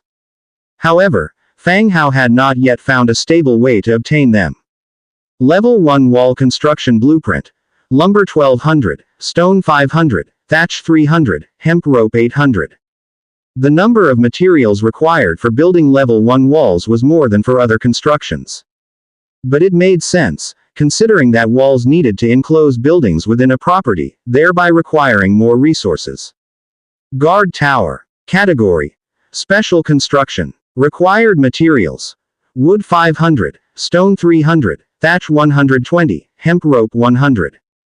Description: Troops, heroes stationed in the guard tower will gain plus 2% in all attributes and can detect all dangers in the guarded area. The guard tower is a special construction. The term, guard, doesn't specifically refer to guarding the territory, but rather to guarding specific locations. That is, building a guard tower in a key area allows troops or heroes to be stationed there to guard that area. If Fang Hao were to build a tower, the place he would consider first is right in front of the Lord's wooden tower. By the time the territory's protective shield disappears, his own safety would have significantly improved. Hardwood Board. Wood 2. Exquisite Corpse Rejuvenation Coffin. Hardwood Board 12, Leather 6, Cotton 5, High Quality Fabric 6. Well, looks like they're planning for me to open a coffin shop. I wonder if the funeral industry is booming in this world. Flame Ring Blue. Category: Ring. Skill: Flame Fireball. Description: a ring imbued with destructive energy. Flame Fireball shoots a fierce fireball at the target, causing level 3 damage and continuous burning damage, cooldown 1 hour. It's actually a magic ring. It allows the use of a magic skill called Flame Fireball. Fang Hao was absolutely thrilled. He finally had some attack power. Overall, he was quite satisfied with this adventure in the ancient fortress. Not only did he obtain the much-needed Shadowstones, but he also acquired numerous blueprints and a flame ring. This significantly enhanced his strength and chances of survival. Fang Hao carefully stored his items and descended the stairs. All of you come in, Take everything you can carry out to the courtyard, Fang Hao ordered the waiting skeleton soldiers. The territory resembled an old, rundown village. Everything they saw seemed valuable, so naturally, they wanted to take it all. The skeleton soldiers entered and started moving items out of the fortress. Bang! While leaving the hall, Fang Hao tripped over a stone slab under his foot. Despite not feeling any pain in his skeletal body, he could tell the force was quite strong. Stone brick construction material. A thought crossed Fang Hao's mind. He traced the source of the stone brick and looked upwards. A piece was missing from the top of the entrance. It must have fallen during the battle with the bloodthirsty wolfbats. Due to the limited space indoors, the skeleton army struggled to demonstrate their advantage in numbers. So, Fang Hao gave the order to break down the fortress's main gate. Because of the improper dismantling, the stone brick fell off. So, do I have upgrade materials now? Fang Hao muttered, as an idea struck him. The materials required to upgrade to a level 4 Lord's wooden house were stone bricks. But he hadn't obtained the blueprint for stone bricks yet, and no one in the channel had mentioned obtaining stone bricks or blueprints either. So, seeing the stone brick sparked an idea. To dismantle the fortress. If he took apart such a large fortress, wouldn't he get a lot of stone bricks? As he thought about it, he deactivated the God's presence state again. He woke up in his bedroom. Fang Hao rubbed his tired temples. The God's presence state was too demanding, especially when it involved continuous combat. He left his house and started rallying all the busy laborer skeletons. The laborer skeletons had participated in the earlier battles. The original number of 2,000 had decreased to about 1,700. Despite this, Fang Hao still had a far superior workforce compared to other lords. The number of farmers other lords had ranged only from 5 to 10. Compared to 1,700, it was simply insignificant. Grab your tools and flatbed carts and follow me. Fang Hao led his laboring skeletons out of his territory. The team was a long, thin dragon, carrying pushcarts and tools, heading towards Shadowwind Castle. Within the territory, the quantity of wood and stone far exceeded the need. The skeletons, mining, plus the material from food sales every day. It far exceeded what was needed for the development of the territory. Fang Hao had even specifically cordoned off a vacant lot outside his territory with wooden fences. Just for storing the surplus basic supplies. Since no one would steal or take these supplies, there was no fear of loss. So when Fang Hao discovered a way to get stone bricks, he called up all the laboring skeletons, except the farmers. He suspended the collection of basic resources and provided the castle with bricks instead. This time Fang Hao chose not to utilize God's presence, but led the team to the castle himself. Previously, controlling the skeletons in combat had put a huge strain on his spiritual power. Plus, all the monsters in the castle had already been eliminated, so there was no need to worry about any danger. He lay on the cart, guiding the skeletons in the right direction. Soon, the group arrived at the castle. The castle courtyard was now in total chaos. All the furniture and items in the castle had been taken out, piled up into a small mountain. A crushed copper lampstand was yanked out from the piled junk, apparently scrapped. It was obvious that the skeleton soldiers could execute the order to loot, but were unable to discern the value of the items, or how to place them without damaging them. But there was no way around it. The intelligence of these skeletons wasn't high. To be able to do as much as this was already quite commendable. All the retrieved blueprints were entered into the Book of Lords. The collected scrolls, bloodstones, and other items were put into a bag. The bag wasn't a system bag. He'd made it himself from leather ropes. As for the flame ring, it was worn directly on his left hand. He spread out his left palm and thought, flame fireball. Whoosh! A fireball the size of a fist, with flames swirling around it, floated above his palm, exuding intense heat. But his left hand felt no heat or burning sensation. Go! Aiming at a dilapidated steel not far away, he swung his left hand upwards, and the fireball flew out. Boom! A dull thud. The flame fireball instantly hit the targeted steel. The terrifying destructive power snapped the steel in half, and the surface of the steel caught fire and burned for about 3 minutes, even though there was nothing flammable. Not bad, impressive power. Fang Hao was satisfied with the power of the fireball. After using it, the flame fireball went into a 1-hour skill cooldown. After testing the power of the ring, Fang Hao turned his attention back to the laboring skeletons standing by. He stepped up onto a raised platform and shouted to the skeletons below. All right, your job now is to dismantle the castle and sort the materials. He'd rallied all the laborers here to acquire enough materials to upgrade as soon as possible. The laboring skeletons got moving, taking up the hose on the cart. You guys are in charge of the cart. Transport all the goods back to the territory. Fang Hao kept 5,000 skeleton soldiers. Among them, 1,000 were responsible for transporting the materials gathered by the laboring skeletons back to the territory. The remaining ones were in charge of the nearby area's safety. There were some wandering beasts and warcrafts around, which might come to harass. The skeleton soldiers loaded the furniture in the castle courtyard onto carts and headed towards the territory. Fang Hao got back into the cart, opened the Book of Lords and passed the time. As soon as he opened the Book of Lords, several private messages popped up. Fang Hao bro, do you have any more iron pots? Can I get one with Trace of the Earth? Trace of the Earth, a necessary material when building a blue-grade spiritual field, had been encountered. However, most people were still unaware of the use of this material. Once they got it, they didn't know where to use it. Fang Hao thought for a while and said, there are many materials needed to make an iron pot. If you add a piece of iron, I can make it for you when I get back. The other party fell silent for a while and then replied, okay, when can it be made? In about 20 minutes. I'm currently in the field. I'll do it when I return. Okay, thank you, Fang Hao bro. Right now, blueprints are still scarce. And scarce blueprints for manufactured items became in great demand. Some people got a rare blueprint, made a product, and then quoted a high price. Compared to these people, the things Fang Hao sold seemed logical. What they didn't know was that, with the bolster of 100-fold amplification, no matter how Fang Hao sold, there was a profit to be made. He disconnected from the first person and then received the second private chat. Handsome, I want to exchange some iron axes with you. Handsome, are you there? Handsome, you didn't get into trouble, did you?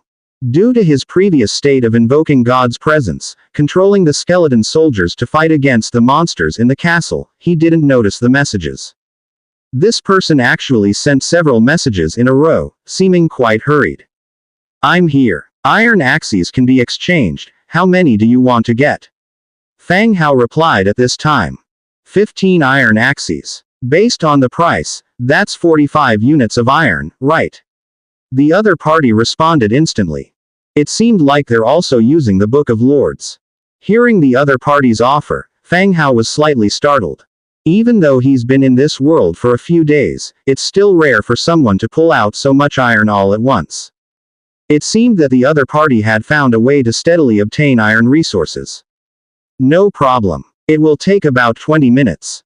I'll make them when I return to my territory. Fang Hao said. Okay. By the way, can you reveal how you got so much iron ore? Fang Hao asked again.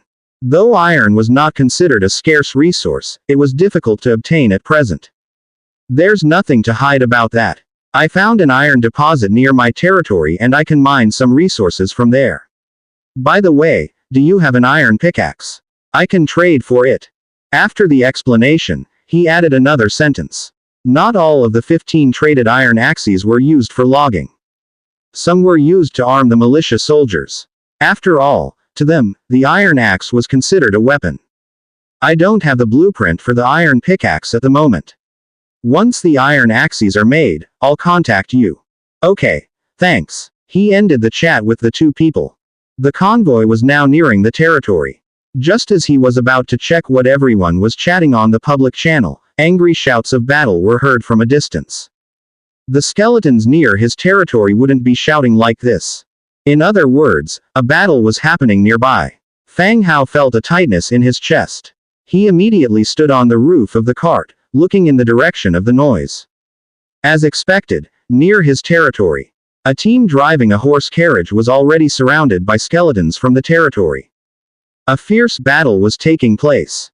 In the face of the ruthless and fearless fighting of the skeleton soldiers, the other party suffered heavy casualties. Complete annihilation was only a matter of time. You take the spoils back to the storage area outside the territory. Fang Hao jumped off the cart, having given the order.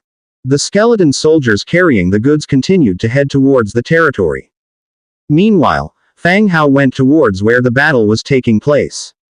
All right, stop the attack and surround them. Fang Hao's voice rang out. All the skeleton soldiers stopped their hacking action and enclosed the enemies in the middle. This is a troop of pig-headed humans. They pant heavily from the recent battle, their eyes are crimson as they glare at the surrounding skeleton soldiers. They are a merchant group from a village. They were on their way to exchange and sell the goods from their village at the Manam Orc market. On their way here, they noticed this territory and the bulk of supplies corralled by wooden fences beyond it. The greedy pig-headed humans concocted a devious plan to steal some goods and sell them at a generous price in the market. Unbeknownst to them, they were discovered by the patrolling skeleton soldiers while pilfering the resources. The battle ensued. The intense combat attracted the other nearby skeleton soldiers. By the time the pig-headed humans were able to react, they were already surrounded by an alarming number of skeletons. Regardless of how much they retaliated, they could not break the encirclement. During the ongoing battle, their ranks suffered heavy casualties, and their troop of 100 had shrunk to just over 20. Just as they resigned to their fate, prepared to surrender and die. The skeletons stopped their attack and stood rigidly in place, forming a circle around them.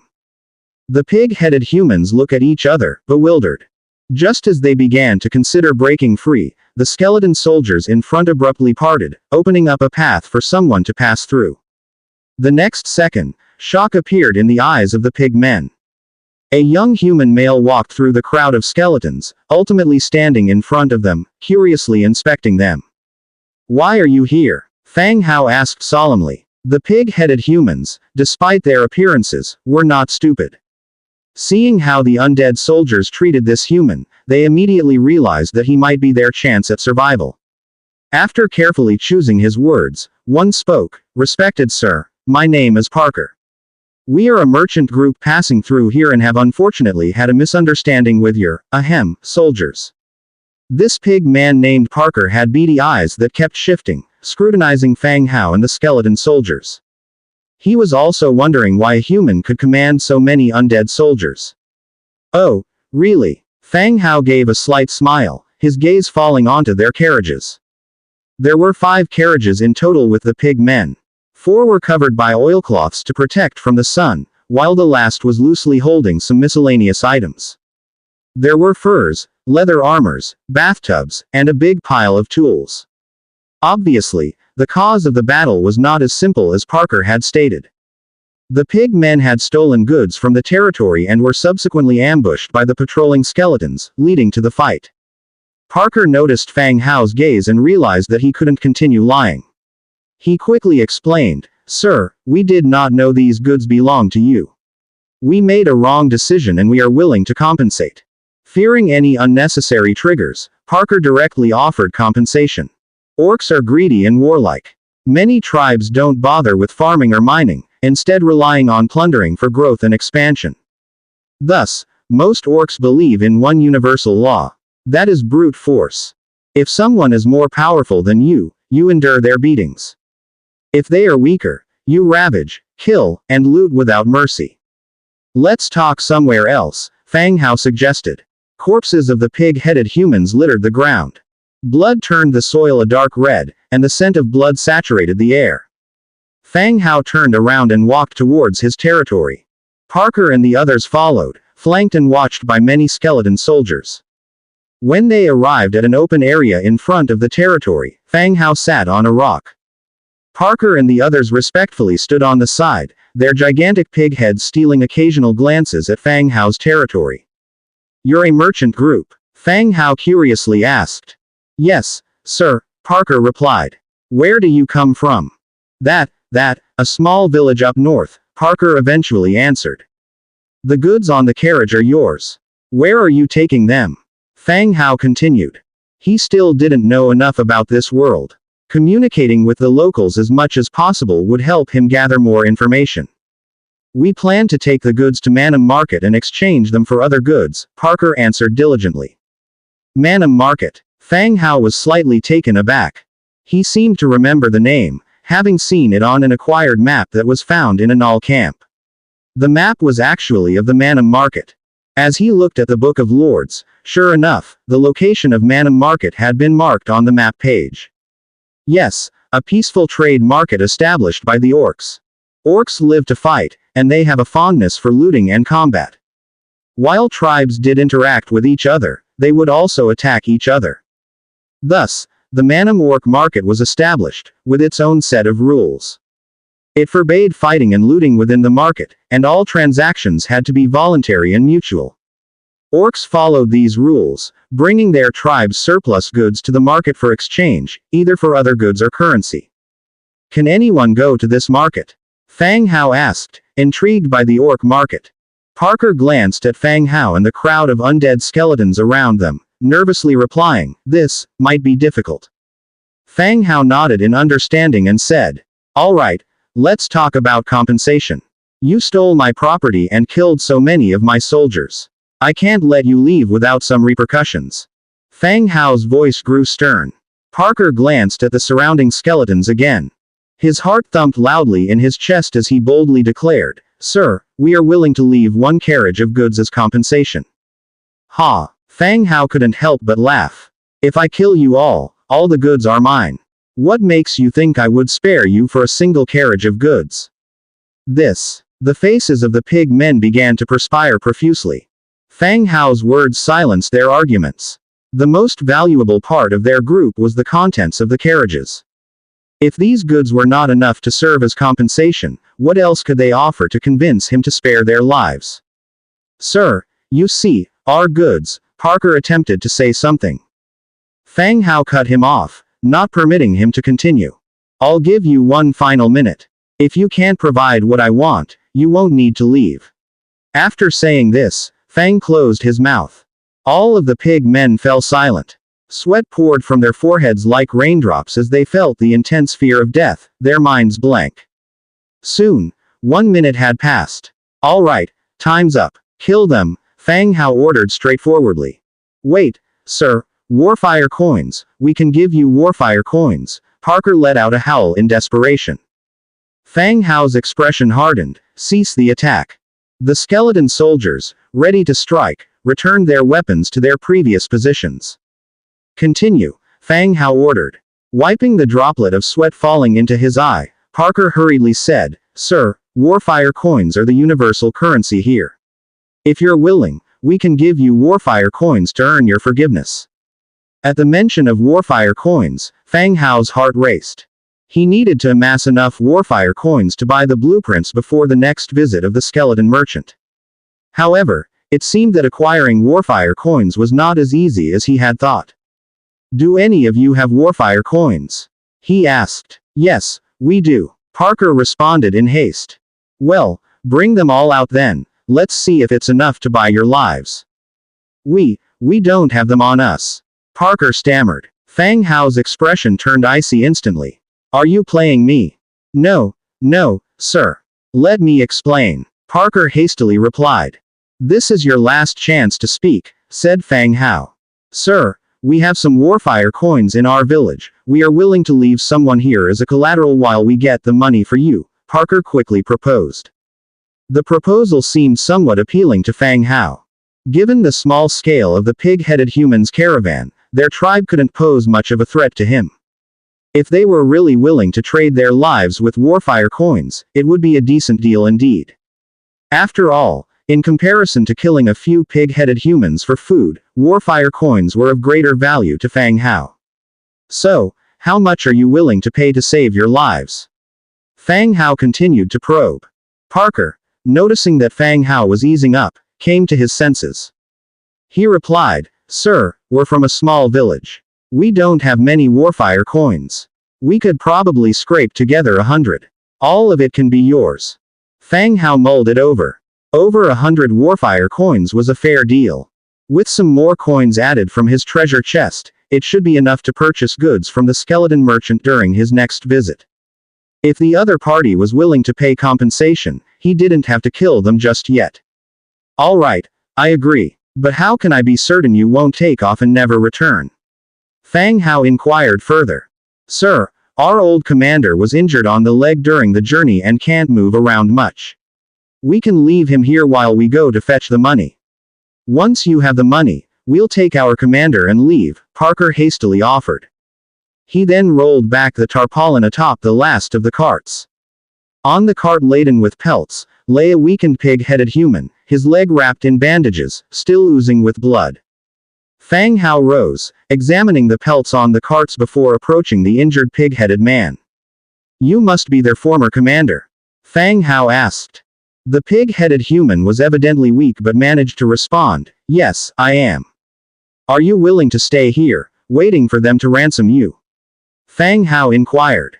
Before the injured man could respond, Parker eagerly answered, Captain Bolton, you're injured and might delay us. We will come back for you as soon as we get the money. The injured man glanced at Parker and looked at the other pig-headed humans. All right, I will stay here, he finally said. Good, I agree to this. If you don't bring the money by tomorrow morning, I will kill him and come after you in your village, Fang Hao stated, not wanting to waste any more time with them.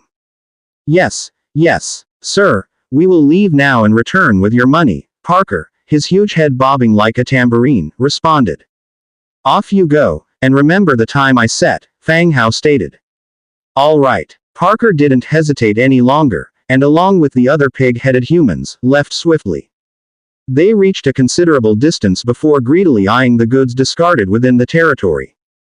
There were carpets, portraits, furniture and the rare nightstone among them. All these superior goods were left out in the open by that human kid.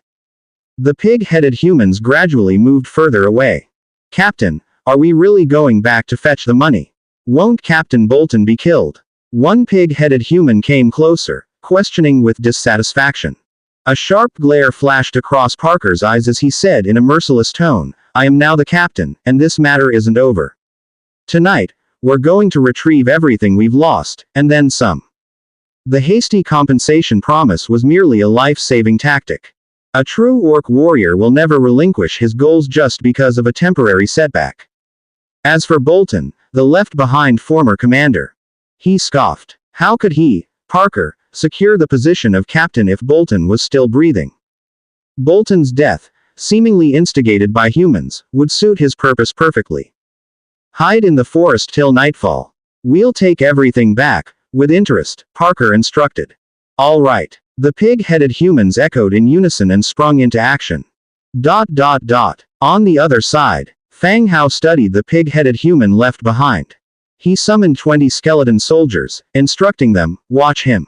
If he gets near the warehouse or attempts to leave, kill him. Then he returned to his territory and sat down on a bench. The goods the pig-headed humans brought had added 120 units of iron and 1125 units of pelts to his supply. These additional resources increased his total stockpile. Without further delay, he began crafting iron pots. On the way back, he promised to trade iron pots and axes he produced. There were some spare axes in the warehouse, so he could put those up for sale directly. However, he needed to manufacture the iron pots. 100x effect triggered, successfully crafted iron pots 101. He sent private messages to the two interested parties, listing the promised goods for transaction. After returning to his bedroom for a sip of water, he proceeded to develop the territory. His recent experience with the ancient castle had filled many gaps in the upgrade materials. Now he had enough shadowstones to elevate the level of the burial grounds. Level 2 burial grounds. Wood 500, stone 720, leather 80, hemp rope 120, shadowstone 5. Shadowstones were truly scarce. Based on Fang Hao's preliminary understanding, shadowstones only appeared in places where people were buried, indirectly hampering the development of the territory. Without giving it a second thought, Fang Hao immediately chose to upgrade. Under the flickering of light, the upgrade of the burial grounds was completed. Level 2 burial grounds. Recruitment available. Skeleton soldiers. Skeleton Soldier. Wriggling Spine 1.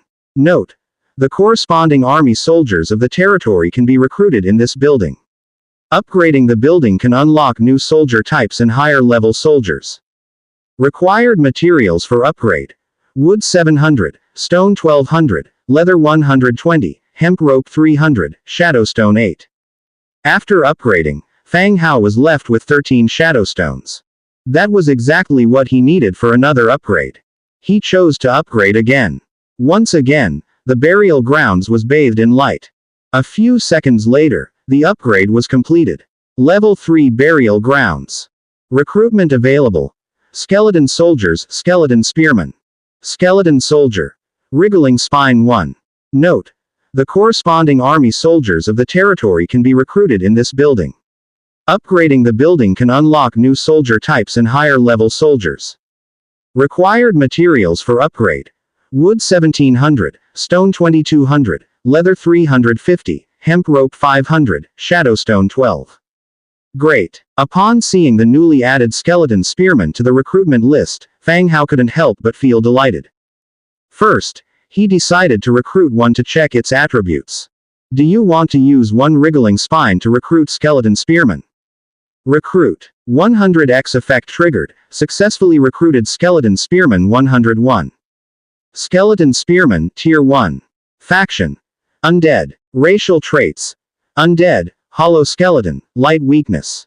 Skill: spear stab. Innate abilities: basic combat mastery, basic spear mastery, basic shield mastery. Undead: this type of soldier is already dead, hence they are void of morale, emotions, and immune to toxins, diseases, blindness, and mental magic. Hollow skeleton has no fatal weak points. Light weakness: light magic deals an additional 20% damage to itself. Spear stab requires a spear, stabs at the target with a spear, dealing substantial damage. Note: skeleton soldiers that have undergone preservation treatment and are armed with spears can confront any charging troops, ignoring all charge bonuses. From the exterior, the skeleton spearmen and skeleton infantry have not much difference. But their properties have changed. The innate ability of the skeleton infantry is sword and shield mastery, meaning they are more familiar with the sword and shield. On the other hand, the skeleton spearmen have switched to the combination of spear and shield, gaining attribute bonuses when armed with a spear and shield. During the castle raid, the advantages of troop combination have already been demonstrated. The skeleton infantry, relying solely on the sword and shield combination, was defenseless against the bloodthirsty wolfbats. But with a slight change, swapping some of the infantrymen's weapons for long spears and light crossbows, the situation on the battlefield transformed. From being pressured, they started to pressure the bloodthirsty wolfbats, eventually killing them all. It goes to say, the higher the tier of troops the better, but the combination of each troop type is equally crucial. They can produce significant advantages and effects on the battlefield. Next, Fang Hao conducted 5 more recruitments. 100 times amplification triggered, successfully recruited skeleton spearman 505. He crafted enough wood shields and iron spears to equip the 606 skeleton spearmen. Alright, go patrol the surrounding areas. Hunt any beasts you encounter and bring them back. Fang Hao commanded. The skeleton spearmen turned around and left the territory. Once all the skeletons had left, Fang Hao reopened his Book of Lords. He had obtained several blueprints in the castle. Level 1 Wall Construction Blueprint. Wood 1200, stone 500, straw 300, hemp rope 800. Walls are of utmost importance to a city. In 2 days, when the protective shield vanishes, it will be the last line of defense for the territory. Therefore, the earlier and higher the walls are built, the better. He chose to build it right away. A square of light covered the territory, and the next moment, a 2-meter-tall wooden fence was erected, protecting the territory. So a level 1 wall is made of wood. It seems that in order to make the wall stronger, the level of the wall needs to be raised. Level 2 wall. Wood 2400, stone 1600, straw 500, hemp rope 1600. The materials needed have doubled. Thankfully, Fang Hao had many skeleton laborers. If he were an ordinary lord, he would have to save up resources for construction for a long time. The level 2 wall was completed. The wall was significantly thicker and taller, adding nearly 5 meters in height. Level 3 wall. Wood 3,600, stone 3,000, straw 1,000, hemp rope 2,800. The materials for a level 3 wall have increased significantly. The amount of wood and stone has risen by over 1,000 units each. It's simply terrifying. Click to upgrade. 5 minutes later, construction of the level 3 wall was completed. The wall stands about 5 meters high, with its material changed from solid wood to a mix of wood and stone. The bottom 3 meters are made of stone, while the top is still constructed from stout logs. Patrol and defense personnel can now be arranged on top of the wall.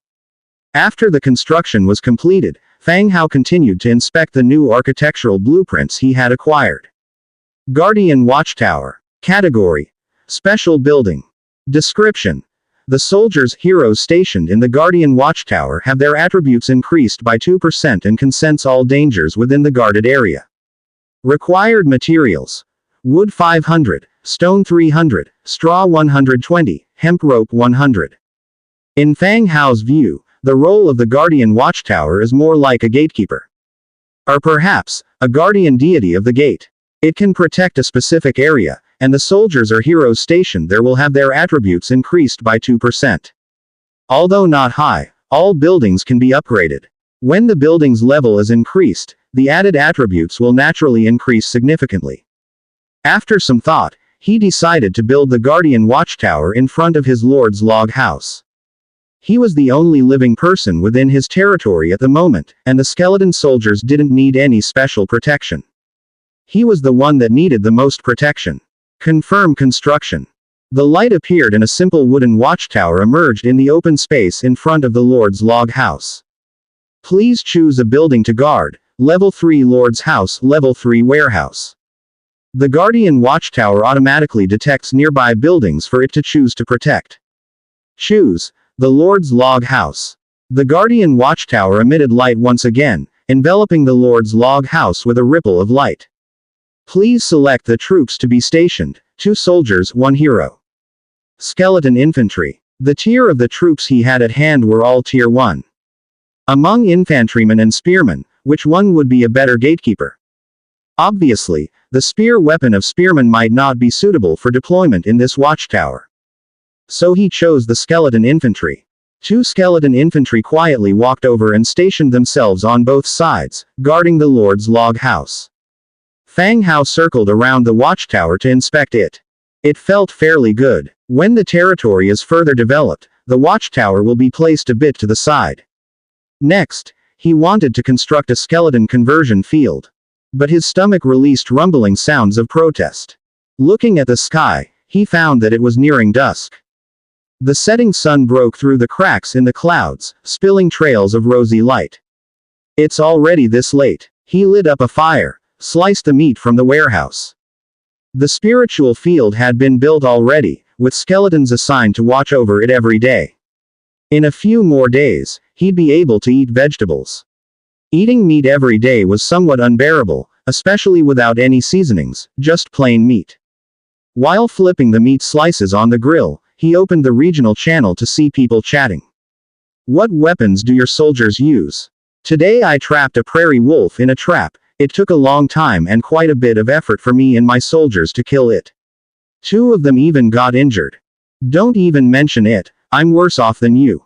I boiled a pot of mushroom soup, went out to use the bathroom, came back and found all my farmers lying on the ground, frothing at the mouth. I'm now acting like a nursemaid, following Dr. Zhang's instructions to detoxify them.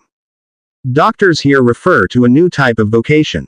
These people have some medical knowledge that ordinary people do not have. When you encounter problems, you can pay resources to consult them, and they provide guidance based on their knowledge. I feel pity for the brother upstairs, haven't had any mushrooms for a long time. Quote question mark. Is that a lady on the floor above? Where's your territory? Do you want to develop together? Don't listen to him, miss. Let's discuss the problem of enlarging mushrooms in private. No more nonsense. I'm in urgent need of long spears and bows to kill the warcraft in the water. I'm willing to trade a hard wooden shield blueprint, only serious people welcome. Hardwood shield, white, serves 4 hardwood planks, 2 hemp ropes. Even for items that possess the same white attribute, there's still a range of quality and capability. The shields that Fang Hao currently provided to his skeletons are at the lower end of the white attribute, made out of common wood.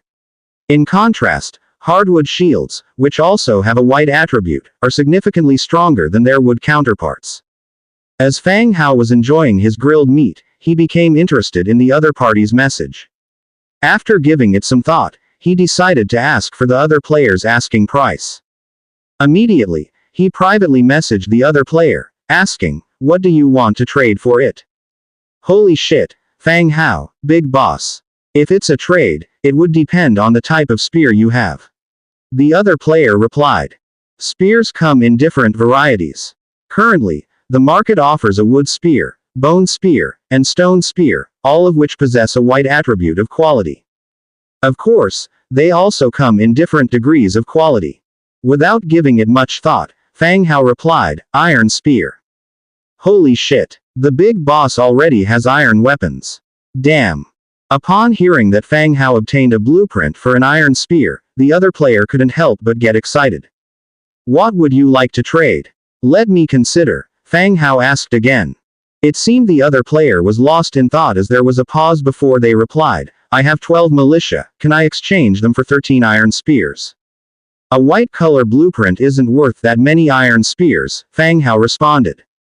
Iron spear. Serves 2 wood, 2 iron. If manufactured according to the recipe, crafting 13 iron spears would require 26 units of iron. At present, in the region, no lord has reported the discovery of an iron mine. Hence, iron resources remain scarce. Although Fang Hao enjoys the benefits of hundredfold amplification, he has to be careful not to disrupt the market rules with his abilities. Transactions should still generally adhere to the market price. "Big boss, I genuinely need these weapons. Please help a brother out and advise how many you can give." Understanding his initial ask was high, the other player urged Fang Hao to name his price after the initial refusal. After a moment of pondering, Fang Hao responded, "I can only give you 3 iron spears, but if you have 5 units of iron, I can give you 10 damaged iron spears as a temporary measure." Fang Hao then sent the characteristics of the damaged iron spear. The damaged iron spear, a spoil of war from defeating the zombie spearmen in the old castle. It's quite different from a regular iron spear and is already full of rust, worn out heavily. Since there were no blacksmiths in his territory, nobody could repair the equipment. So, it would be better to sell them. However, even in their damaged state, they are still stronger and more lethal than ordinary wood or bone spears. "Big boss, can you cut me some slack? I only have 3 units of iron. Can we do the deal with that? I'll repay the remaining 2 units later," he pleaded. "Okay, list them." The 2 players, via a dedicated channel, quickly completed the trade. 3 iron spears and 10 damaged iron spears disappeared, and Fang Hao ended up with a blueprint of a hardwood shield and 3 pieces of iron. After saving it to his Book of Lords, the conditions to make the hardwood shield were lit up. Both players ended their private chat and switched back to public chat. The hardwood shield blueprint has already been traded with Big Boss Fang Hao. No need to PM me anymore. By the way, Big Boss Fang Hao is awesome. What's going on? Did you get the AK? You seem so excited. What the hell did you exchange? I just upgraded to a stone spear. Did Big Boss Fang Hao already have iron spears? Shit, Big Boss is awesome. I also want iron weapons. Big Boss is awesome. ... Fang Hao swallowed his last piece of grilled meat and closed the chat. Clearly, his development speed far exceeded most lords. Although it's an encouraging sign, he can't get arrogant and complacent. There were too many people from different walks of life crossing over into this world, with countless professionals among them. People die here every day. If he wanted to survive and thrive, he should keep improving himself and his territory tirelessly. After taking a sip of water to rinse his mouth, he instructed a few skeletons to boil some water as he planned to take a good bath before bed. He did not have the luxury before, but now he did. He had all the amenities now, so he could afford to relax a bit. Fang Hao rose from his chair, brushed his butt. He walked around his territory before stopping by an open space near burial grounds. He planned to build the skeleton transformation field here. Skeleton transformation field, rare, serves 500 wood, 500 stone, 50 hemp ropes, 5 shadow stones. Description: the skeleton transformation field can convert the buried organism, bones, into skeletal soldiers. Depending on the type of organism, the required number of offerings will be consumed for recruiting. The skeleton transformation field was fundamentally different from a barrack. It required you to capture creatures to unlock related soldier types. Once you have unlocked, you can sacrifice offerings to recruit. After selecting the location, Fang Hao started the construction. A ray of light ascended, and a building appeared before Fang Hao. The skeleton transformation field had a tombstone about 2 meters high, and in front of it was a pool circled by stones, around 5 meters in diameter. Inside the pool was soft soil, uneven and rugged. It looked like a dry swimming pool. Go and bring the corpses of bloodthirsty wolf bats here, Fang Hao commanded. 2 skeleton soldiers went to the resource pile. In a few trips, they brought the corpses of 6 bloodthirsty wolf bats. Throw 1 corpse in, Fang Hao continued. He was curious to see how exactly the transformation field works. What would a corpse transform into? Obeying Fang Hao's command, the 2 skeleton soldiers tossed one of the bloodthirsty wolfbat corpses into the pool. Bloodthirsty wolfbat corpse, confirmed to transform into skeleton soldier type. Transform. The next second, the soil in the pool became soft like marshland. The corpse of the bloodthirsty wolfbat sank slowly, bit by bit, swallowed by the earth. A minute later, the transformation was completed. Transformation completed. Gained skeleton giant bat soldier type. The next moment, a skeleton giant bat suddenly flew out from the soil and landed on an open space nearby. The giant bat was made up entirely of white bones, except for its wings. The semi-transparent meat membrane was still intact, providing the ability to fly. Skeleton giant bat Tier 3. Faction: Undead. Racial traits: Undead, hollow skeleton, vulnerability to light. Skills: dive attack. Innate abilities: intermediate flight mastery. Remark: skeleton soldiers transformed from corpses retain the characteristics and attack style of their previous life. Previously, the bloodthirsty wolfbat was as large as a grown wolf, with a wingspan reaching about 3 meters. The current skeleton giant bat, however, was noticeably smaller, more the size of a vulture, and the soldier rank was reduced from Tier 5 to 3. It seemed that the transformation field downgrades the strength during the transformation process. Most importantly, the transformed soldier couldn't trigger the hundredfold augmentation, and Fang Hao only got 1 skeleton giant bat. Throw all the corpses in, Fang Hao commanded. Swish, swish, swish. The remaining 5 corpses of the bloodthirsty wolfbats were thrown into the transformation field. In a short while, 5 other Tier 3 skeleton giant bats came out and landed nearby. Not bad. Fang Hao nodded, satisfied. Although it fell short of his expectation, it filled the gap in his air combat unit. Soaking in the tub, he enjoyed a refreshing bath. Bare-skinned, he stood on the open space, letting the wind dry the water droplets from his body. Although it was late, the night breeze was not cold but rather pleasant. Wait till his body was dry, he then put on his clothes and walked back to the Lord's wooden house. The Lord's wooden house had undergone substantial changes. The floor was covered with a soft carpet, all the furniture had been transformed, and the nightstone chandeliers emitted a gentle glow. Even at night, it provided sufficient illumination. All these items had been procured from the ancient castle. He planned to decorate the other rooms when there was time in the following day. The Lord's wooden house was an important building in the region. The main hall, along with 3 bedrooms. Currently, as the only living person in the territory, Fang Hao occupied just 1 master room. Resting in bed, he casually browsed the regional channel. Finding no interesting news, he instantly turned it off again. He stared for a moment and then cast God's Presence, possessing the skeleton giant bat. God's target, skeleton giant bat. Compatibility 45%. The lower the compatibility, the more that body rejected you, and the greater the spiritual power consumed. The higher the compatibility, the better you controlled that body, consuming less spiritual power.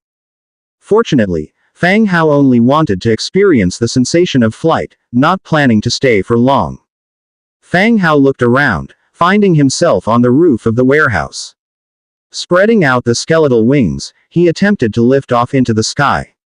Flight was not difficult, but maintaining stable flight and accurately maneuvering past obstacles was somewhat hard. Trying a few times, he got slightly familiar with the controls. Steering the giant bat through the obstacles felt similar to a VR flight simulation. Woo! With a surge of his wings, Fang Hao shot straight into the sky and headed for the outskirts of his territory. The skeleton soldiers were on their patrol duty. The laborer skeletons were tending to the fields, waiting for the potatoes to mature. Fang Hao flew around, observing the surrounding territory under the cover of the night. Suddenly, a flash of light caught his eye. Looking carefully in that direction, he noticed a flicker of firelight in the distant woods. People, Fang Hao thought to himself. A fire in the vicinity of his territory might not be a good sign. Skeletons don't need any light, so the presence of firelight implied that other people might be there. Or perhaps something else, remaining in the forest. With this thought, Fang Hao changed his direction and flew towards where the firelight was coming from. On his way, he spotted some wheel tracks left on the ground. Fang Hao suddenly remembered the pig-headed human merchant team that had passed through his territory and headed in this direction. They still haven't left. Very soon, his suspicion was confirmed. The woods were dense. During the day, the pig-headed humans surrounded the fire pit, whispering among themselves. "Captain, wouldn't this fire attract that kid's attention?" one of the pig-headed humans asked. Captain Parker, fully armed, heard the words and scoffed, "That kid is not strong enough himself. He's hiding in his territory and wouldn't dare to come out. Those low-level skeletons can't make out what the fire is all about. So, don't worry." He had observed Fang Hao and the skeleton soldiers quite thoroughly. The other pig-headed humans nodded after hearing his words. They stuffed the roasted food from the fire pit into their mouths. While eating, one of them asked, "Captain, what should we do next?" "I have watched the route of the skeleton patrols. We will avoid them, take away all the valuable things, and set everything else on fire in the end. We will not spare him anything." Parker sketched a simple operational map on the ground with a stick and explained softly. The pig-headed humans on the side listened and nodded constantly, indicating they understood. "Captain, won't this final fire attract their attention?" someone asked. Stealing was one thing, but setting a fire in the end seemed a bit too much. You see, a large part of that resource storage place is made of wood. This final fire could burn for several days. If the human territory wasn't protected by some shield, the whole territory could be reduced to ashes. We lost so many men. Do we let them die in vain? Don't you think the human kid deserves some lessons? Parker chastised softly. "Oh, yes, we will go along with whatever you say, Captain," one of the pig-headed humans said, shrinking his neck. Pig-headed human Captain Parker looked at the sky. "All right, check your equipment. It's time to move out." Parker kicked out the fire pit, and several pig-headed humans rushed to prep up. Fang Hao stood on a tree branch, listening to their conversation without missing a word. Flapping his wings, he dashed into the sky and headed back to his territory. The night was pitch black. The moon was hidden behind the clouds, leaving only a few stars twinkling constantly. The pig-headed humans rushed out from the edge of the woods, carrying packages on their backs as they quickly advanced toward Fang Hao's territory. After dodging several skeleton patrols, they smoothly arrived at the resource storage area. "Pack up the valuable things. The nightstones, carpets, portraits, quickly," Parker urged quietly. The rest of the pig-headed humans were excited. These things were worth much more money than selling furs. They rolled up their sleeves, selecting valuable items that they could carry away. Just as they were enjoying the loot. Suddenly, a yawn sounded from nearby. Caught in the act, the pig-headed humans froze, nervously watching in the direction of the sound. The moonlight was hazy. They saw a man sitting not too far away, calmly watching them. It was Fang Hao, the lord of the territory. Meanwhile, the supposedly relaxed skeleton patrol began to converge on their location, surrounding all the pig-headed humans. "How long have you been sitting there?" Parker asked seriously. The pig-headed humans were unsure if Fang Hao had been there all along without them noticing or if he had arrived later. "Just a little late after you," Fang Hao responded calmly. "You knew we were coming." Pig-headed humans backed up against each other, being cautious of the advancing skeletons. "Kinda. Besides, I found out later. We admit our defeat this time. Let us go, and we will leave right away. We will bring you the money when we return." "How does that sound?" Parker said earnestly. The skeletons holding spears formed a circle. The spearheads were pointing at them, gradually closing in. "You think this is child's play, a game? I gave you a chance, but you took my generosity for stupidity." Fang Hao's voice dropped a few degrees. No, Parker attempted to explain, but Fang Hao didn't give him any opportunity. He directly ordered, "Kill them all." Whoosh. The standby skeletons attacked instantly, like a roaring tsunami upon the pig-headed humans. "Break out. Quick!" Parker yelled simultaneously. As a group, they charged one side, trying to find a breakthrough point and fight their way out. For a moment, the sound of fighting and cries filled the night air. The fierce battle lasted for 20 minutes. Parker, leading two pig-headed humans and covered in wounds, broke through the besieging skeletons and rushed towards the forest. As long as they made it to the dense woods, they might have a chance of survival. Trying to escape, Fang Hao gave a cold laugh, stood up, and raised his left hand. A blazing fireball appeared out of thin air and flew in the direction where Parker and the others were fleeing. Parker, soaked in blood, kept running without daring to look back. Suddenly, intense heat from behind forced him to take a glance. Seeing the magical fireball, his face turned paler with fear. Bang! Before Parker could react, he was struck and sent flying by the fireball. "Captain!" The two other pig-headed humans who were running away cried out in shock. But Parker lay there motionless, his body engulfed by flames. The two pig-headed humans, realizing that their leader was dead, exchanged a glance and continued to flee. However, they had only managed a few steps when several large skeleton bats swooped down from the sky, knocked them over, and ate them alive. Only after all the pig-headed humans had perished did Fang Hao leave his territory. The sizzling smell of roasting flesh wafted from Parker's far-off corpse, suddenly making him feel hungry. "Collect the spoils of war and throw the corpses into the conversion field," Fang Hao commanded loudly. The skeletons leapt into action.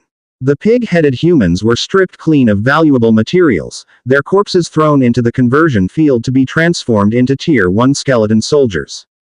Acquired. Orc single-edged knife 27 pieces, wriggling spine 8 pieces. Restore all the goods to their original places, Fang Hao ordered. The skeletons promptly returned the items that the pig-headed men had scattered back to their designated area. Inside the territory, Fang Hao sat on a bench, watching the pig-headed man with an injured leg in front of him. He was left behind as a hostage. Now, he was the only one alive. "All your members have just been killed by me. Have you anything to say?" Fang Hao prodded. It was late in the day, and he was running out of patience for dealing with these pig people. "I know, I heard Parker's shouts.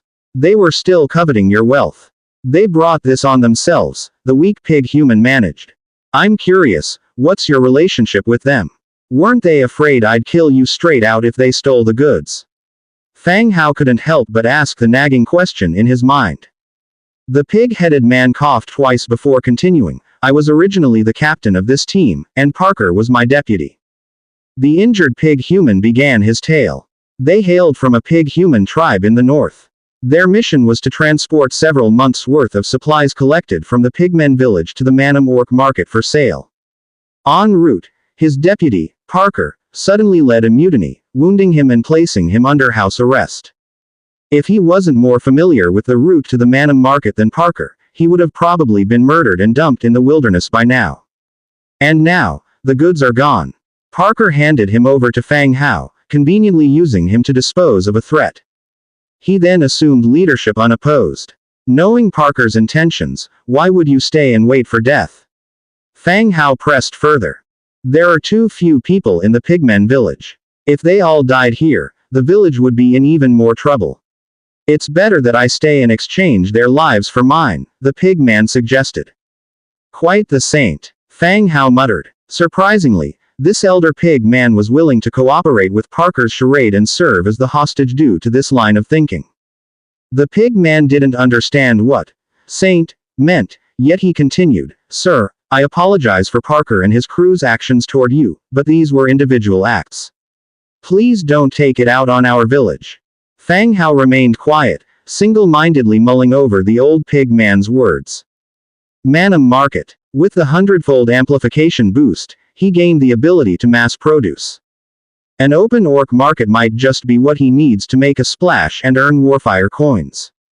You told a good story. I suppose I could spare your village, Fang Hao finally responded. Thank you, sir. Dragging his injured leg, the pig man knelt before Fang Hao and expressed his gratitude. But there's a condition. Stay outside my territory for the night. I'll tell you what to do tomorrow. Don't even think about escaping, or your fate will be far worse than your companions, Fang Hao warned coldly. Yes, sir. Fang Hao left the pig man a blanket and ordered the skeleton soldiers to keep an eye on him. He then returned to his room for rest. The following morning at daybreak, a light fog rose from the woods, shrouding the land. Fang Hao had rested well the previous night. He stepped out of his home and stretched himself. On the wooden board at the door, he marked down his 6th day in this world. Tomorrow would be the 7th day, when the newbie protection period would end. Each time he thought about it, he was overcome with a sense of urgency. He drew in a deep breath to steady himself. And then he started his morning exercise routine. First a few laps around his territory, followed by 5 sets of push-ups and sit-ups. After finishing all his exercises, he was slightly drenched in sweat. He commanded the skeletons to boil water for a bath while he prepared breakfast by the fire. He also remembered to supply food to everyone in his domain. Even though the skeletons were not efficient hunters, they still managed to butcher 5 or 6 beasts daily. This ensured an abundant food supply. Bring in the pig man from outside the territory, Fang Hao casually ordered as he turned the meat on the spit. A skeleton promptly left to fetch him. Authorize non-territory resident Bolton to enter the territory. The protection barrier required the Lord's permission for non-residents to enter the territory. Authorize. Soon enough, the pig man from yesterday, with a spear pointed at his back and a grim expression, was brought in. Walking briskly to Fang Hao's side, he respectfully said, Sir, you asked for me. Sit down. I forgot to ask yesterday, what's your name? Fang Hao indicated for him to sit. My name is Bolton, sir. Bolton nervously sat down, starting to speculate why Fang Hao wanted him. Not killing him, but not letting him go either. What was the meaning of this? Fang Hao put the roasted meat in front of him and asked, as the Manam market only open for the orc tribes to trade. Bolton was slightly stunned, and understood somewhat. He wasn't killed because he was interested in the Manam market. After a moment of thought, he quickly responded, not quite. There were humans and dwarves who used to trade here, but that was a long time ago. Now, it's only between the orc tribes. Fang Hao fell silent, his mind quickly working. When he went back to his room to rest the previous night, he seriously thought about the orc market. Today was the 6th day, and the protection shield would be gone tomorrow. Once their territory lost this protection, it wouldn't be good for them, the transmigrators. So, while the protection shield was still there, he had better go to the Manam market to observe, and see if he could trade some supplies. Therefore, he asked for Bolton first thing this morning to gain more understanding. What about the Undead clan? Fang Hao continued to ask. It would be best to go to the Manam market in human form. Going as an undead might make things more difficult. Bolton hastily answered. Fang Hao nodded, noticing that the other had not touched the meat in front of him. Why? Don't eat meat. No, not the case. Bolton shook his head. Pig-headed humans are omnivores who eat everything. And their digestive system is very good. They are known as iron stomachs. Naturally, they eat meat. Go ahead and eat. Having a full meal can help recovery. I have an ample supply of meat in my territory. Thank you, sir. Bolton carefully looked at Fang Hao and picked up the roasted meat with his hands to eat. Fang Hao continued his inquiries. At the Manam market, what sells well? Slaves, weapons, food crops, they all sell well. Then minerals, furs and such, Bolton explained as he ate. Orcs are not good at forging, nor are they good at farming. So weapons and crops sell very well. Oh, Fang Hao responded and began to eat his meal. The two ate quickly. When Fang Hao was full, Bolton also put down his food, indicating that he was full as well. He put out the fire and cleaned up everything. Fang Hao handed over an iron sword and hardwood shield from a passing soldier to Bolton. Can this equipment be sold for money? There were skeleton soldiers guarding all around, so he wasn't worried about Bolton doing anything with the weapon. Bolton carefully looked at the iron sword and shield. He said, such ordinary equipment wouldn't fetch a high price in the orc market, but it sells fast. If the quantity is large, it could be sold for a good price. Fang Hao nodded and stated his intention. Bolton, I want to go to the Manam market to sell a batch of goods. You will act as my guide. After selling the goods, I will let you go and also pay you a reward. What do you say? Fang Hao had a map to the Manam market, but it would be less troublesome if Bolton accompanied him. After all, Manam was an orc market. Hearing Fang Hao's words, Bolton's face was bitter. Did he have room to choose? They had captured him and interrogated him. It was just a more gentle command. But he still hoped that Fang Hao would keep his promise and not make it too difficult for him. I am willing to be your guide, sir, Bolton said. Good, you wait outside the territory for a while, we'll set off together later, Fang Hao said. Bolton nodded and under the watch of the skeleton soldiers, he exited the territory. Once Bolton walked out, the tall city walls blocked the outside view. No need to worry about Bolton discovering Fang Hao's secret. Fang Hao opened the Book of Lords and began to make iron swords. Iron sword. Wood 3, iron 3, leather 1. Set the quantity to 10 pieces. Start crafting. Hundredfold amplification activated. Acquired 10 iron swords. A massive number of iron swords appeared on the empty ground in front of him. Bring the carts over and bundle and load the iron swords, Fang Hao ordered. In a short while, the 5 carts left behind by the pig-headed humans were brought over. The horses were quite well behaved, and they didn't react excessively despite being surrounded by the undead. The carts were parked aside, and the skeletons loaded the iron swords onto them according to Fang Hao's instructions. Then, he went to the burial grounds, intending to recruit some soldiers. Hundredfold amplification activated, recruited 10,100 skeleton infantry. Hundredfold amplification activated, recruited 20,200 skeleton spearmen. From the previous war with the orcs of the Fireblade tribe, he collected 1,700 spines, which were still stored in the warehouse and not used yet. Now it was enough for him to squander. He continued to forge iron swords, iron spears, hardwood shields, armor, equipping the newly recruited soldiers. Getting everything ready. With over 30,000 soldiers, accompanying the 5 carts, they left their territory. Outside the territory, Bolton saw the tens of thousands of skeleton army emerging from the territory with his eyes wide, finding it hard to believe. He had just had breakfast with Fang Hao, and there wasn't such a large army in the territory at that time. Where did they come from? Bolton, get in the cart. We'll need you to lead the way from here, Fang Hao invited from atop the cart. The crowded skeleton army parted a path. Bolton, feeling apprehensive, climbed onto the cart, settling in at the back. Sir, so many undead might cause panic, Bolton quietly reminded. A small tribe only has a few hundred people. Only a large tribe could rival the population of 10,000. Mobilizing tens of thousands of soldiers to escort the supplies on these carts, only Fang Hao could do something like this. No problem, Fang Hao did not explain further. The cart advanced, heading towards the direction of Manam Market. At the same time, to the east of the territory, Fireblade tribe. The pig-headed human clan leader, who had been wiped out by Fang Hao twice in a row, was now kneeling in the center of the orc hall, shivering uncontrollably. 2 nights ago, Over 2,000 orc warriors were overwhelmed by the undead army. He was familiar with the camp's terrain, hiding in the excrement dump of the camp, narrowly escaping death. Outside the territory, he hesitated for a long time, eventually choosing to come to the Fireblade tribe to bring back the news of Keto's death and ask the Fireblade for revenge. At the same time, he might face the Fireblade's wrath. But he couldn't think of so much at this point. For revenge, he could only rely on the power of the Fireblade tribe. "You say Keto is dead?" A deep voice suddenly sounded. In the seat ahead, a burly orc was sitting. His upper body was naked, revealing a dark red tattoo, along with numerous scars. His beard was whitening, a pair of eyes filled with murderous intent, was staring dead at the pig-headed human clan leader. This was the clan leader of the Fireblade tribe, Kent.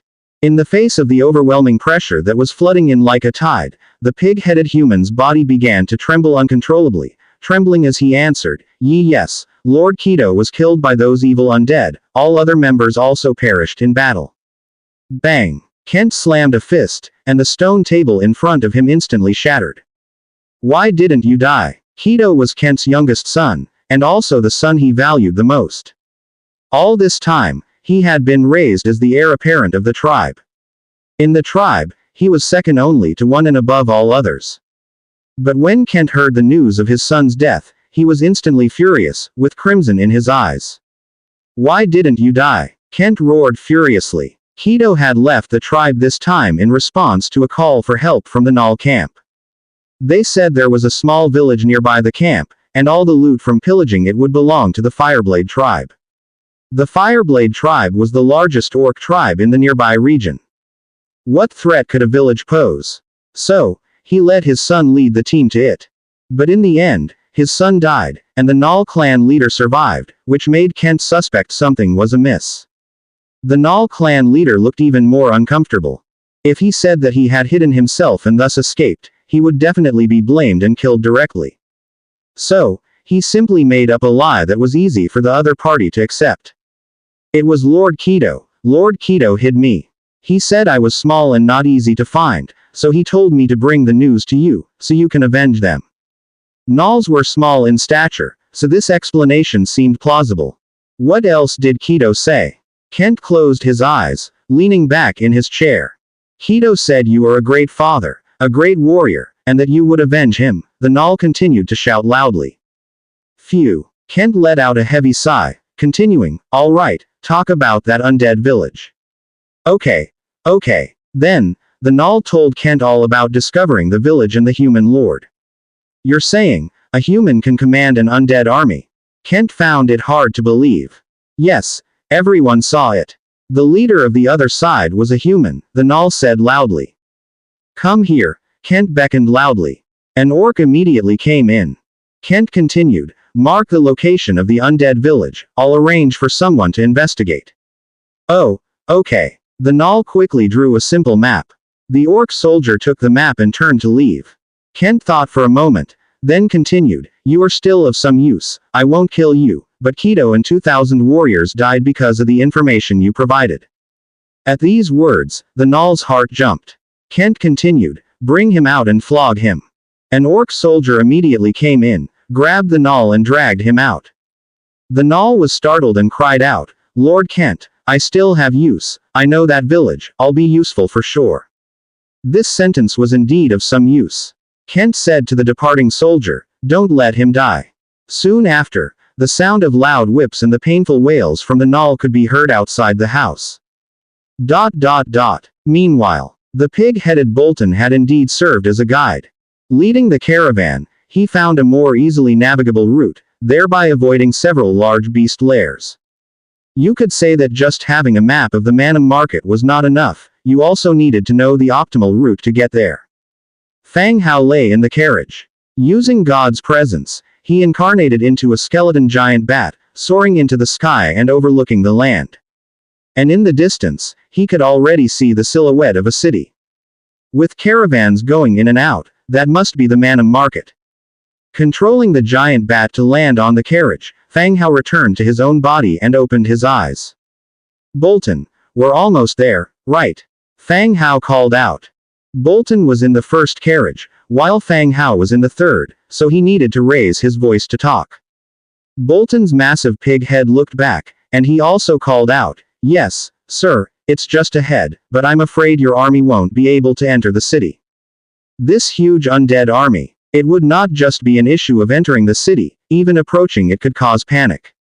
If the other party was alarmed and a fight broke out, it would be difficult to retreat peacefully. You said Manam doesn't allow fights and looting, does this apply to humans too?" Fang Hao asked. "It applies to everyone, but it has been many years since a human caravan appeared in Manam Market, so you might attract some attention," Bolton said. Fang Hao nodded. "Let the army camp nearby when the time comes, you take me in." "All right." Bolton nodded. Fang Hao had also considered this before. Fighting was not allowed inside the Manam Market, and every orc obeyed this rule. Moreover, Fang Hao had ways to protect himself. He had a teleportation scroll in his hand, which he could use to escape in case of danger. When they were still a distance away from the Manam Market, the caravan stopped. The skeletons began to set up camp, and build a simple defensive position. The 5 carriages were already hitched together. Bolton and Fang Hao, driving the carriage, continued to head to the Manam Market. 20 minutes later, the two arrived at Manam City. The unspectacular gray wall was clad in weeds that sprouted from the mortar between the bricks. 2 Tauren guards stood at the gate, checking the incoming and outgoing vehicles. This place is governed by the Tauren tribe, led by the 5th-tier hero, Telok. That's why no one dares to cause trouble here, Bolton explained softly. There was an absolute difference between heroes and ordinary soldiers. Heroes were more powerful and had more talents and abilities. They were often the leaders, or the backbone of a force. By bringing this up, Bolton was not only introducing Telok to Fang Hao but also indirectly reminding him not to get into conflicts here. Picking a fight with a 5th-tier hero was not a wise thing to do. Fang Hao nodded, showing that he understood. When the caravan arrived at the city gate, the muscular bare-chested Tauren guards, wielding their battle axes, strode over. "Bolton, here to sell goods, huh?" One of the guards called out. Bolton flashed a smile and pointed at Fang Hao. "I'm guiding a friend this time, he's brought goods and sincerity." The 2 Tauren guards' attention fell on Fang Hao. When they saw that he was a young human, the vast Tauren eyes were filled with surprise. "A human? It has been a while since a human came to Manam," one of the guards said quietly. "Yes, otherwise, he wouldn't need me as a guide," Bolton chuckled beside him. The Tauren guards gave a cursory check of the goods and didn't say much more. He threw over a wooden plate and said, "Teach him the rules, don't cause trouble in the city." "Yes." Bolton hastily agreed. Upon entering the city, the caravan went straight to the market. The sudden appearance of a human in the city attracted a lot of orcs' attention. Many followed closely behind the caravan, intending to see what goods this human would sell. By the time they reached the market and exchanged the wooden plate for a stall, there was already a crowd of orcs gathered behind the carriage. Lifting the oilcloth over the carriages revealed rows of iron swords. "Come look. Weapons from the human clan. You can buy them with money or trade them with blueprints or special materials, come take a look." Bolton began loudly hawking his wares. Bolton shouted out loud. This immediately caught the attention of the surrounding orcs. They all gazed curiously. "Bolton, when did your tribe start getting cozy with humans?" An orc in the crowd shouted out. Bolton didn't take offense but replied, "Helping a friend sell some goods, all top-notch weapons, come take a look if interested." Orcs are experts in warfare and looting. Most of the time, they are either engaging in battle or looking for fights. The demand for weapons and equipment has always been high.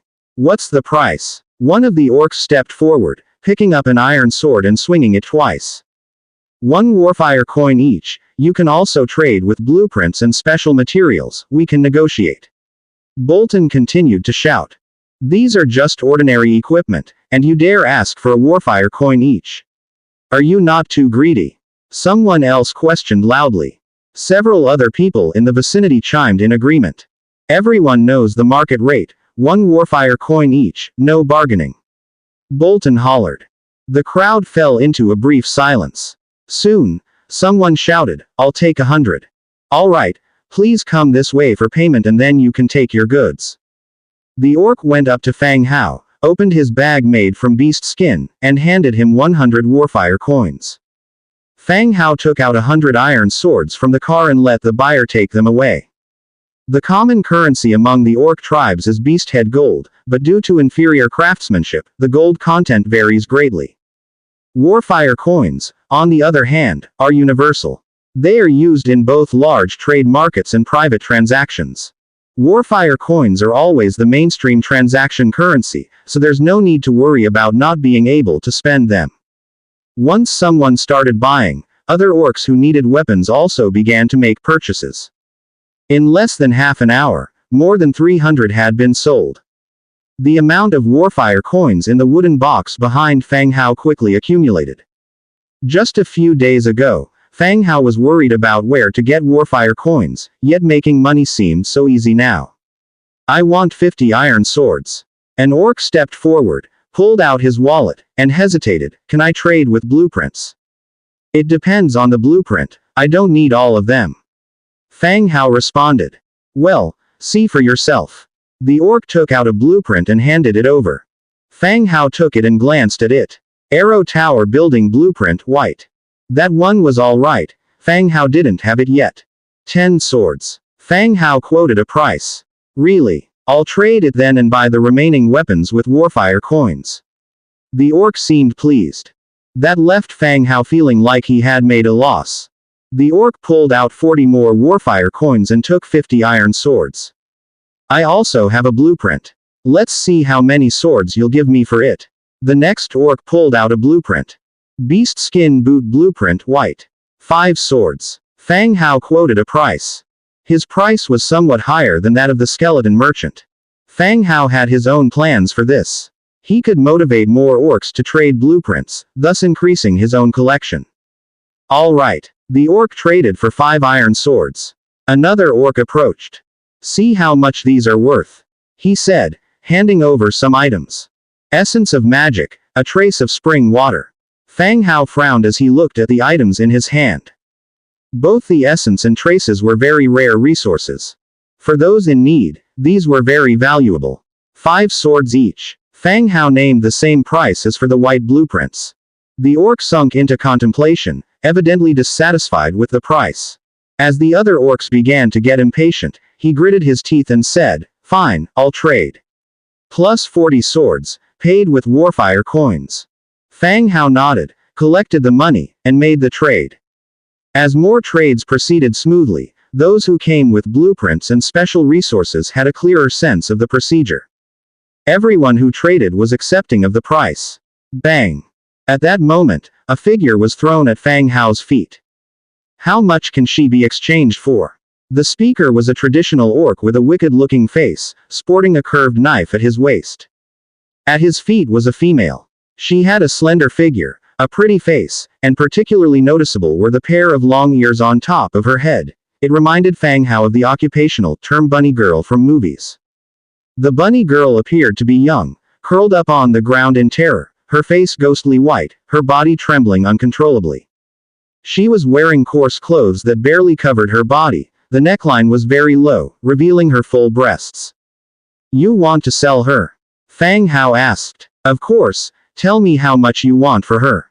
It will save me taking her to your human city. The orc said loudly.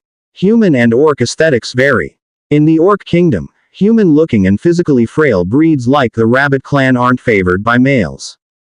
They are almost considered alien. However, these bunny girls are very popular in human camps. They can bring a good price if sold to a wealthy nobleman, or someone eager to taste an orcish flavor. Therefore, women of the rabbit clan become slaves and are taken to humans for sale. How many are you hoping for? Fang Hao asked back. With his 100-fold amplification, any trade would be beneficial to him. However, he was unsure how to appraise a person's worth and lacked any reference case. 100 swords, and this woman is yours. Have fun with her once you get back. The orc said lasciviously. That's too much. 50 swords. An orc slave isn't worth 100 warfire coins. Fang Hao shook his head slightly.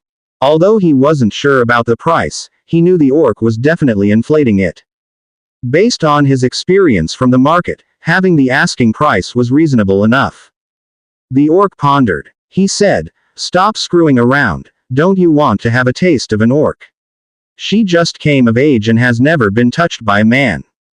50. No more. 90. 50. Stop joking around, it would be better to sell her to a human city. My final price is 60. The orc finally gave his lowest price. All right. Fang Hao nodded in agreement. Haha. Okay, she's yours now. The orc laughed loudly. He pushed the bunny girl towards Fang Hao, along with a slave identification card for the bunny girl. The bunny girl stumbled until she was standing next to Fang Hao, her head lowered, her face pale as a ghost. Her eyes were filled with tears as she bit her lips to prevent herself from crying. The bunny girl's appearance might not satisfy orc aesthetics, but she fulfilled all of a man's fantasies about women. Cute face, full bust, perky backside, standing at about 1.7 meters, a pair of straight, killer legs that really turned heads. The pair of rabbit ears on her head and the white bunny tail on her rear end were enough to kill. All right, stop crying. What's your name and can you count? Fang Hao tried to sound as gentle as possible. Master, my name is Aira, and yes, I can count. Aira replied in a small voice, still sobbing softly. Aira, your job is to bundle up the weapons for the customers. Yes, master. As she wiped away her tears, she responded. Fang Hao collected the money. On the side, Aira, the rabbit girl, bundled up the iron swords purchased by the customers with hemp rope for easy carrying. For a while, the three formed a certain understanding. The number of iron swords on the cart decreased rapidly. 3 hours later, the iron swords on the cart were finally sold out, replaced by boxes of Warfire coins and supplies. Fang Hao took stock of his earnings. Warfire coins. 742, blueprint of Arrow Tower, blueprint of Harvest Statue, blueprint for Beast Skin Boots, blueprint for Long Bow, blueprint for Iron Arrow. Natural gems. 12, Essence of Magic. 3, Trace of the Spring. 4, Trace of the Earth. 2, Trace of Hunting. 1. Looking at the list of earnings, Fang Hao nodded in satisfaction. Indeed, only by leaving the mountains can one find the path to wealth. These white-quality iron swords, while not of high value individually, became exceedingly profitable in large quantities. With all the goods sold out, Fang Hao saw no reason to linger. After all, this is orc territory. Safety is always a concern. Bolton, what do you plan to do? Stay here, or come back with me? Fang Hao asked Bolton, who was standing by his side. He then took out 50 Warfire coins, put them in a leather purse, and threw it to Bolton. Bolton had played a significant role in making this a smooth sale. As agreed, upon reaching this place, Bolton was free to leave. Thank you, sir. With this money, I plan to buy some supplies and return to my tribe. Bolton said with delight as he caught the money bag. This money compensated for the lost goods. Good. Be careful on your way back. Fang Hao didn't insist on him staying. Bolton looked a little embarrassed. To him, a human who can control an army of the undead was more dangerous than anything else. He wished he could quickly please his master and then be allowed to leave. Yes, sir. I will be careful, Bolton said softly. Fang Hao nodded, driving the carriage, ready to leave with Aira. He planned to meet up with his undead army and return to his territory as soon as possible. Just as he was about to leave, an approaching squad of Tauren stopped his carriage in the middle of the road. This human guest, the chieftain wishes to see you. He awaits you in the chieftain's hall, said one of the Tauren. Fang Hao furrowed his brows, beginning to ponder their intentions. From their attitude, it didn't seem like they wanted to rob him of his money. But he didn't seem to have any contact with the Tauren chieftain. My goods. Fang Hao looked hesitant as he glanced over his shoulder to the goods on his cart. The wooden crates on the cart held over 700 Warfire coins and precious materials. Rest assured, we shall look after them. There will be no problems, continued the Tauren guard. Since they said this, Fang Hao didn't really have any good reason to refuse, and he was rather curious about these heroes. Fine, lead the way. Fang Hao said. The Tauren led the way into the innermost part of the city. The place truly looked like a city, with taverns, smithies, and busy orcs, each preoccupied with their tasks. He led Fang Hao further to a building brimming with tribal aura. Chieftain, the guest has arrived, reported the guard standing by the door. Let him in then. A deep voice rang out from inside the room. The Tauren guards cleared the path, allowing Fang Hao to stride in. The chief's hall was very spacious. At the head of the hall sat a gigantic Tauren. Standing nearly 2.5 meters tall, his bronze skin gave off a faint metallic sheen. His chest muscles, block-like in shape, exuded immense power.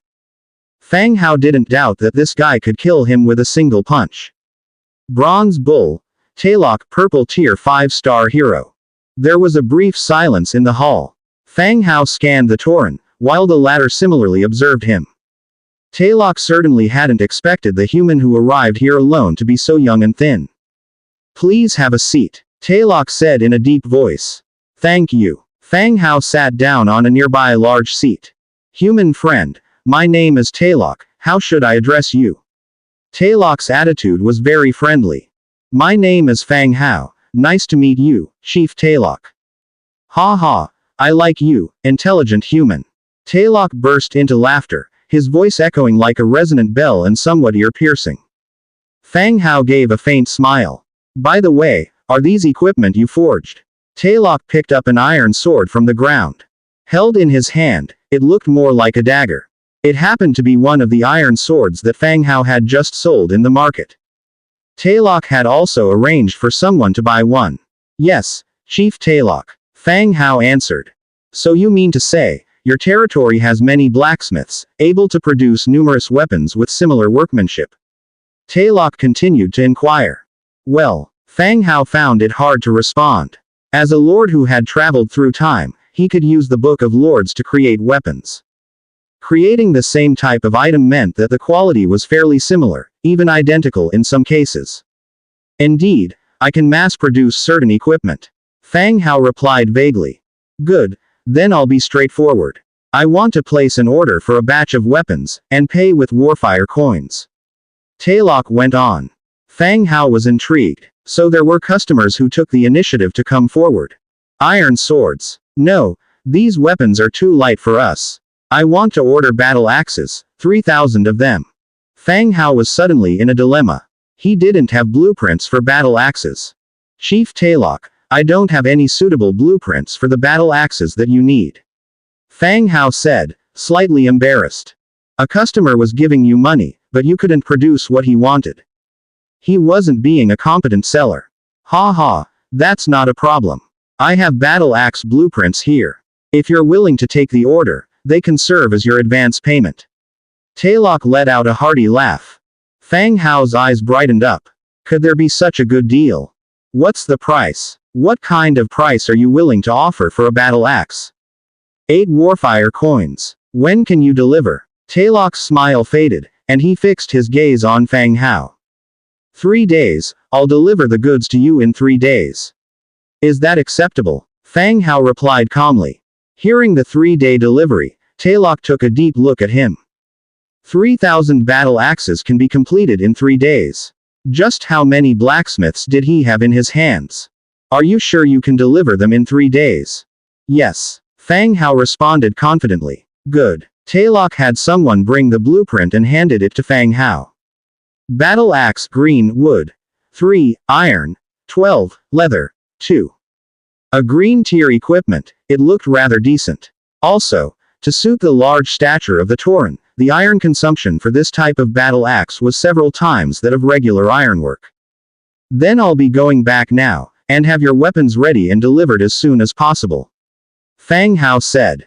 Good. Don't forget about the schedule. Fang Hao exited the chief's hall. Aira was still sitting on the cart, waiting for him. Master. Aira whispered. Nobody has stolen our money, right? Fang Hao climbed onto the cart and casually inquired. No. Good. Let's go then. Driving the cart, they set off for the city's outskirts. Fang Hao and Aira, riding a horse cart, left Manam Market. to avoid causing panic and unnecessary troubles among the orcs. The camping spot of the skeleton army was a 20-minute journey from Manum Market. Now, they were on their way to the camping site to rendezvous with the skeleton army. On the road, Era kept her head low, appearing cautious and careful the entire time.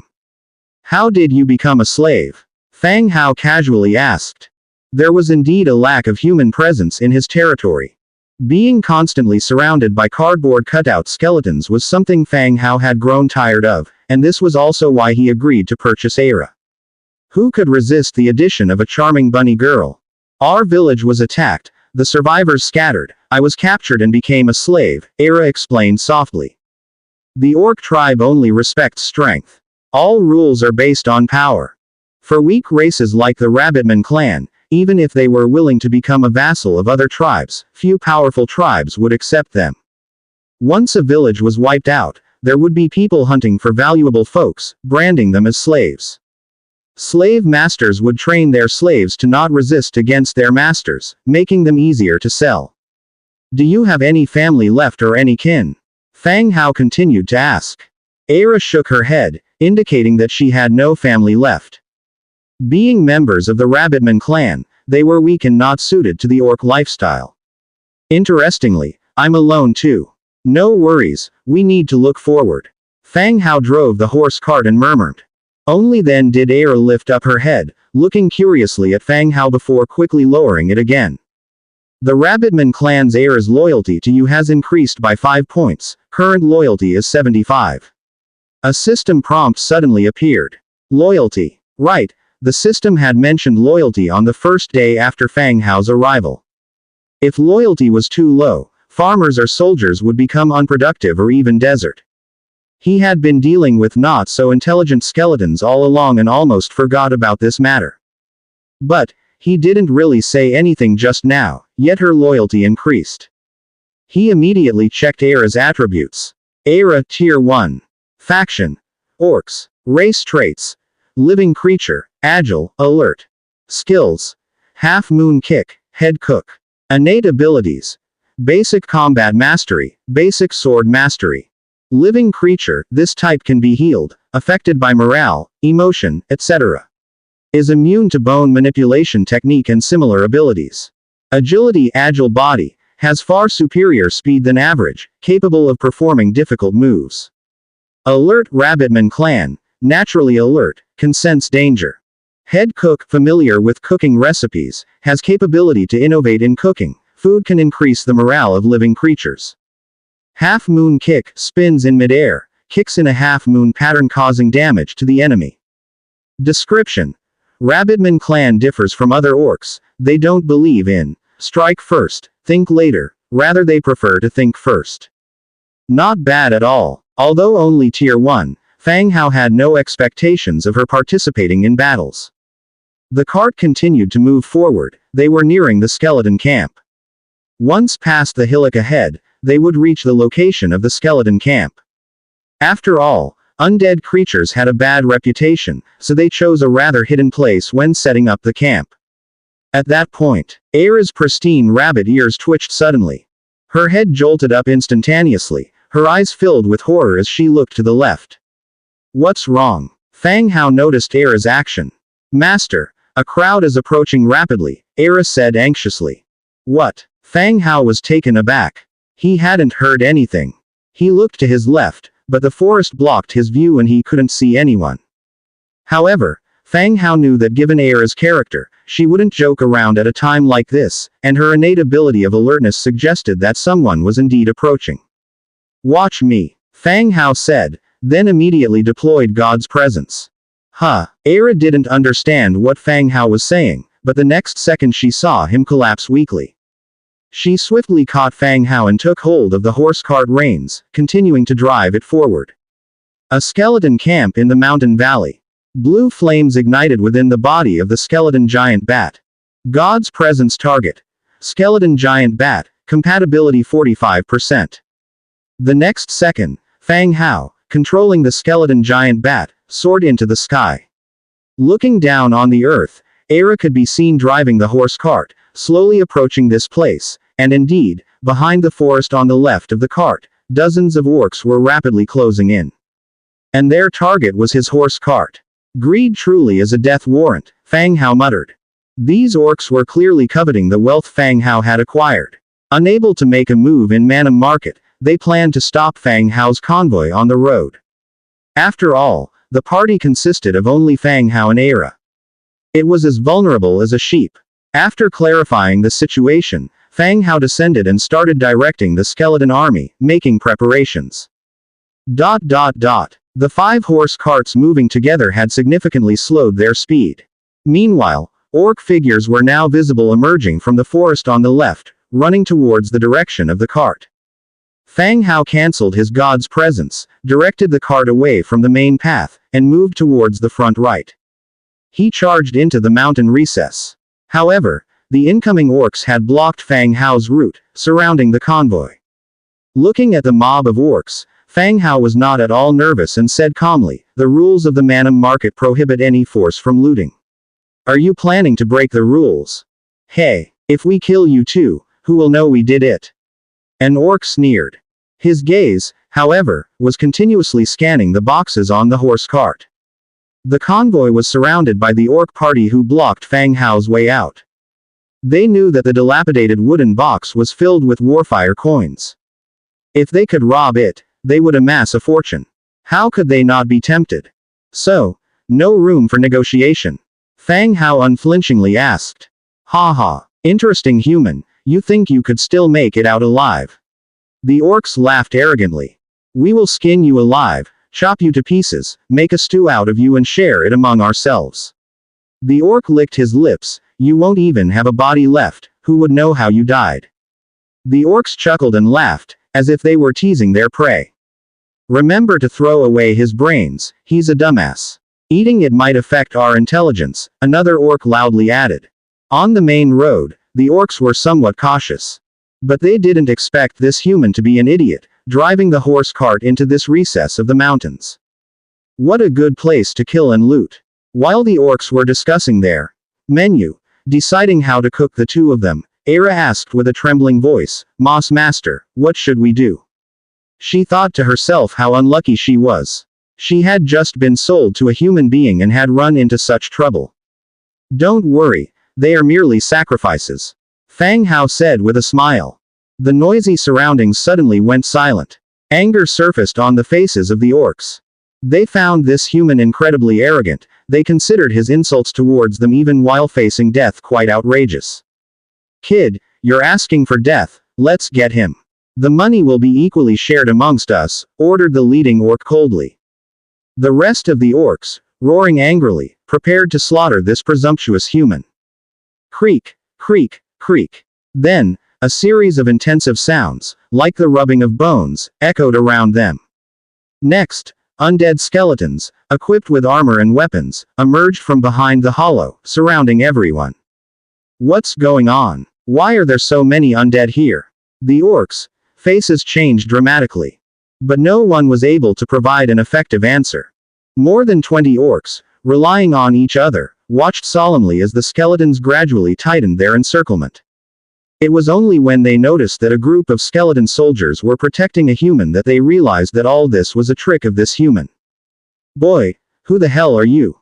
the orc shouted. Fang Hao gave a faint smile and said, "It doesn't matter. Have you guys figured out how to eat me? My brain might taste good, and it might not make you dumber if you eat it." The undead soldiers continued to close in on them. The orcs, however, were not in the mood to discuss whether they should eat brains. "Kill, let's break out together," the orc shouted. The rest of the orcs nodded in agreement. Of course, Fang Hao also had no wish to delay any longer and simply commanded, "Kill them all." Whoosh. The moment the command was issued, the skeletons launched an attack, flooding the orc forces instantly. After less than 5 minutes of battle, the world returned to calm. "Collect the loot, bury the bodies," Fang Hao ordered indifferently. This sort of thing happened too often. To him, these 20-something individuals were merely a one-sided slaughter. Soon, the bodies were buried, and the spoils transferred onto the cart. Rewards: 8 wriggling spines, 22 orc weapons, 15 orc armor, 43 warfire coins. Well, it counts as a small harvest. The orc weapons and orc armor weren't of much use to Fang Hao.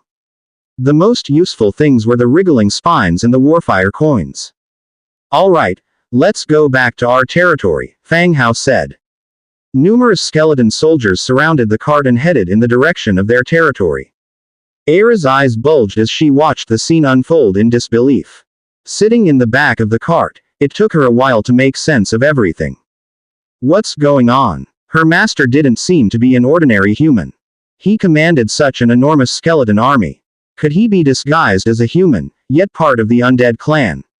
Would she be turned into one of these skeletons if she followed him back? Thinking of this, Aira's body involuntarily trembled again. Loyalty of Rabbitman clan's Aira towards you has decreased by 5 points, currently at 70. The task of driving the carriage had been handed over to the skeletons. Fang Hao was lying in the cart resting when he suddenly got notified that Aira's loyalty had decreased, which caused him to feel slightly taken aback. When they were surrounded by orcs just now, Aira's loyalty did not change, and she seemed to be ready to share the danger and adversity with him. Now that the danger was over, why did her loyalty decrease? What's wrong? Are you hungry? I have some dried meat here, you can eat some first, Fang Hao said, tossing the bag of dried meat over to her. Aira held it in her arms, her large eyes shifting a little. Right, do you eat meat? Fang Hao suddenly remembered, do rabbits eat meat? Thank you, master. I eat anything, and very little of it, Aira answered in a crisp voice, opening the bag and putting a small piece of dried meat in her mouth to chew. Rabbitmen weren't rabbits. Their eating habits weren't much different from that of humans.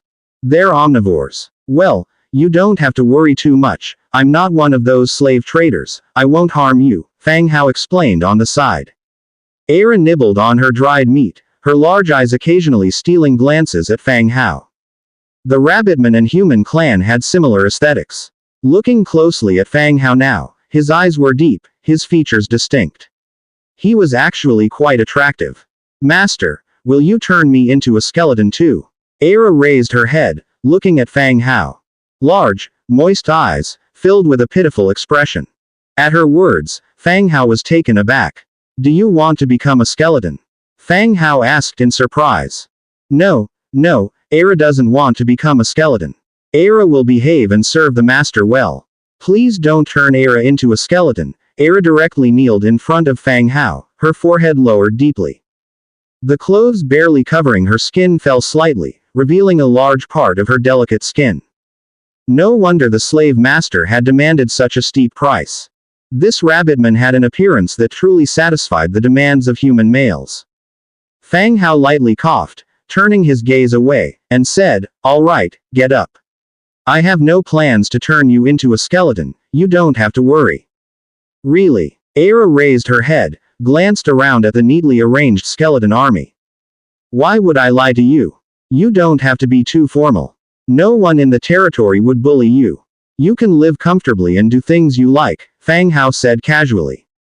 Thank you, master. I will definitely take good care of the master. Aira's furrowed brows finally relaxed, revealing a smile. Fang Hao's face warmed slightly. Being addressed as master by a bunny girl was somewhat embarrassing. Rabbitman Aira's loyalty towards you has increased by 10 points, currently at 80. Alright, rest for a bit. If you are hungry, eat some jerky. It will be better once we reach the territory. Having said that, Fang Hao laid down on the cart, opening the Book of Lords to pass the time. As he opened the local channel, he saw a message. Fuck, can the Book of Lords take pictures? There is a huge army of skeletons passing by not far from my territory, easily tens of thousands. Respect to the soldiers, I'd advise you to show some respect. I knelt and watched them leave, how else should I show respect? I'm Zhang Qilin, 500 lumber, I offer you a drop of Kylan blood. I'm disciple of Uncle 9, 400 resources, I offer you fortune telling. I'm Diga. Watching the frenzied scrolling of messages, Fang Hao looked around. Indeed, in the rear, he saw a territory protected by a shield. The territory had no walls, but was simply surrounded by wood. Figures could be seen looking his direction, but the faces were unclear. Having seen this, Fang Hao paid it no more attention. As dusk approached, the massive convoy finally returned to the territory. Only when the carriage entered the territory did Era realize the terrifying number of skeletons present within Fang Hao's domain. Patrolling squads, those farming, those transporting resources.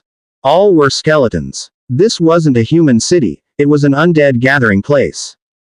Move all these into the hall, be careful not to break them. Fang Hao pointed to the crates holding warfire coins. The crates weren't large, and it was safest to keep them in the Lord's wooden house. The remaining resources were sent to the warehouse for storage. Era. Master, your orders. Era immediately approached, replying respectfully. There's meat in the warehouse, prepare dinner. It's just for the two of us, they don't need to eat, Fang Hao said. Yes, understood master, Era replied immediately, busying herself with the task. She began to light the fire, preparing dinner. And Fang Hao, after drinking a sip of water, began to continue building with the resources he obtained today. Level 1 Arrow Tower. Lumber 500, stone 350, thatch 280, hemp rope 200. Description. The Arrow Tower is one of the important parts of defending a base. It can be placed within the castle for early detection of enemy movement and also conduct ranged firepower attacks against enemies within its range. Arrow towers should be set up on the city walls. After looking around at his territory, he finally chose the four corners of the city walls as the positions to place the arrow towers. The Lord's cottage had just reached level 3, and the area of the city was about the scale of a larger village. It was not like a giant city where one side of the city wall extended for hundreds of meters. Building 4 arrow towers was enough for now, the number could be increased after the city wall is upgraded and expanded. After choosing the location, he directly chose to build. Corner of the city walls. One after another, their radiance lit up. 4 arrow towers were successfully built. About 5 meters tall, it has a stone base and a wooden platform at the top. Archers could be stationed there for guard duty and long-range attacks. Level 1 Arrow Tower. Placement. 0/3. Materials needed for upgrading. Wood 750, stone 600, straw 150, hemp ropes 330. He then upgraded all 4 level 1 arrow towers to level 3. Level 3 Arrow Tower. Placement. 0/4. Materials needed for upgrading. Wood 1500, stone 1300, hemp ropes 800, bricks 400. Description. The arrow tower is one of the important parts of a base's defense. They can be placed within the castle to observe the enemy's actions earlier and also provide firepower attacks against enemies within the range. The level 3 arrow tower's height was close to 7 meters, standing towering high. Ideally, you can place 4 archers on each tower to scout the enemy outside the territory and attack. But Fang Hao had no archers, so he had to assign skeleton soldiers temporarily as crossbowmen. You guys, go to the warehouse and switch your weapons to crossbows. Fang Hao selected 16 skeleton soldiers and asked them to change their weapons. The skeleton soldiers patrolling mechanically stopped their steps. They turned and headed towards the warehouse.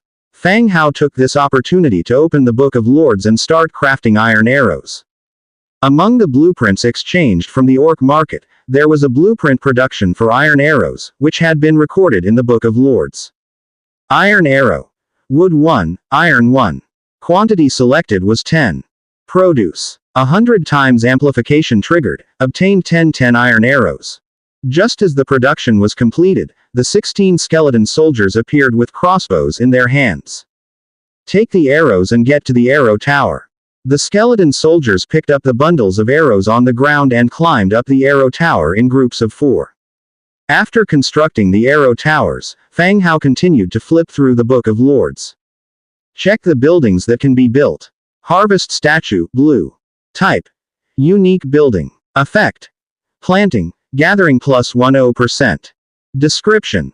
The goddess blessed this piece of land, abundant leaves and fruits, and a rich yield of grains. Construction requires wood 320, stone 1200, natural gem 5, essence of magic 2, trace of the earth 3, trace of the forest 3. Oh my God! Seeing the blueprint attribute, Fang Hao exclaimed. He had not noticed before, it seemed he had found a treasure. The harvest statue incredibly enhanced the planting and gathering in the territory. This effect was as good as a top-notch equipment, suppressing the joy in his heart. After making a round within his territory, Fang Hao decided to place the statue in the center of the territory. Fortunately, there were enough materials, so he straightaway chose to build. A blue light ascended, slowly unveiling the outline of the statue. This construction took a full 5 minutes. When the light dissipated, there stood a delicately sculpted goddess statue right before his eyes. The pedestal was about 3 meters high, on top of which was the image of a beautiful mother goddess wearing a crown with a serious expression, stretching her arms forward as if bestowing the earth. Then, a faint light brightened, spreading and stretching across the entire territory. The statue's self-effect also came into effect at this moment. Considering the current situation, the development of the territory was quite good. There were enough people and defensive structures like city walls and arrow towers had also been built. Even without the protection of the newbie protective shield, there was certain self-protection ability. When encountered with forces like the Null camp, or about 10,000, whose ranks were not much different, Fang Hao also had enough self-protection ability. For the undead, war is a sufficient source of nourishment. Unless in a battle, Fang Hao is completely killed. Otherwise, with the wriggling spine, combined with the ability of a hundredfold amplification, it would be like a snowball. The more people, the stronger, the stronger. Growing fast and large in wars. Master, dinner is ready, you can eat now. As Fang Hao was daydreaming, Era had already prepared dinner. Fang Hao walked over and could already smell the aroma permeating the air. On the table, there was vegetable soup and meat steak. Not only was the aroma pronounced, but everything also looked quite good. Seeing it just made you want to eat more. He sat on the bench, took a bite of the meat, and nodded in satisfaction. The cooking was just right and very delicious.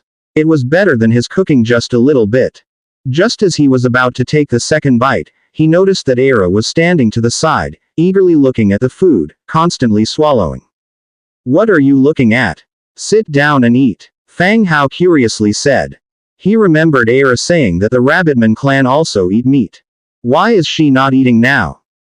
Era is not hungry. I will eat after the master finishes, said Era softly. The treatment of slaves was not as good as Fang Hao's. There were not a few who starved to death alive, let alone eating meat. It was a difficult thing to even fill the belly. And also, slaves were not allowed to dine with their masters. Regardless, Era kept saying she wasn't hungry, her eyes were fixed on the food in the pot, and she kept swallowing. All right, there are no such rules here, sit down and eat together. Only if you have eaten enough, you can do well at work. Fang Hao said. Era still hesitated, she took a step forward, but then retracted it. Come on, sit down and eat. Fang Hao continued to urge. Only then did Era sit down carefully, she was as obedient as a wrong child. She scooped up a bowl of vegetable soup, and stole a few glances at Fang Hao, then put it in her mouth and began to eat. Seeing Era quietly eating, Fang Hao opened the Book of Lords and checked today's chat channel. As soon as he opened it, chat records constantly emerged. It's over, something really happened to Lord Fang Hao, no food has been put up this afternoon, and none in the evening either. Yeah, I constructed a barracks, and was waiting to exchange food with Lord Fang Hao to recruit soldiers. I hope nothing has actually happened. Why do people keep saying Fang Hao is in trouble? I have been crossing for 6 days, I hear it every day, can't you wish him some luck?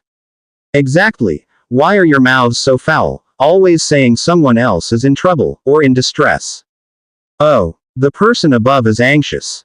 Why are you in a hurry when someone mentions Fang Hao? Is he Fang Hao's good son?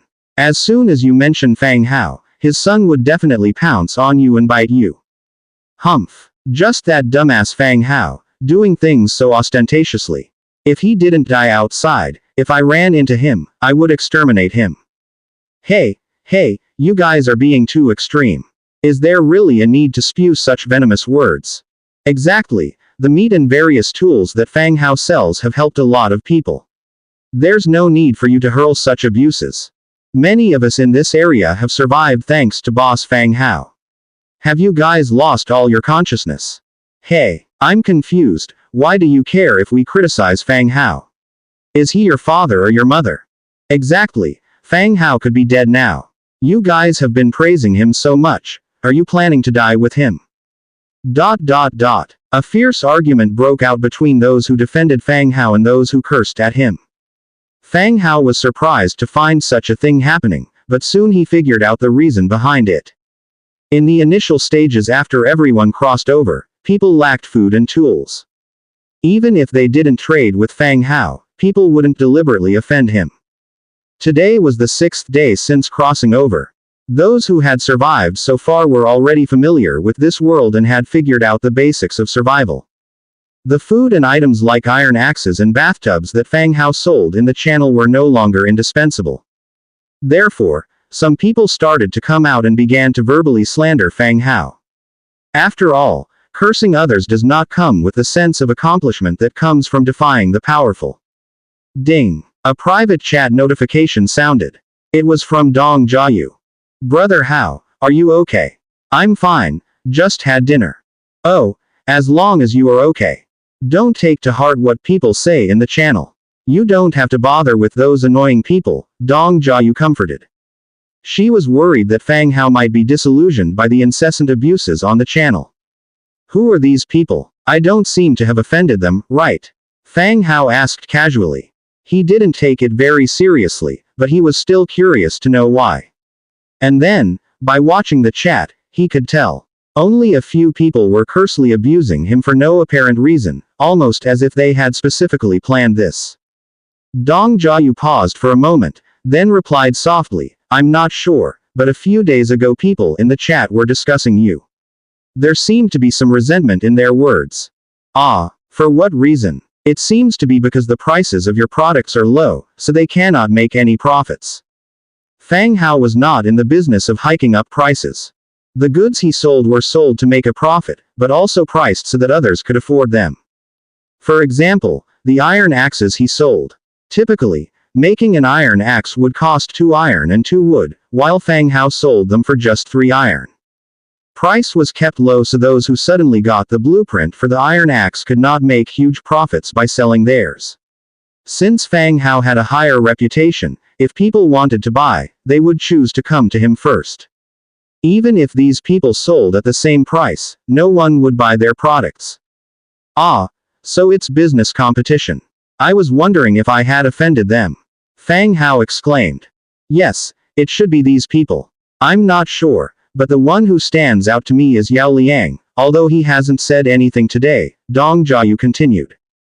Yao Liang. Seeing this name, Fang Hao instantly remembered who this person was. He had previously obtained the blueprint for the iron axe and was busted by Fang Hao for trying to use his advertising in the channel. At the time, Yao Liang had angrily sent a private message cursing Fang Hao and wishing him ill. Considering this, it's plausible Yao Liang would organize people to verbally attack him. Okay, I get it now, thank you. I should be the one thanking you. I haven't repaid you for the weapon you lent me. The two ended their conversation. Notifications for private chats kept ringing. Many people were confirming if Fang Hao was safe and asking about the dispute in the channel. Fang Hao thought for a moment, then opened the world channel and gave a response. I'm fine, thank you for your concern. I've seen what's happening in the channel. Please don't waste your messages on these people. I've added a few people to my refused trades list and won't conduct any transactions with them in the future. Thank you all. At the same time, he put up for sale 1,000 units of meat for people to purchase. Fang Hao's announcement and the food he has put up for sale provoked another uproar in the channel. See, Fang Hao is fine.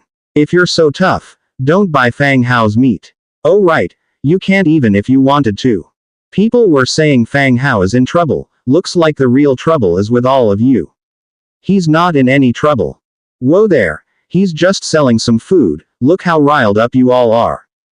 You bunch of sycophants. The moment Fang Hao passes gas, you all celebrate like you've won the lottery. You must be used to being sons. Fang Hao made a statement. Instead of calming people down, the channel grew even more chaotic. At this stage, food was no longer an absolute necessity. People could build barracks, recruit soldiers, and go hunting. Perhaps they didn't have enough to sell, but they had enough to feed themselves and the villagers. So, even if Fang Hao blacklisted these people, they weren't afraid and continued to mock him. When the channel started arguing again, the long-awaited system prompt rang in everyone's ears. Congratulations on surviving. The newbie protection period lasts for another 10 hours. When the protection period ends, all surviving Lord territories will enter a beast-frenzied state, prompting attacks from surrounding warcrafts. Frenzy of Beast.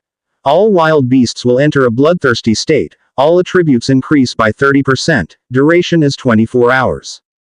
Best of luck. As soon as the system finished speaking, another sound echoed in Fang Hao's ears. Novice task changed. Due to the special nature of your territory, your novice task has been changed to subjugation of Fireblade tribe. The original task has been cancelled. Task description. You killed the son of Chieftain Kent of Fireblade tribe. The tribe will retaliate with 30,000 warriors against your territory. Best of luck. The change in task made Fang Hao frown deeply. Others were under attack by beasts, but he was facing an attack from orcs. Not to mention 30,000 of them. The number is significant indeed. Of course, when he wiped out that orc team, he had anticipated that their tribe would seek revenge. But he did not expect it to collide with the novice task, thereby causing a change in mission.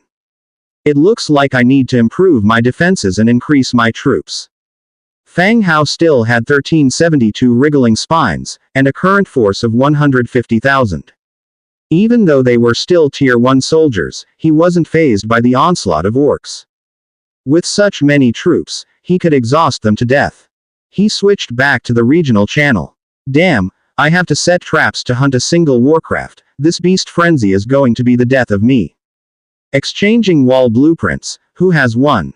Offering a higher price, hurry up. I don't need walls, who has wooden fence blueprints? I'll exchange it with iron. Confronted with the frenzy of beasts, everyone's first thought was to fortify their lands before launching an attack. Walls are the most effective, but even with the blueprints, the vast resources required are more than most people can afford. Some people opted for a lesser alternative and decided to build wooden fences instead. Trading resources for equipment, exchanging for weapons now. Yeah, who has iron weapons? I'm still using a bone spear. I remember a few days ago, someone exchanged a blueprint for an iron spear from a beast he caught in the river. Anyone remember who he swapped with? Oh right, I think that happened. I remember, he used a hardwood shield blueprint to exchange weapons from Fang Hao. Should be an iron spear. Damn, so that means Fang Hao has got iron spears and hardwood shields. The territory has a protective shield, and the conscripted militia can hunt to get food. It gives people the illusion that they've adapted to this world. They assume that as long as there is enough food to satisfy the farmers and the militia, they can steadily develop. But all these are mere human assumptions. The emergence of a mandatory task and the beast horde attack that will occur in 10 hours have harshly brought everyone back to reality. This time, with the protective shield gone, the attacking beast horde will benefit from the beast's blood boiling, a 30% increase in all attributes. Once again, people realize the danger of life and death they will face. The most effective way to improve their combat power is to change their weapons and equipment. A brave warrior, wielding only a stone axe, can hardly show his true strength. Once they remembered that Fang Hao had once sold iron spears. All the conversations are once again redirected to Fang Hao. As Brother Fang Hao here. I want to order some equipment. Big brother, it's urgent. Please sell some weapons. The heated argument just now instantly quelled. Everyone is calling out to Brother Fang Hao, asking him to sell some equipment. The threat of death hangs over everyone's head. Fang Hao watches the channel, saying nothing. This mandatory task provides a good opportunity for Fang Hao to sell the equipment in his warehouse. There are mainly two types of equipment backlogged in the warehouse. Some of them are made using his own blueprints and were replaced in the process of equipment upgrade, while others are spoils from several battles. There are weapons from the orcs, as well as weapons that fell when zombies in the castle were killed. These equipments generally have low durability and are old. After a quick sorting out, weapons were promptly put up for sale. Assorted weapons 1142 pieces, wooden shields 4212 pieces, each piece required. Wood 300, stone 150, iron 5, special resources 2. Any kind. Assorted weapons include a variety of spoils, such as broken single-edged swords, broken spears, and orc weapons. The wooden shields are from one of Fang Hao's earliest blueprints. Long ago it was considered obsolete and has been piled in the warehouse. These weapons still have lethality, but their durability is not high and the degree of damage varies. Then, Fang Hao gave skeleton soldiers new weapons to replace the damaged ones. He also puts those replaced weapons up for sale on the channel. The mandatory task tomorrow is like a sword hanging over everyone's head. Even those who are greedy will choose to spend all their savings to replace a batch of equipment for survival in the imminent battle. After all, only surviving now can talk about the future. If you die, having lots of resources will be useless. So, Fang Hao has the right to set the price for weapons. Not to mention that his prices are reasonable. Even if he doubles or triples the price, these people have to grit their teeth and buy them. This is to increase their chances of survival. Big Brother is awesome. These weapons can save many people. Why are there so many more wooden shields than iron spears? Stop talking nonsense. There's a lot of wood in storage. Of course, there will be more made. How much iron ore can there be? You're right. Brother Fang Hao, did you mistake me for someone else? I didn't say anything bad about you. I've been banned from trading. I am innocent, more wrong than Dou-yi. Stop acting. You were the worst with the snide remarks, now you're playing the victim. Dou-yi. Very unlucky. Brother Fang Hao, I was wrong, I was just messing around.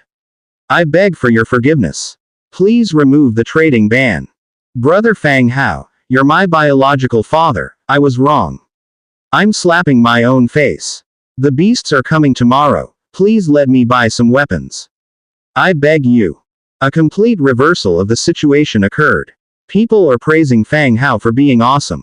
Those people who insulted him are now apologizing and regretting their actions. They appear sincerely willing to change and start over. Of course, Fang Hao has no intention of lifting the ban. Especially since he knows some of them have formed an organization. The sooner these people expose themselves, the better. This way, Fang Hao can identify who is against him. At the same time, he has received a number of private messages. Big Brother, could you check out this blueprint? How many weapons can it exchange for? Wooden cup production blueprint white. Wooden cup white 1 wood, 1 hemp rope. Description. A simple water container made. This seems to be of not much use, said Fang Hao. The cup Fang Hao uses for drinking is also made of wood. It was made by carving a groove into a block of wood and was used for drinking water. So, this wooden cup blueprint really does not have much use, even its existence is trivial. Big Brother, let's exchange it for another one, just consider it as a blueprint reserve, the other party quickly said. He was worried that Fang Hao would refuse. What do you want? Iron spears. Fang Hao didn't worry about it. As long as it was about the same and the other party's demands were not high, we can make a deal. Alright, put it up for sale. I'll give you one. Soon, the two completed the deal, and Fang Hao got the wooden cup blueprint. After that, Fang Hao got many more blueprints and some rare materials. Woven wooden window production blueprint, white beast skin pants production blueprint, white bell production blueprint, green. Trading blueprints is actually quite difficult. After getting a blueprint, most people would directly record it with the Book of Lords. Once recorded, the blueprint disappeared and could no longer be traded. The blueprints that stayed behind were either kept for later sale or duplicates of what they already had. So, blueprints have the least traded volume.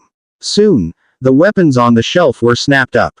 Fang Hao also gained a huge amount of materials and a lot of special resources. In addition to the natural gems and traces of the earth that he had seen before, there were also some materials such as copper ore and saltpeter for the first time. Dot dot dot dot. After everything ended, there's a brief calm in the channel. The battle due tomorrow forced everyone to strengthen their territory. Fang Hao and Era are finishing dinner. Era is cleaning up the dinner table. Fang Hao opens the Book of Lords, flips to the production tab, and chooses to make a wooden cup. Wooden cup, white, 1 wood, 1 hemp rope. Make 1. 100 times increase triggered, received wooden cup 101 pieces. Bang, bang, bang. Piles of wooden cups suddenly appear out of thin air on the table in front of Fang Hao. It gave Era a start. She quickly reached out to catch a few cups that were about to fall. At the same time, she widened her eyes in surprise at the sudden appearance of the cups. Don't mention my abilities to outsiders, Fang Hao answered. Yes, sir. I absolutely won't tell anyone. Era promised loudly. There are only 2 of them in the territory. There's no place to tell anyone else.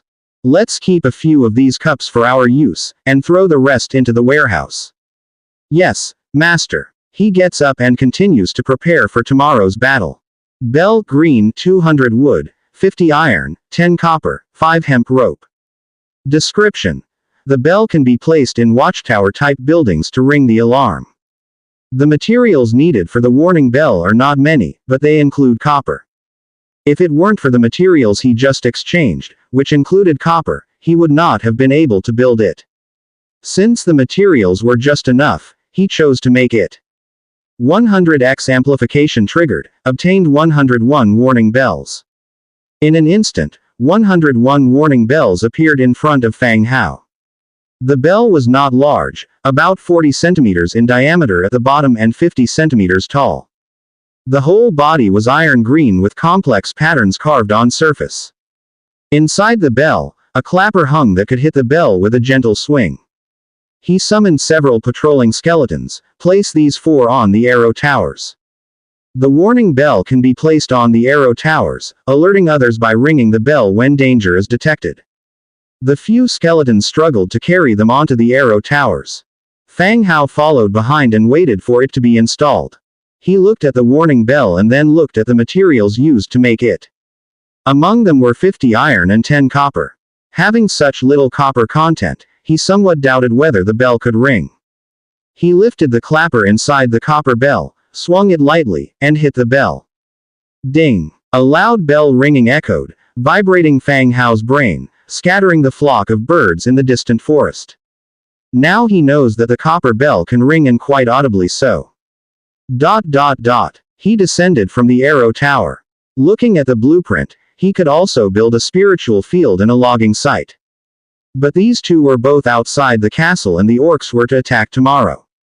Now is not the time to increase the numbers. Wait until after the big battle, it won't be too late to build them.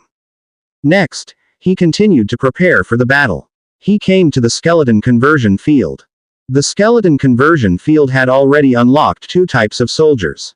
One was the Tier 3 skeleton giant bat and the other was the Tier 1 skeleton pig-headed man. The attributes of the skeleton pig-headed man had no differences from the skeleton soldiers. So, there was actually no need to specifically recruit skeleton pig-headed men. Just need to recruit skeleton giant bats to supplement the shortage of aerial combat units. Fang Hao directly set the recruitment number to 300. Confirm recruitment. The system's prompt sound rang again. 100x amplification triggered, successfully recruited 30,300 skeleton giant bats. In an instant, 30,000 skeleton giant bats emerged in the light and landed all around his territory. Go and stand by outside the territory, said Fang Hao. The skeleton giant bats soared into the sky, flew out of the territory, and landed on the open ground to stand by. After consuming 300 wriggling spines, there were still 1,072 wriggling spines left. According to the prompt, there were 30,000 orcs attacking. And the number of troops he recruited with 100x amplification was enough to crowd out and tire out the enemy's 30,000 troops to death. Next, he came to the burial grounds again to continue recruiting soldiers. Available recruits. Skeleton soldiers 500, consumption, 500 wriggling spines, recruit. Recruit. 100x amplification triggered, recruited 50,500 skeleton soldiers. Available recruits. Skeleton Lanceman 572. Consumption. 572 Wriggling Spines. Recruit. Recruit. 100x amplification triggered. Recruited 57,772 Skeleton Lancemen. Shua shua shua. Countless skeletons appeared. The number of over 100,000 skeletons had already far exceeded the capacity of the territory. So, the skeletons stood still in the same spot, stacked upon each other, like a human pyramid. Seeing this, Fang Hao promptly began to make equipment for them. He crafted 55,000 sets of sword and shield, and 58,000 sets of spear and shield. He also made 110,000 sets of leather armor for all the newly recruited skeletons to wear. They then remained standing by in the open area outside the city. Now that he had acquired the beast skin boots from the orc market, he finally managed to collect all the pieces of protective gear. Era, Fang Hao called softly. He looked around, only to find Era hiding in the Lord's wooden house, with just half her head peeking out, looking terrified. Summoning hundreds of thousands of undead soldiers had scared the timid rabbit girl significantly. She was cautiously observing the outside world, her face full of fear. Only when she heard Fang Hao call her did she hesitantly come out, saying, "Master." "Change your boots," Fang Hao said. Era's shoes were worn out but clean. They didn't fit, and it was clear they were discarded by someone else. Beast skin boots crafted from the Book of Lords might not be the most comfortable footwear, but they were far superior to Era's shoes. "Oh, thank you, Master," Era responded immediately. She took off her old shoes with holes in them, revealing her fair, small feet. Her toes were as white as tender lotus sprouts. She slipped on a pair of beast skin boots, lightly stepping on the ground. Apparently pleased with her new footwear, a content smile crossed her face. "Wear these for now. I'll get you a better pair later," he said. "Thank you, Master, these are great," Era replied hastily, clearly satisfied with her new boots. This world did not have sneakers or basketball shoes. Even the orcs wore leather boots. Having endured a long period of enslavement, Era was quite content with the boots. The sky was gradually dimming. "Come, I'll show you your room," Fang Hao continued. There were no ordinary houses in the territory, and neither was there a blueprint for constructing housing. The only residential building was his own wooden lord's house. Fortunately, the wooden house had 3 rooms. Fang Hao occupied one was the study. The remaining room could be allocated to Era. He took Era to the room and said, "Era, I'll make a single bed for you in a while. From now on, this will be your room." Era, who was following behind him, now stood there with her eyes wide open, staring in surprise at what soon would be her room. She had never dared to hope for a room of her own. It was enough for her not to be caged anymore. But now, not only did she have her own room, it was also incredibly luxurious. The floor was covered with a beast skin rug, thick and heavy silk curtains hung at the windows, a table and chairs were set up against the wall, and a huge wardrobe with beautifully carved designs was also present. Even when she was not enslaved, she had never lived in such luxury. "Get used to this place while I make your bed," Fang Hao said, slapping his forehead. The furniture in the room had all been moved from the castle. The castle had several rooms, all with tables and wardrobes, but no beds. Luckily, he had a blueprint for a single bed, so Era would not have to sleep on the floor. After finishing his instructions, Fang Hao went out to make the single bed and wooden grid window. He had just exchanged for the blueprint for the window. He could now install one in every room of the Lord's wooden house. Within a short time, the single bed and wooden window were done, and he instructed 2 skeletons to carry them in. Upon entering, he saw Era barefoot, her shoes off, her feet on the carpet. Seeing Fang Hao return, she stood warily to one side. He directed the skeletons to set up the single bed and wooden grid window. Fang Hao smiled slightly and said, "Okay, you can rest now. No one here will bully you. If there's any physical work to do, you can direct these skeletons." "Yes, Master, Era understands," she replied. "Good, rest early," Fang Hao said and then left the room. He had just walked up to the second floor. Then the prompt sounded. The loyalty of Era from the Rabbitman clan increases by 10, current loyalty is 90. All preparations had been completed, and Fang Hao returned to his own room. Lying in bed, he went through all his plans in his mind once again. Tomorrow, after the novice protection shield disappears, the Orcs Fireblade tribe will launch an attack on his territory. This was no game, it was a real war. If he died, everything would be over. He used all his gathered wriggling spines to recruit troops, to ensure absolute dominance in this war. The development of his territory had already surpassed the other lords, so he simply could not afford to fail at this point. He lay in bed, opened the regional channel. It was quite quiet today. The few people that were speaking were exchanging items. It seemed that the sudden compulsory task had put a significant amount of pressure on everyone. Everyone was preoccupied with the arrangements in their own territories and no longer had the energy to chat in the channel.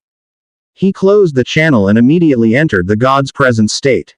God's Presence target, Skeleton Giant Bat, compatibility 45%. When he opened his eyes again, he had already possessed the Skeleton Giant Bat. He flapped his wings and flew to the sky, scouting the surroundings of his territory to ensure there were no enemies that night. After patrolling one round, he found that there was no danger nearby his territory. He then released the God's Presence state, lay down on the bed, and gradually fell asleep. The next day. Master. The not yet awake Fang Hao felt someone talking near his ear. When he opened his eyes, he saw Era bending over and whispering softly. Her upper body was leaning low, which caused her already barely covered clothing to open wide and reveal a considerable amount of smooth skin. It was a feast for the eyes. Ah, Fang Hao replied instinctively. Master, didn't you say you have an important thing to do today and that you wanted to get up early? Era explained softly from the side. Right, today was the day when the orcs would attack. Yes. Fang Hao immediately sat up and put on his clothes. After quickly freshening up, he walked out of his room and climbed up the city wall to look into the distance. The Null camp was to the east of the territory, so the Fireblade tribe would also come from the east. Standing on the arrow tower, he saw nothing. The territory outside was still covered by a large forest, possibly hiding the opponent who could be on their way. Fang Hao directly sat on the ground of the arrow tower, activated the God's Presence. God's Presence target, Skeleton Giant Bat, compatibility 45%. Outside the territory, in a place where troops were gathered, a Skeleton Giant Bat, with pale blue light emanating from its eyes, flapped its wings and flew to the east. Flying over the mountains, he indeed saw a large group of orc troops approaching. He estimated that in about an hour, they would reach the foot of his city. Fang Hao let the Skeleton Giant Bat perch on a big tree. He continued to use the God's Presence to monitor the movement and types of troops of the orcs while deploying his own forces. Fireblade tribe. Last night, the orc scout relayed back the news about the enemy territory. Indeed, there were undead troops patrolling near the territory, but it was not as exaggerated as the Null clan leader had said. He roughly estimated there were 5,000 or 6,000 in total, and they were all Tier 1 skeletons. Chief Kent, after hearing the information brought back by the scout, directly ordered to execute the Null clan leader. Early in the morning, the entire tribe set off, hastily marching towards the undead territory. They aimed to flatten this territory before nightfall, to avenge Keto, and to loot all resources from the village. Chief, we can see the enemy territory now. A wolf-mounted cavalry whispered to the chief's chariot. Chief Kent of the Fireblade tribe, on a chariot pulled by 2 wolves, was meditating. Hearing the report from his subordinate, he barely opened his eyes. Did we spot their human lord?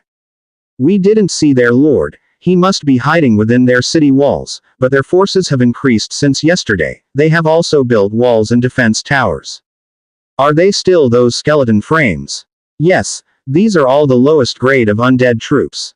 Humph. Speed up. We want to bring back the resources of this territory to our tribe before dark. Kent ordered. Yes. The cavalry answered, and passed on the chieftain's order. The Fireblade tribe was a nation of warriors, more so now than ever before. Pedestrians were 20,000, spear hand were 7,000, wolf riders were 3,000. With such a strong combat force, they were not afraid of those inferior skeletons.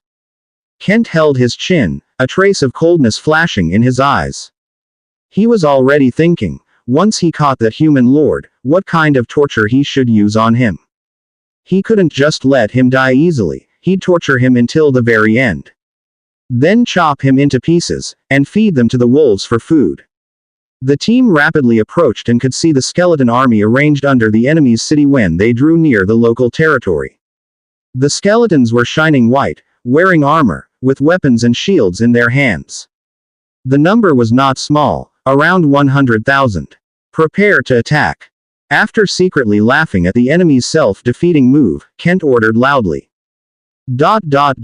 On top of the city wall, Fang Hao looked at the orc army below the city with a serious look on his face.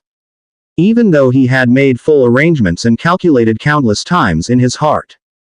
Yet, with the major battle approaching, he felt nervous, depressed, and all kinds of emotions were rising in his heart.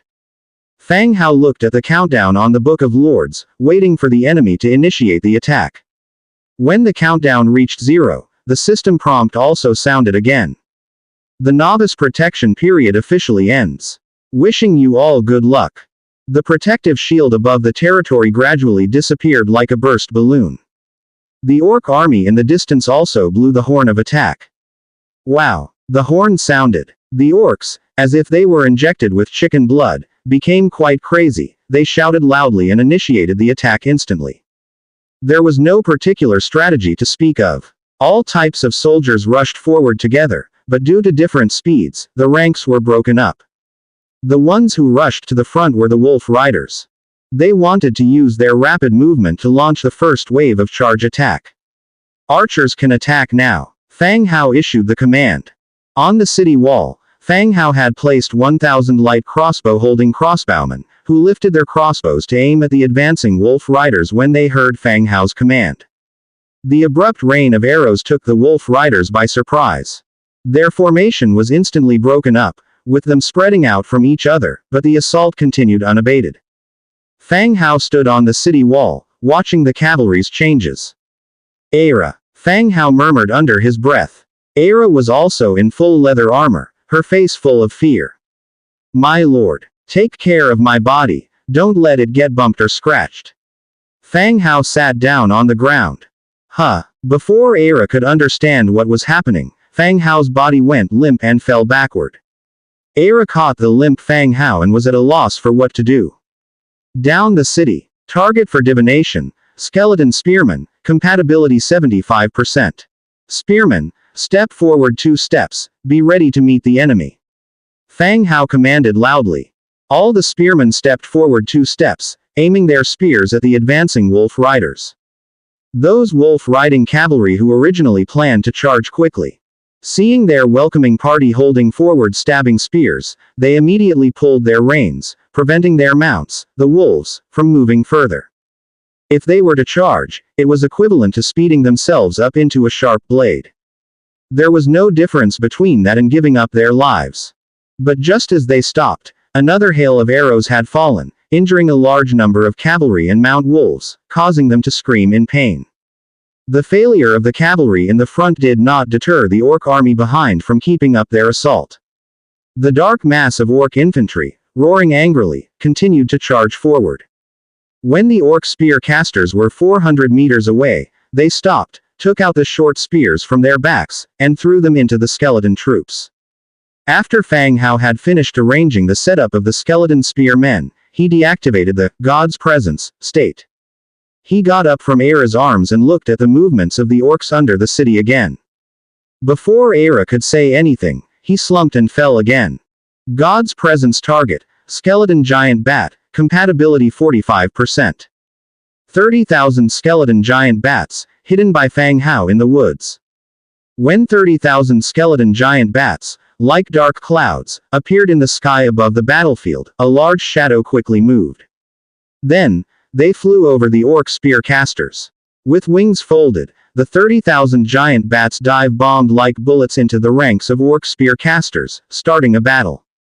The nearby orc warriors rushed to aid, but the mobility of the skeleton giant bats was higher than that of the cavalry. After one wave of attack, they flew high, not staying long. This boy had arranged ambushes. Watch out for these skeleton bats, speed up the attack. Chief Kent commanded loudly, urging the attack pace. The orcs charged even more crazily. Fang Hao woke up again, ignoring the soft touch of Aira's body. He looked at the overall battle situation under the city again. It was like playing a real-time strategy game on a computer, but instead, he needed to repeatedly activate God's presence, which wasn't as convenient as a simple mouse click. By then, the orcs were already at the city gate, just 300 meters from the wall. It's time to close the net, Fang Hao said, and fell again. Aira held Fang Hao in her arms, watching the battle in the city nervously. The furious roars from the orcs in the city made her trembling involuntarily. Just yesterday, she was thanking her luck for being sold to a good master. She was fed well and given a comfortable room. But today, they were attacked by orcs. She knew about the brutality and fighting style of the orcs, and reckoned that this city would hardly be able to withstand their attack. Just when Aira was feeling sad, and was feeling reluctant to let go of her new master, Fang Hao, the tide of the battle on the field suddenly changed. A large number of skeleton troops popped up again in the orcs' back, and on both sides. The skeletons arranged in a neat and orderly manner, with the spearmen and soldiers interspersed in positions. They started to shrink the encirclement quickly in a pincer movement. Skeleton giant bats in the sky kept harassing, with orc soldiers constantly being grabbed and dragged into the sky. They were ripped apart by a cluster of skeleton giant bats. The sight of countless undead troops caused chaos among the roaring orcs. Morale began to plummet. The fierce and warlike orc army began to suffer heavy casualties upon encountering the undead army who knew neither life nor death nor pain, their numbers quickly reducing. Chieftain Kent stood on the wolf war chariot, his face an extremely grim sight to behold. The number of enemy undead was dozens of times larger than the intelligence he had received. This kind of battle that traded life for life could drain all his warriors. He pulled the reins of the wolf war chariot tightly, and yelled, "Everyone, rally to me." Kent wore an iron armor, wielding a long blade. Each swipe brought out a flaming sword light, killing a large number of skeleton soldiers. Fang Hao also noticed Kent at this time. After all, looking down from the wall, whether it was the wolf war chariot or the void surrounding him was too noticeable. Flame Blade. Kent Blue Tier 3 hero. So, he was Fireblade, and a Tier 3 hero at that. In the orc market, Fang Hao had encountered his first orc hero. It was the Tauren chieftain, Bronze Bull Tailok. Unexpectedly, the chieftain of the Fireblade tribe was also a hero. Just of a slightly lower rank compared to Bronze Bull. Nevertheless, he still demonstrated a combat power far beyond regular troops. Bang! Seated in his wolf chariot, Kent broke through a barricade made by a squad of skeletons. Hordes of skeleton soldiers were knocked down and crushed by the chariot. Breaking through the skeleton blockade, he rushed straight to the city gates, lifted a battle axe, and slashed with all his might. A solid crimson blade glow marked the swing of his axe, and the next second, it directly chopped down on the city gate. Boom! The whole city wall shook violently, leaving a massive crack on the gate. Such a level of attack, the level 4 wooden gate wouldn't hold up for long. Watching the orcish hero prepare for another hit, Fang Hao's expression immediately darkened. We must delay his breaching of the city. The skeleton army on the battlefield had already gained an advantage. Wiping out the orcish force was now a matter of time. We had to prevent the orcish hero from breaking open the gates until there were enough skeletons to swarm and kill him. Fang Hao hid on the city wall, peering through the cracks at the enemy. Seeing that he hadn't been spotted, he extended his left hand immediately. A scorching fireball began to form. It was the flame fireball, a skill brought by the flame ring. Burn to death. He gave it a gentle push, and the fireball whizzed out towards the orcish hero. Kent was gathering his strength. Just as he prepared to strike again, a surge of heat descended from above. Without any hesitation, driven by his dangerous intuition, he swung his blade upwards, casting a bloody red blade glow. Boom! The blade glow collided with the fireball, creating an explosive noise. It was enough to make one's head swell. Swoosh swoosh swoosh. Meanwhile, the archers on the wall, under Fang Hao's command, attacked Kent. All 2,000 archers focused on one single target. The black tight-lying arrows were like a dark net cast down from above. Kent swiftly waved his blade, knocking down the incoming arrows, but the wolves pulling his chariot weren't as lucky.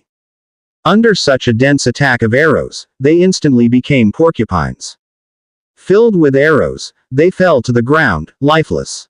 And so, the distant, non-stop harassment continued. It continued until the end of the battlefield skirmishes. The skeleton soldiers, using their sheer numbers, filled in the gap in tiers, killing every orcish soldier. Both injured and intact skeleton warriors were left, totaling 50,000. Nearly 200,000 troops were reduced to just 50,000, truly a deadly battle. The upcoming battle did not require any further direction from Fang Hao. The only one left was Orc Chieftain Kent. Without the mobility of his wolf chariot, he was surrounded by the skeletons. Even with his amazing combat power, even with his savage attacks and all. After 30 minutes of being besieged, he let out a final roar of unwillingness before being completely submerged by the skeleton sea. The intense war finally came to an end, with the undead victorious. The air was thick with the scent of blood. The battlefield was a mess. A dense collection of carcasses and white bones blanketed the whole battlefield. Severed limbs and flowing blood. Droplets of blood seeped into the soil, staining the ground black and red. Standing on top of the city wall, Fang Hao and Era quietly observed the sight before them. They remained silent for a while. Fang Hao descended from the wall, and the broken city gates swung open once again. Clean up the battlefield, collect all the spoils of war, and toss the bodies into the skeleton conversion field. Fang Hao stepped out and issued the order loudly. The skeletons which had previously stood motionless once again sprang into action, stripping the bodies of all their equipment and throwing them into the skeleton conversion field. The transformation of the bodies in the field took some time. As more and more bodies were placed inside, the conversion time kept stacking up. Soon all the spoils of war had been collected. The Orc Chieftain was also given special treatment by Fang Hao. The skeleton soldiers stripped him bare, even prying open his mouth to check if he had any gold teeth or such items. Gains: 35,720 orc weapons, 27,420 sets of orc leather armor, 8,300 sets of orc iron armor.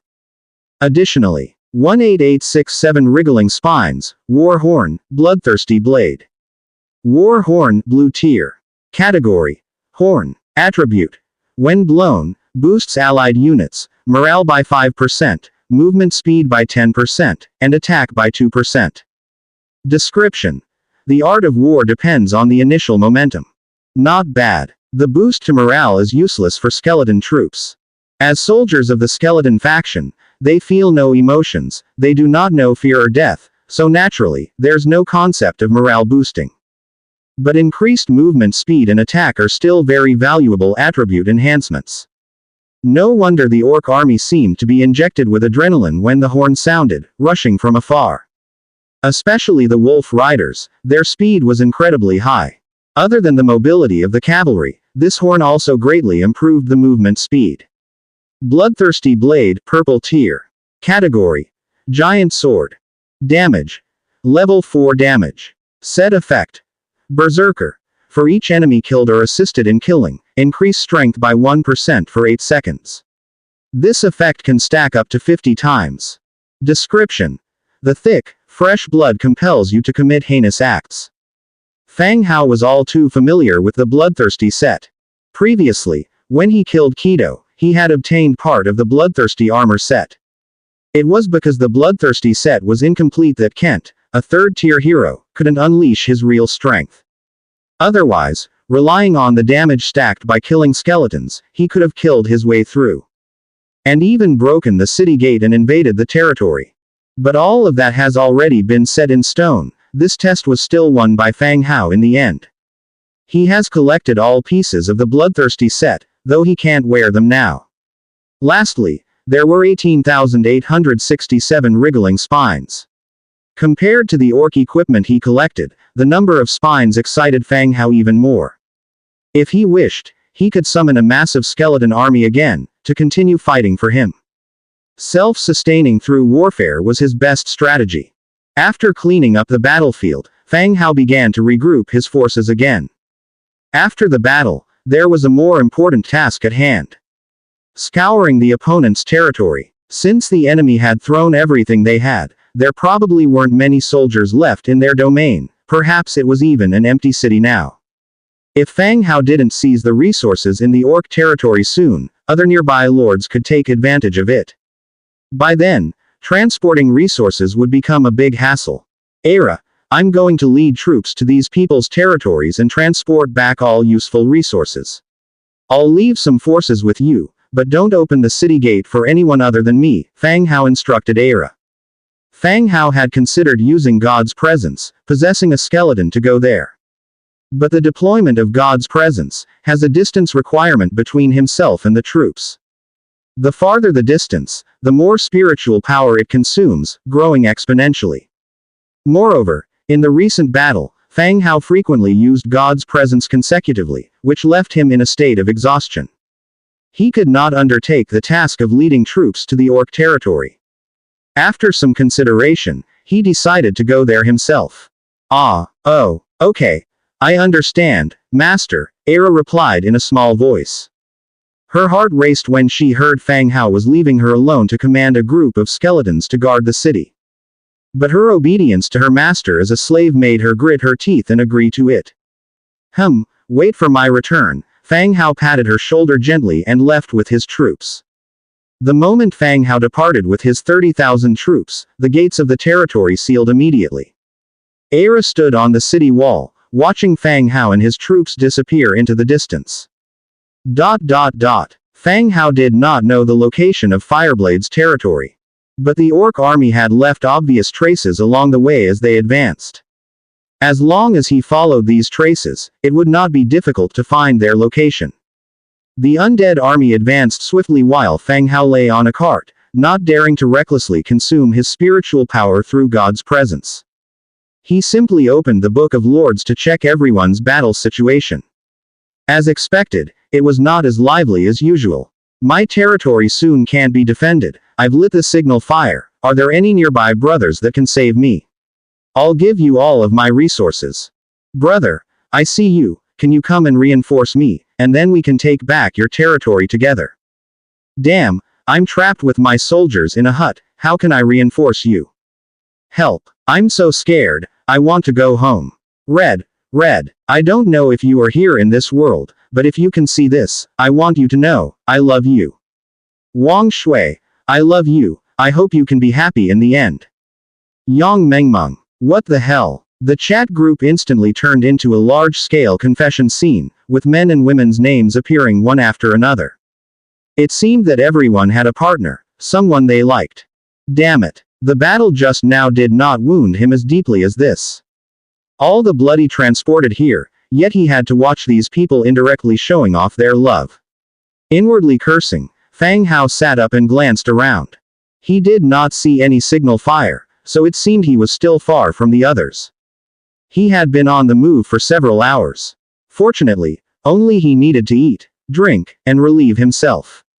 The skeleton soldiers did not require these, which saved time. The Fireblade camp had exceeded the village boundary. It would be more appropriate to describe it as a small city. The tall stone walls stood high. Through the open city gates, he could see the buildings inside. The orc territory was not an empty city like Fang Hao imagined, as more than a dozen orcs were left there. Go, take over the city directly, Fang Hao commanded and then sounded the war horn. Woo! The clear sound of the horn rang out, and various attribute enhancements were applied to the skeleton soldiers. They rushed towards the territory at a fast pace. The orcs who remained in the city changed their faces when they heard the horn and saw the skeletons rushing towards their territory. Closing the city gate could not stop the invasion of the skeleton army. Like a towering formation, they stormed the city wall and seized the city. When Fang Hao arrived from the rear, the city gate was slowly pushed open by the skeleton soldiers, welcoming his arrival. Collect all that can be taken, Fang Hao issued the looting order. Fang Hao issued a search order, and all the skeleton soldiers immediately dispersed. They began to gather any resources that could be taken away. Fang Hao surveyed the entire territory. When he saw the chieftain's hall in the central position, his eyes lit up. In general, the chieftain possesses the greatest wealth of the tribe, so some valuable items were bound to be unearthed. Moreover, this kind of territory, home to tens of thousands, undoubtedly had some high-quality treasure chests. You guys don't need to search anymore, stay with me, Fang Hao called over a few skeletons. It was uncertain whether there would be any special dangers inside, so it would be better to be cautious. 6 skeletons immediately stopped their work and quietly followed behind Fang Hao. The chieftain's hall was still a combination of ordinary stone and wood, not like the stone brick construction of the castle. This left Fang Hao feeling somewhat regretful. If this place was also a stone brick construction, he would have arranged for people to dismantle it and obtain the stone bricks. Stepping into the hall, it was spacious and bright. Take down all these curtains and lamps, but be careful not to damage them, Fang Hao started ordering as soon as he entered the house. The skeletons got to work. The orc camp was obviously not as wealthy as the vampire castle. Antler chandeliers bearing candles burned halfway were hung around, not the nightstones found in the vampire castle. Of course, Fang Hao wasn't discriminative and planned to take them all. The skeletons began to carry the furniture out of the room, while Fang Hao sat in the chair in the center, scrutinizing it from left to right. This chair was undoubtedly Chief Kent's. Orcs were robust in size, but when Fang Hao sat down, it seemed somewhat oversized. All right, carry it out, Fang Hao rose and instructed for the chair to be carried out as well. No matter whether it could be used or not, it would be transported back first. The hall was soon emptied. Fang Hao then continued to raid a few bedrooms. All kinds of furniture, ornaments, curtains, and quilts were moved out, waiting to be transported away collectively. Inside the master bedroom, while the skeletons carried the goods, Fang Hao's gaze landed on a golden treasure chest placed against the wall. This was the second golden treasure chest he had seen. His heart felt a strange sense of excitement. Heavens above, earth below. As the decree of the venerable Lord Taisheng says, evil be gone, fortune come, and great wealth to the entire household. After silently chanting for a while, Fang Hao directly opened the treasure chest. Obtained. Cavalry Training Camp Blueprint, Fine Single-Edged Blade Blueprint, Green Quarry Building Blueprint, Leather Saddle Blueprint, White Warfire Coin plus 320, Beast Tooth plus 35. The harvest wasn't too bad. Even though there weren't any particularly surprising items, there were a cavalry training camp blueprint and a green equipment blueprint. Once cavalry units were recruited and green single-edged blades produced, the overall strength of the territory would be greatly enhanced. Beast Tooth. Category. Ore. Description. A rare ore required for building construction by the Orc clan. It was shaped like a crescent moon, like a beast's tooth. Fang Hao had collected a fair amount of ores from different races. Shadowstone from the Undead clan, Bloodstone from the Blood clan, and now Beast Tooth from the Orc clan. All the blueprints were added to the Book of Lords, and the Warfire coins and Beast Tooth were packed into the bag. He then got up and left the chieftain's hall. Inside the hall, except for the house, all the furniture and utensils had been moved outside. The skeletons were still sweeping through the territory. Fang Hao's gaze, on the other hand, landed on a pasture not far away. It was the pasture of the War Axe tribe, where hundreds of unicorns had been tamed and kept in the corral. These unicorns were obviously domesticated, eating and resting peacefully, oblivious to the invasion of their territory. Even when the skeletons passed by the corral, the unicorns only lazily glanced over. They continued their meals and naps as usual. Seeing these unicorns, Fang Hao's heart immediately filled with joy once again. He remembered the last time he had to capture a wild unicorn. He and his skeletons had spent over an hour chasing it down. In the end, the unicorn managed to escape. Now, I've successfully domesticated both male and female orcs. Take all the sheep away, Fang Hao instructed the skeleton, and after a thought, he added worriedly, I want them alive, all tied up, and brought back to my territory. The skeleton entered the sheepfold and began to tie up the unicorns one by one. When all the resources were transported out, Fang Hao started to tally them up. Resources. 3 wriggling spines, 51,208 wood, 28,503 stone, 8,575 thatch, 111,850 leather, 842 iron, 520 copper, 524 warfire coins. Miscellaneous. 442 baskets of fruits, 95,520 units of meat, 1120 units of salt, 324 unicorns. Furniture. 20,000 simple wooden beds, 8,000 various cabinets, 4,000 sets of tables and chairs, 4 antler chandeliers, various pots, bowls, spoons, and pans, assorted curtains and fabrics. The amount gathered this time was quite substantial. If it wasn't for the limited number of soldiers he had brought with him, Fang Hao would have wanted to dismantle the doors and windows of the orcs' dwelling and take everything away. Fang Hao brought out the Book of Lords and immediately used the Hundredfold amplification to create 30,000 carts, onto which he secured all the acquired materials. However, he soon realized that even so, this batch couldn't transport all the resources back. It seemed a second trip was needed. Luckily, it was still early, and there was plenty of time. He picked several carts of important materials for the first trip and decided to return to his territory. Let's go back home. Leaving the gates of the Battle Axe territory slightly ajar, the team majestically returned to their own territory. From a distance, watching Fang Hao leading the team back, Era ordered the skeleton soldiers to open the city gates and welcome them. Master, Era called out joyfully. It was far better to stay with Fang Hao than with these skeletons. Thankfully, she was no longer as scared as she initially was when she realized the skeleton soldiers wouldn't hurt her. These are all the spoils from the orcs' territory.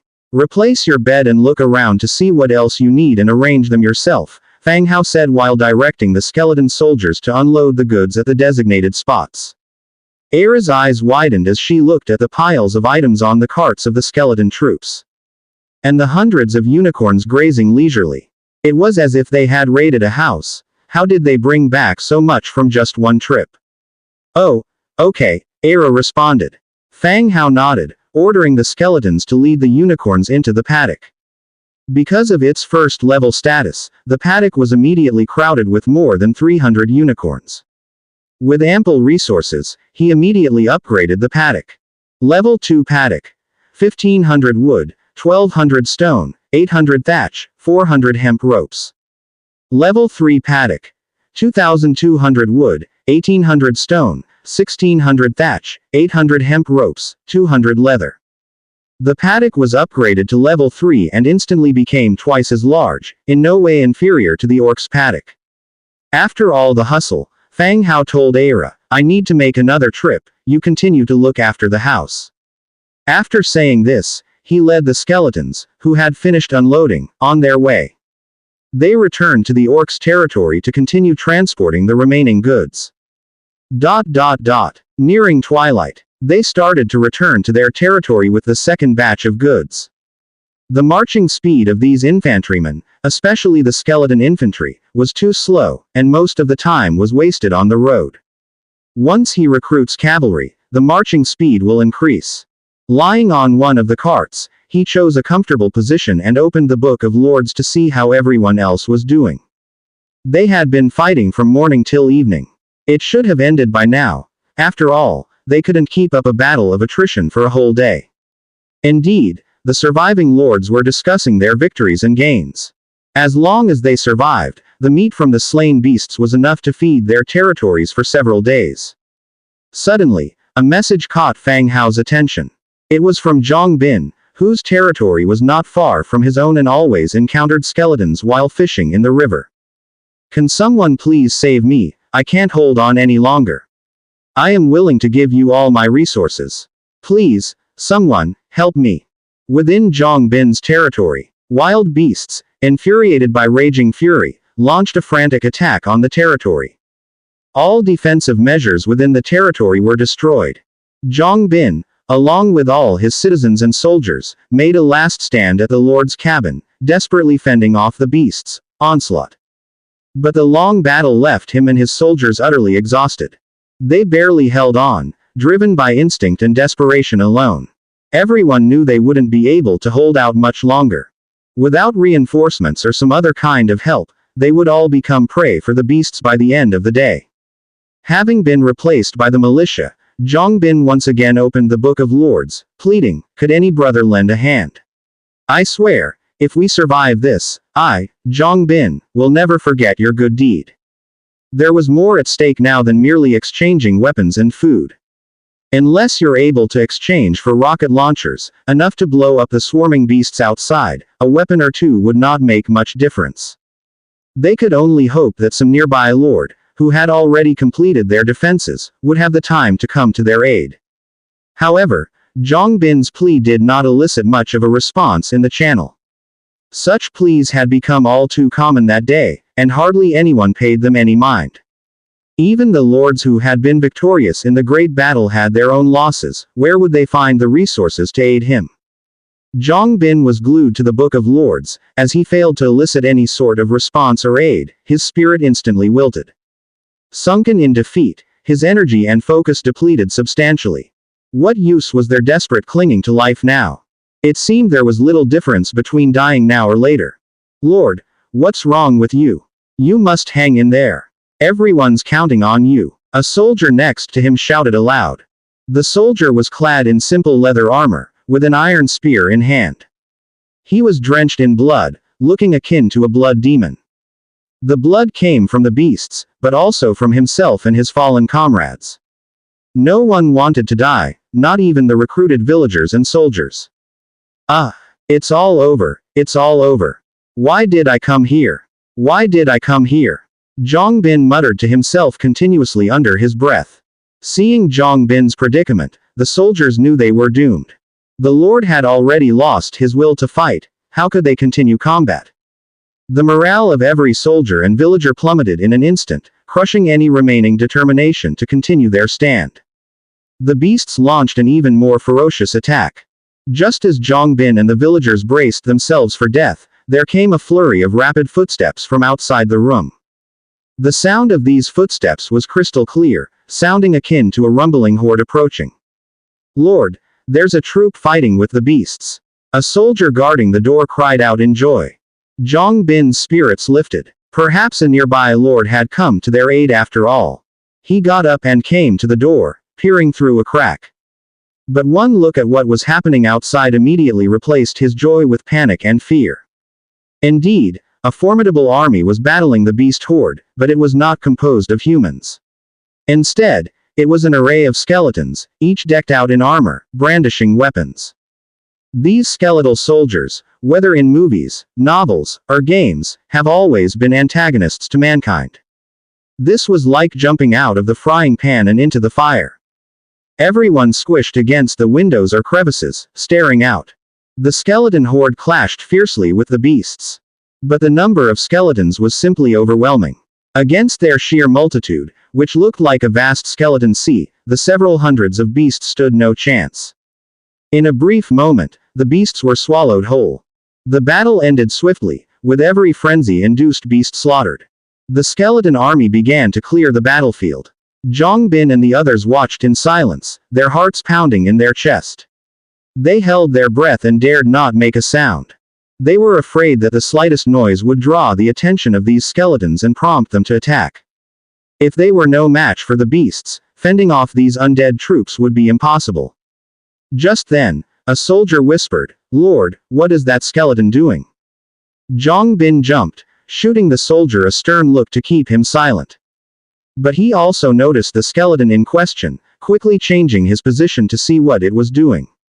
He saw the skeleton walk straight to the warehouse, take a careful look around, then pack all the gemstones in his backpack. Seeing the rare materials he had gathered being placed into the skeleton's backpack didn't bring much reaction from Zhang Bin. If there was a rescuer, he would have given these materials away. If the skeleton was taking them, so be it. As long as he and his people were left unharmed. Just when everyone was hoping for these undead creatures to leave soon. That skeleton, who had taken the gemstone, stood in front of the Lord's cabin. Bang, bang, bang. There was knocking at the door. Damn. Zhang Bin and others shuddered, almost falling over from fright. A few villagers clung to each other, their faces deathly pale. Just as expected, the skeletons really wouldn't let them off. Fang Hao manipulated the skeleton to stand in front of the cabin, gently knocking on the door. He had no other intentions, just wanted to see if there was anything good inside the Lord's cabin. After all, Zhang Bin had promised in the channel that whoever saved him would receive all his resources. He didn't need all the resources, nor could he use them all. To choose some gemstones and things he liked wouldn't be too much to ask for. However, although Fang Hao had knocked on the door, all he heard from inside was a startled exclaim. And then silence. Fang Hao didn't wait, he kicked the door open with one foot. And met the terror-stricken gazes of everyone inside. One of them had the Book of Lords hanging at his waist. Needless to say, he must be the local lord, Zhang Bin. Thud. Zhang Bin knelt directly in front of Fang Hao, shouting loudly, "Great Undead, we are just ordinary humans, we didn't disturb your sleep, please don't harm us." Fang Hao wrinkled his brow, what gibberish. He pushed him aside, and continued examining Zhang Bin's cabin. The cabin was probably level 3, as there was a second-floor bedroom. But the decor was rather ordinary, just some simple chairs and tables made of wood. Under the suspicious gaze of Zhang Bin and others, Fang Hao continued upstairs, examining each room. His eyes eventually fell on one item. Exquisite weapon rack green. Type. Prop. Function. Weapons placed on the rack slowly recover from damage. Description. You can dislike it, but you cannot ignore its existence. Goodness, he didn't know where Zhang Bin found this treasure. It's actually pretty good. He picked it up and carried it in his arms. He directly descended the stairs. Looking at the still nervous Zhang Bin and others, he lightly patted their shoulders and walked out of the Lord's cabin. The skeletons group left, carrying more than 100 beast corpses. Zhang Bin and the others' eyes were full of confusion as they watched the undead troops gradually drift away. What just happened? What did they come for? They took 2 materials and a prop rack they picked up themselves and just left. Lord, we've won. We can start cleaning the battlefield now. Night is coming. Zhang Bin responded immediately, loudly saying, "Yes, hurry, clean up the battlefield. We're eating meat tonight, it'll fill us up." The skeleton troops had taken some of the beast corpses, but they left plenty, enough to eat for several days. Good. Everyone responded excitedly, as if they were survivors of a disaster. Fang Hao returned to his territory with the last of the supplies. The sky was dim, Era had prepared dinner, only waiting for Fang Hao's return.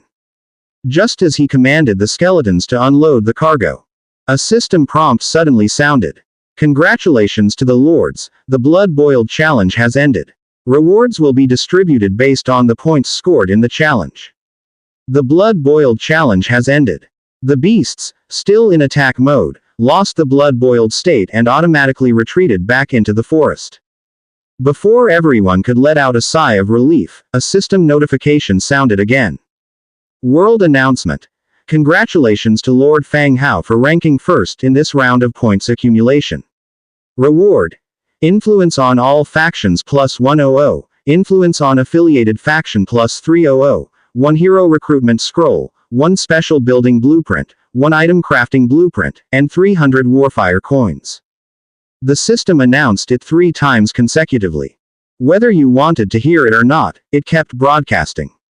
As expected, once again, Fang Hao is the world's #1.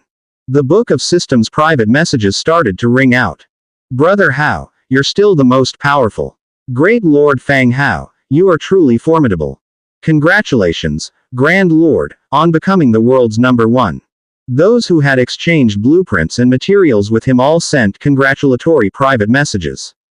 Fang Hao thanked them all one by one. Meanwhile, the regional channel was also filled with exclaimed surprise. Our region's big boy is the world's #1. Lord Fang Hao is outstanding. Not only is he the #1 in our region, but also the world. Thanks to Lord Fang Hao's weapons I survived. If anyone dares to speak ill of the big boy, they become my enemy.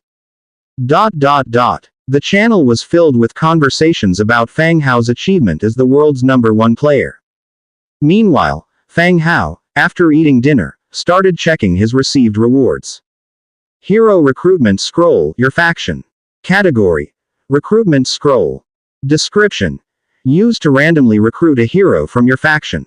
Fang Hao clenched his fist, absolutely thrilled inside. In these past few days, he had really seen the power of heroes. Bronze Bull, Taylok, the chieftain of the Tauren. In charge of Manam Market, even the most arrogant orc must abide by Taylok's rules. From this, you can see his own strength. The same goes for Fireblade, Tekken, who he fought today. One man is equal to an army. By his power alone, a vacuum zone was created amidst an undead army. Fang Hao only managed to kill him by relying on the sheer number of his skeletons. It can be said that there's a complete conceptual difference between heroes and troops. They are more powerful, each one being the powerhouse occupying a region. With this recruitment scroll, he can have heroes, too. He suppressed his curiosity and continued checking his other rewards. An orange special building blueprint, Wishing Pool. Wishing Pool Blueprint Orange. Category: Special Building Blueprint. Prerequisites: 4 statues of the gods 1/4. Required materials: wood 5,200, stone 3,500, tough hemp rope 1,200, bricks 3,000, natural gems 120, trace of the forest 120, coral crystals 50, tears of the ocean 50, breeze white coral 50, dawn blue coral 50, essence of magic 10, perfect essence 5, tears of Asha 1. Description: a finite amount of basic resources can be consumed weekly to make a wish, with a chance of getting a wish reward. Oh, I see. An orange building blueprint. Last time, he's yet to collect all the materials for the system rewards purple blueprint. This orange blueprint has come now, but the description of this special building is indeed powerful. Once a week, there's an opportunity to consume basic resources to make a wish, and there's a chance to get the wished item. The prerequisite is to construct 4 statues of the gods, one of which is the goddess of harvest in his territory. He needs to collect 3 more statues of the gods. Moreover, it will take some effort to get these weird materials. Dwarven Fire Gun Making Blueprint Blue. Category: Fire Gun. Required materials: 5 composite boards, 3 cold forged steels, 12 precision parts. Description: its straightforward triggering method and formidable attack power have made the dwarven long-range weapon famous. Another decent item. For the rigid and stiff undead skeleton troops, a simple triggering method is especially important. He remembers how he tried to have the skeleton infantry mimic gnolls, using a sling to launch attacks. But the results were disastrous. The stray stones not only knocked down a few comrades but barely missed his head as well. All the sling weapons were immediately dismantled by him, turned into stones and ropes. Aira came over, holding freshly washed fruits. As she approached, she saw Fang Hao sitting there chuckling to himself. Aira didn't know that Fang Hao was looking at the reward attributes. She just assumed something good happened and he was laughing quietly to himself. "Master, the fruit is washed, please have it." She sat kneeling on the side, presenting the fruit to Fang Hao. The fruit still had droplets on it, giving it a clear and transparent look, very appetizing. "Get up. Don't kneel all the time, these legs are wasted." "No, I mean just do your job as usual, there's no need for constantly bowing and kneeling," Fang Hao said softly. It's Aira's second day here. After a full day of combat, she's not that scared of skeletons anymore. She even directed the skeleton to replace her room with a solid wooden double bed. However, when facing Fang Hao, she always kneels down, looking oppressed. Hearing Fang Hao's words, Aira stood up from the ground. Her pale knees were slightly red. Fang Hao picked up a piece of fruit and took a bite. The taste was similar to pear, very juicy, but tasted average. "What's this fruit called?" Fang Hao asked. "Red fruit," Aira answered. "All right, the name probably came from the color of the fruit's skin. You should also eat, we harvested a lot of this fruit. It's just the 2 of us, we won't be able to finish them before they spoil." Fang Hao handed the fruit to Aira and softly said, From the orc tribe, they brought back hundreds of baskets, each holding more than 20 fruits. If they can't finish the fruits, they will all spoil soon. Era carefully accepted the fruit, looked at Fang Hao, and took a bite. Instantly, the sweet juice flooded into her mouth. Thank you, master. Era swallowed the fruit and wore a satisfied smile. Fang Hao smiled slightly. Okay, if you like it, eat more. After saying that, he held the recruitment scroll in his hand and walked out. Rather than savoring fruit here, he'd rather use the recruitment scroll to recruit his first hero. Walking out of the wooden lord's house. The sky was dim, and the bright moon was high in the sky. With the hero recruitment scroll in hand, Fang Hao mindlessly thought of numerous famous generals from ancient times. Then he realized, this is not the same world, the figures he was thinking about most likely wouldn't appear here. He could only pray for a high-grade, powerful, and invincible hero. That way he could sit back and relax as a salted fish lord. It seems like he's already quite a salted fish. Would you like to use the faction hero recruitment scroll? Once used, a random faction hero will be recruited. Deep breath in. Use it. Following that, the recruitment scroll emitted a faint light in his hand, slowly drifting away as if the paper burned out. Next second, a complex magic array appeared in the space in front of him. Encased in an orange glow, a figure slowly rose from the ground. Holy crap! A legendary golden. The light dispersed. A tall and thin figure appeared before him. Successful recruitment, the Corpse Witch, Nelson Orange Tier 7 hero.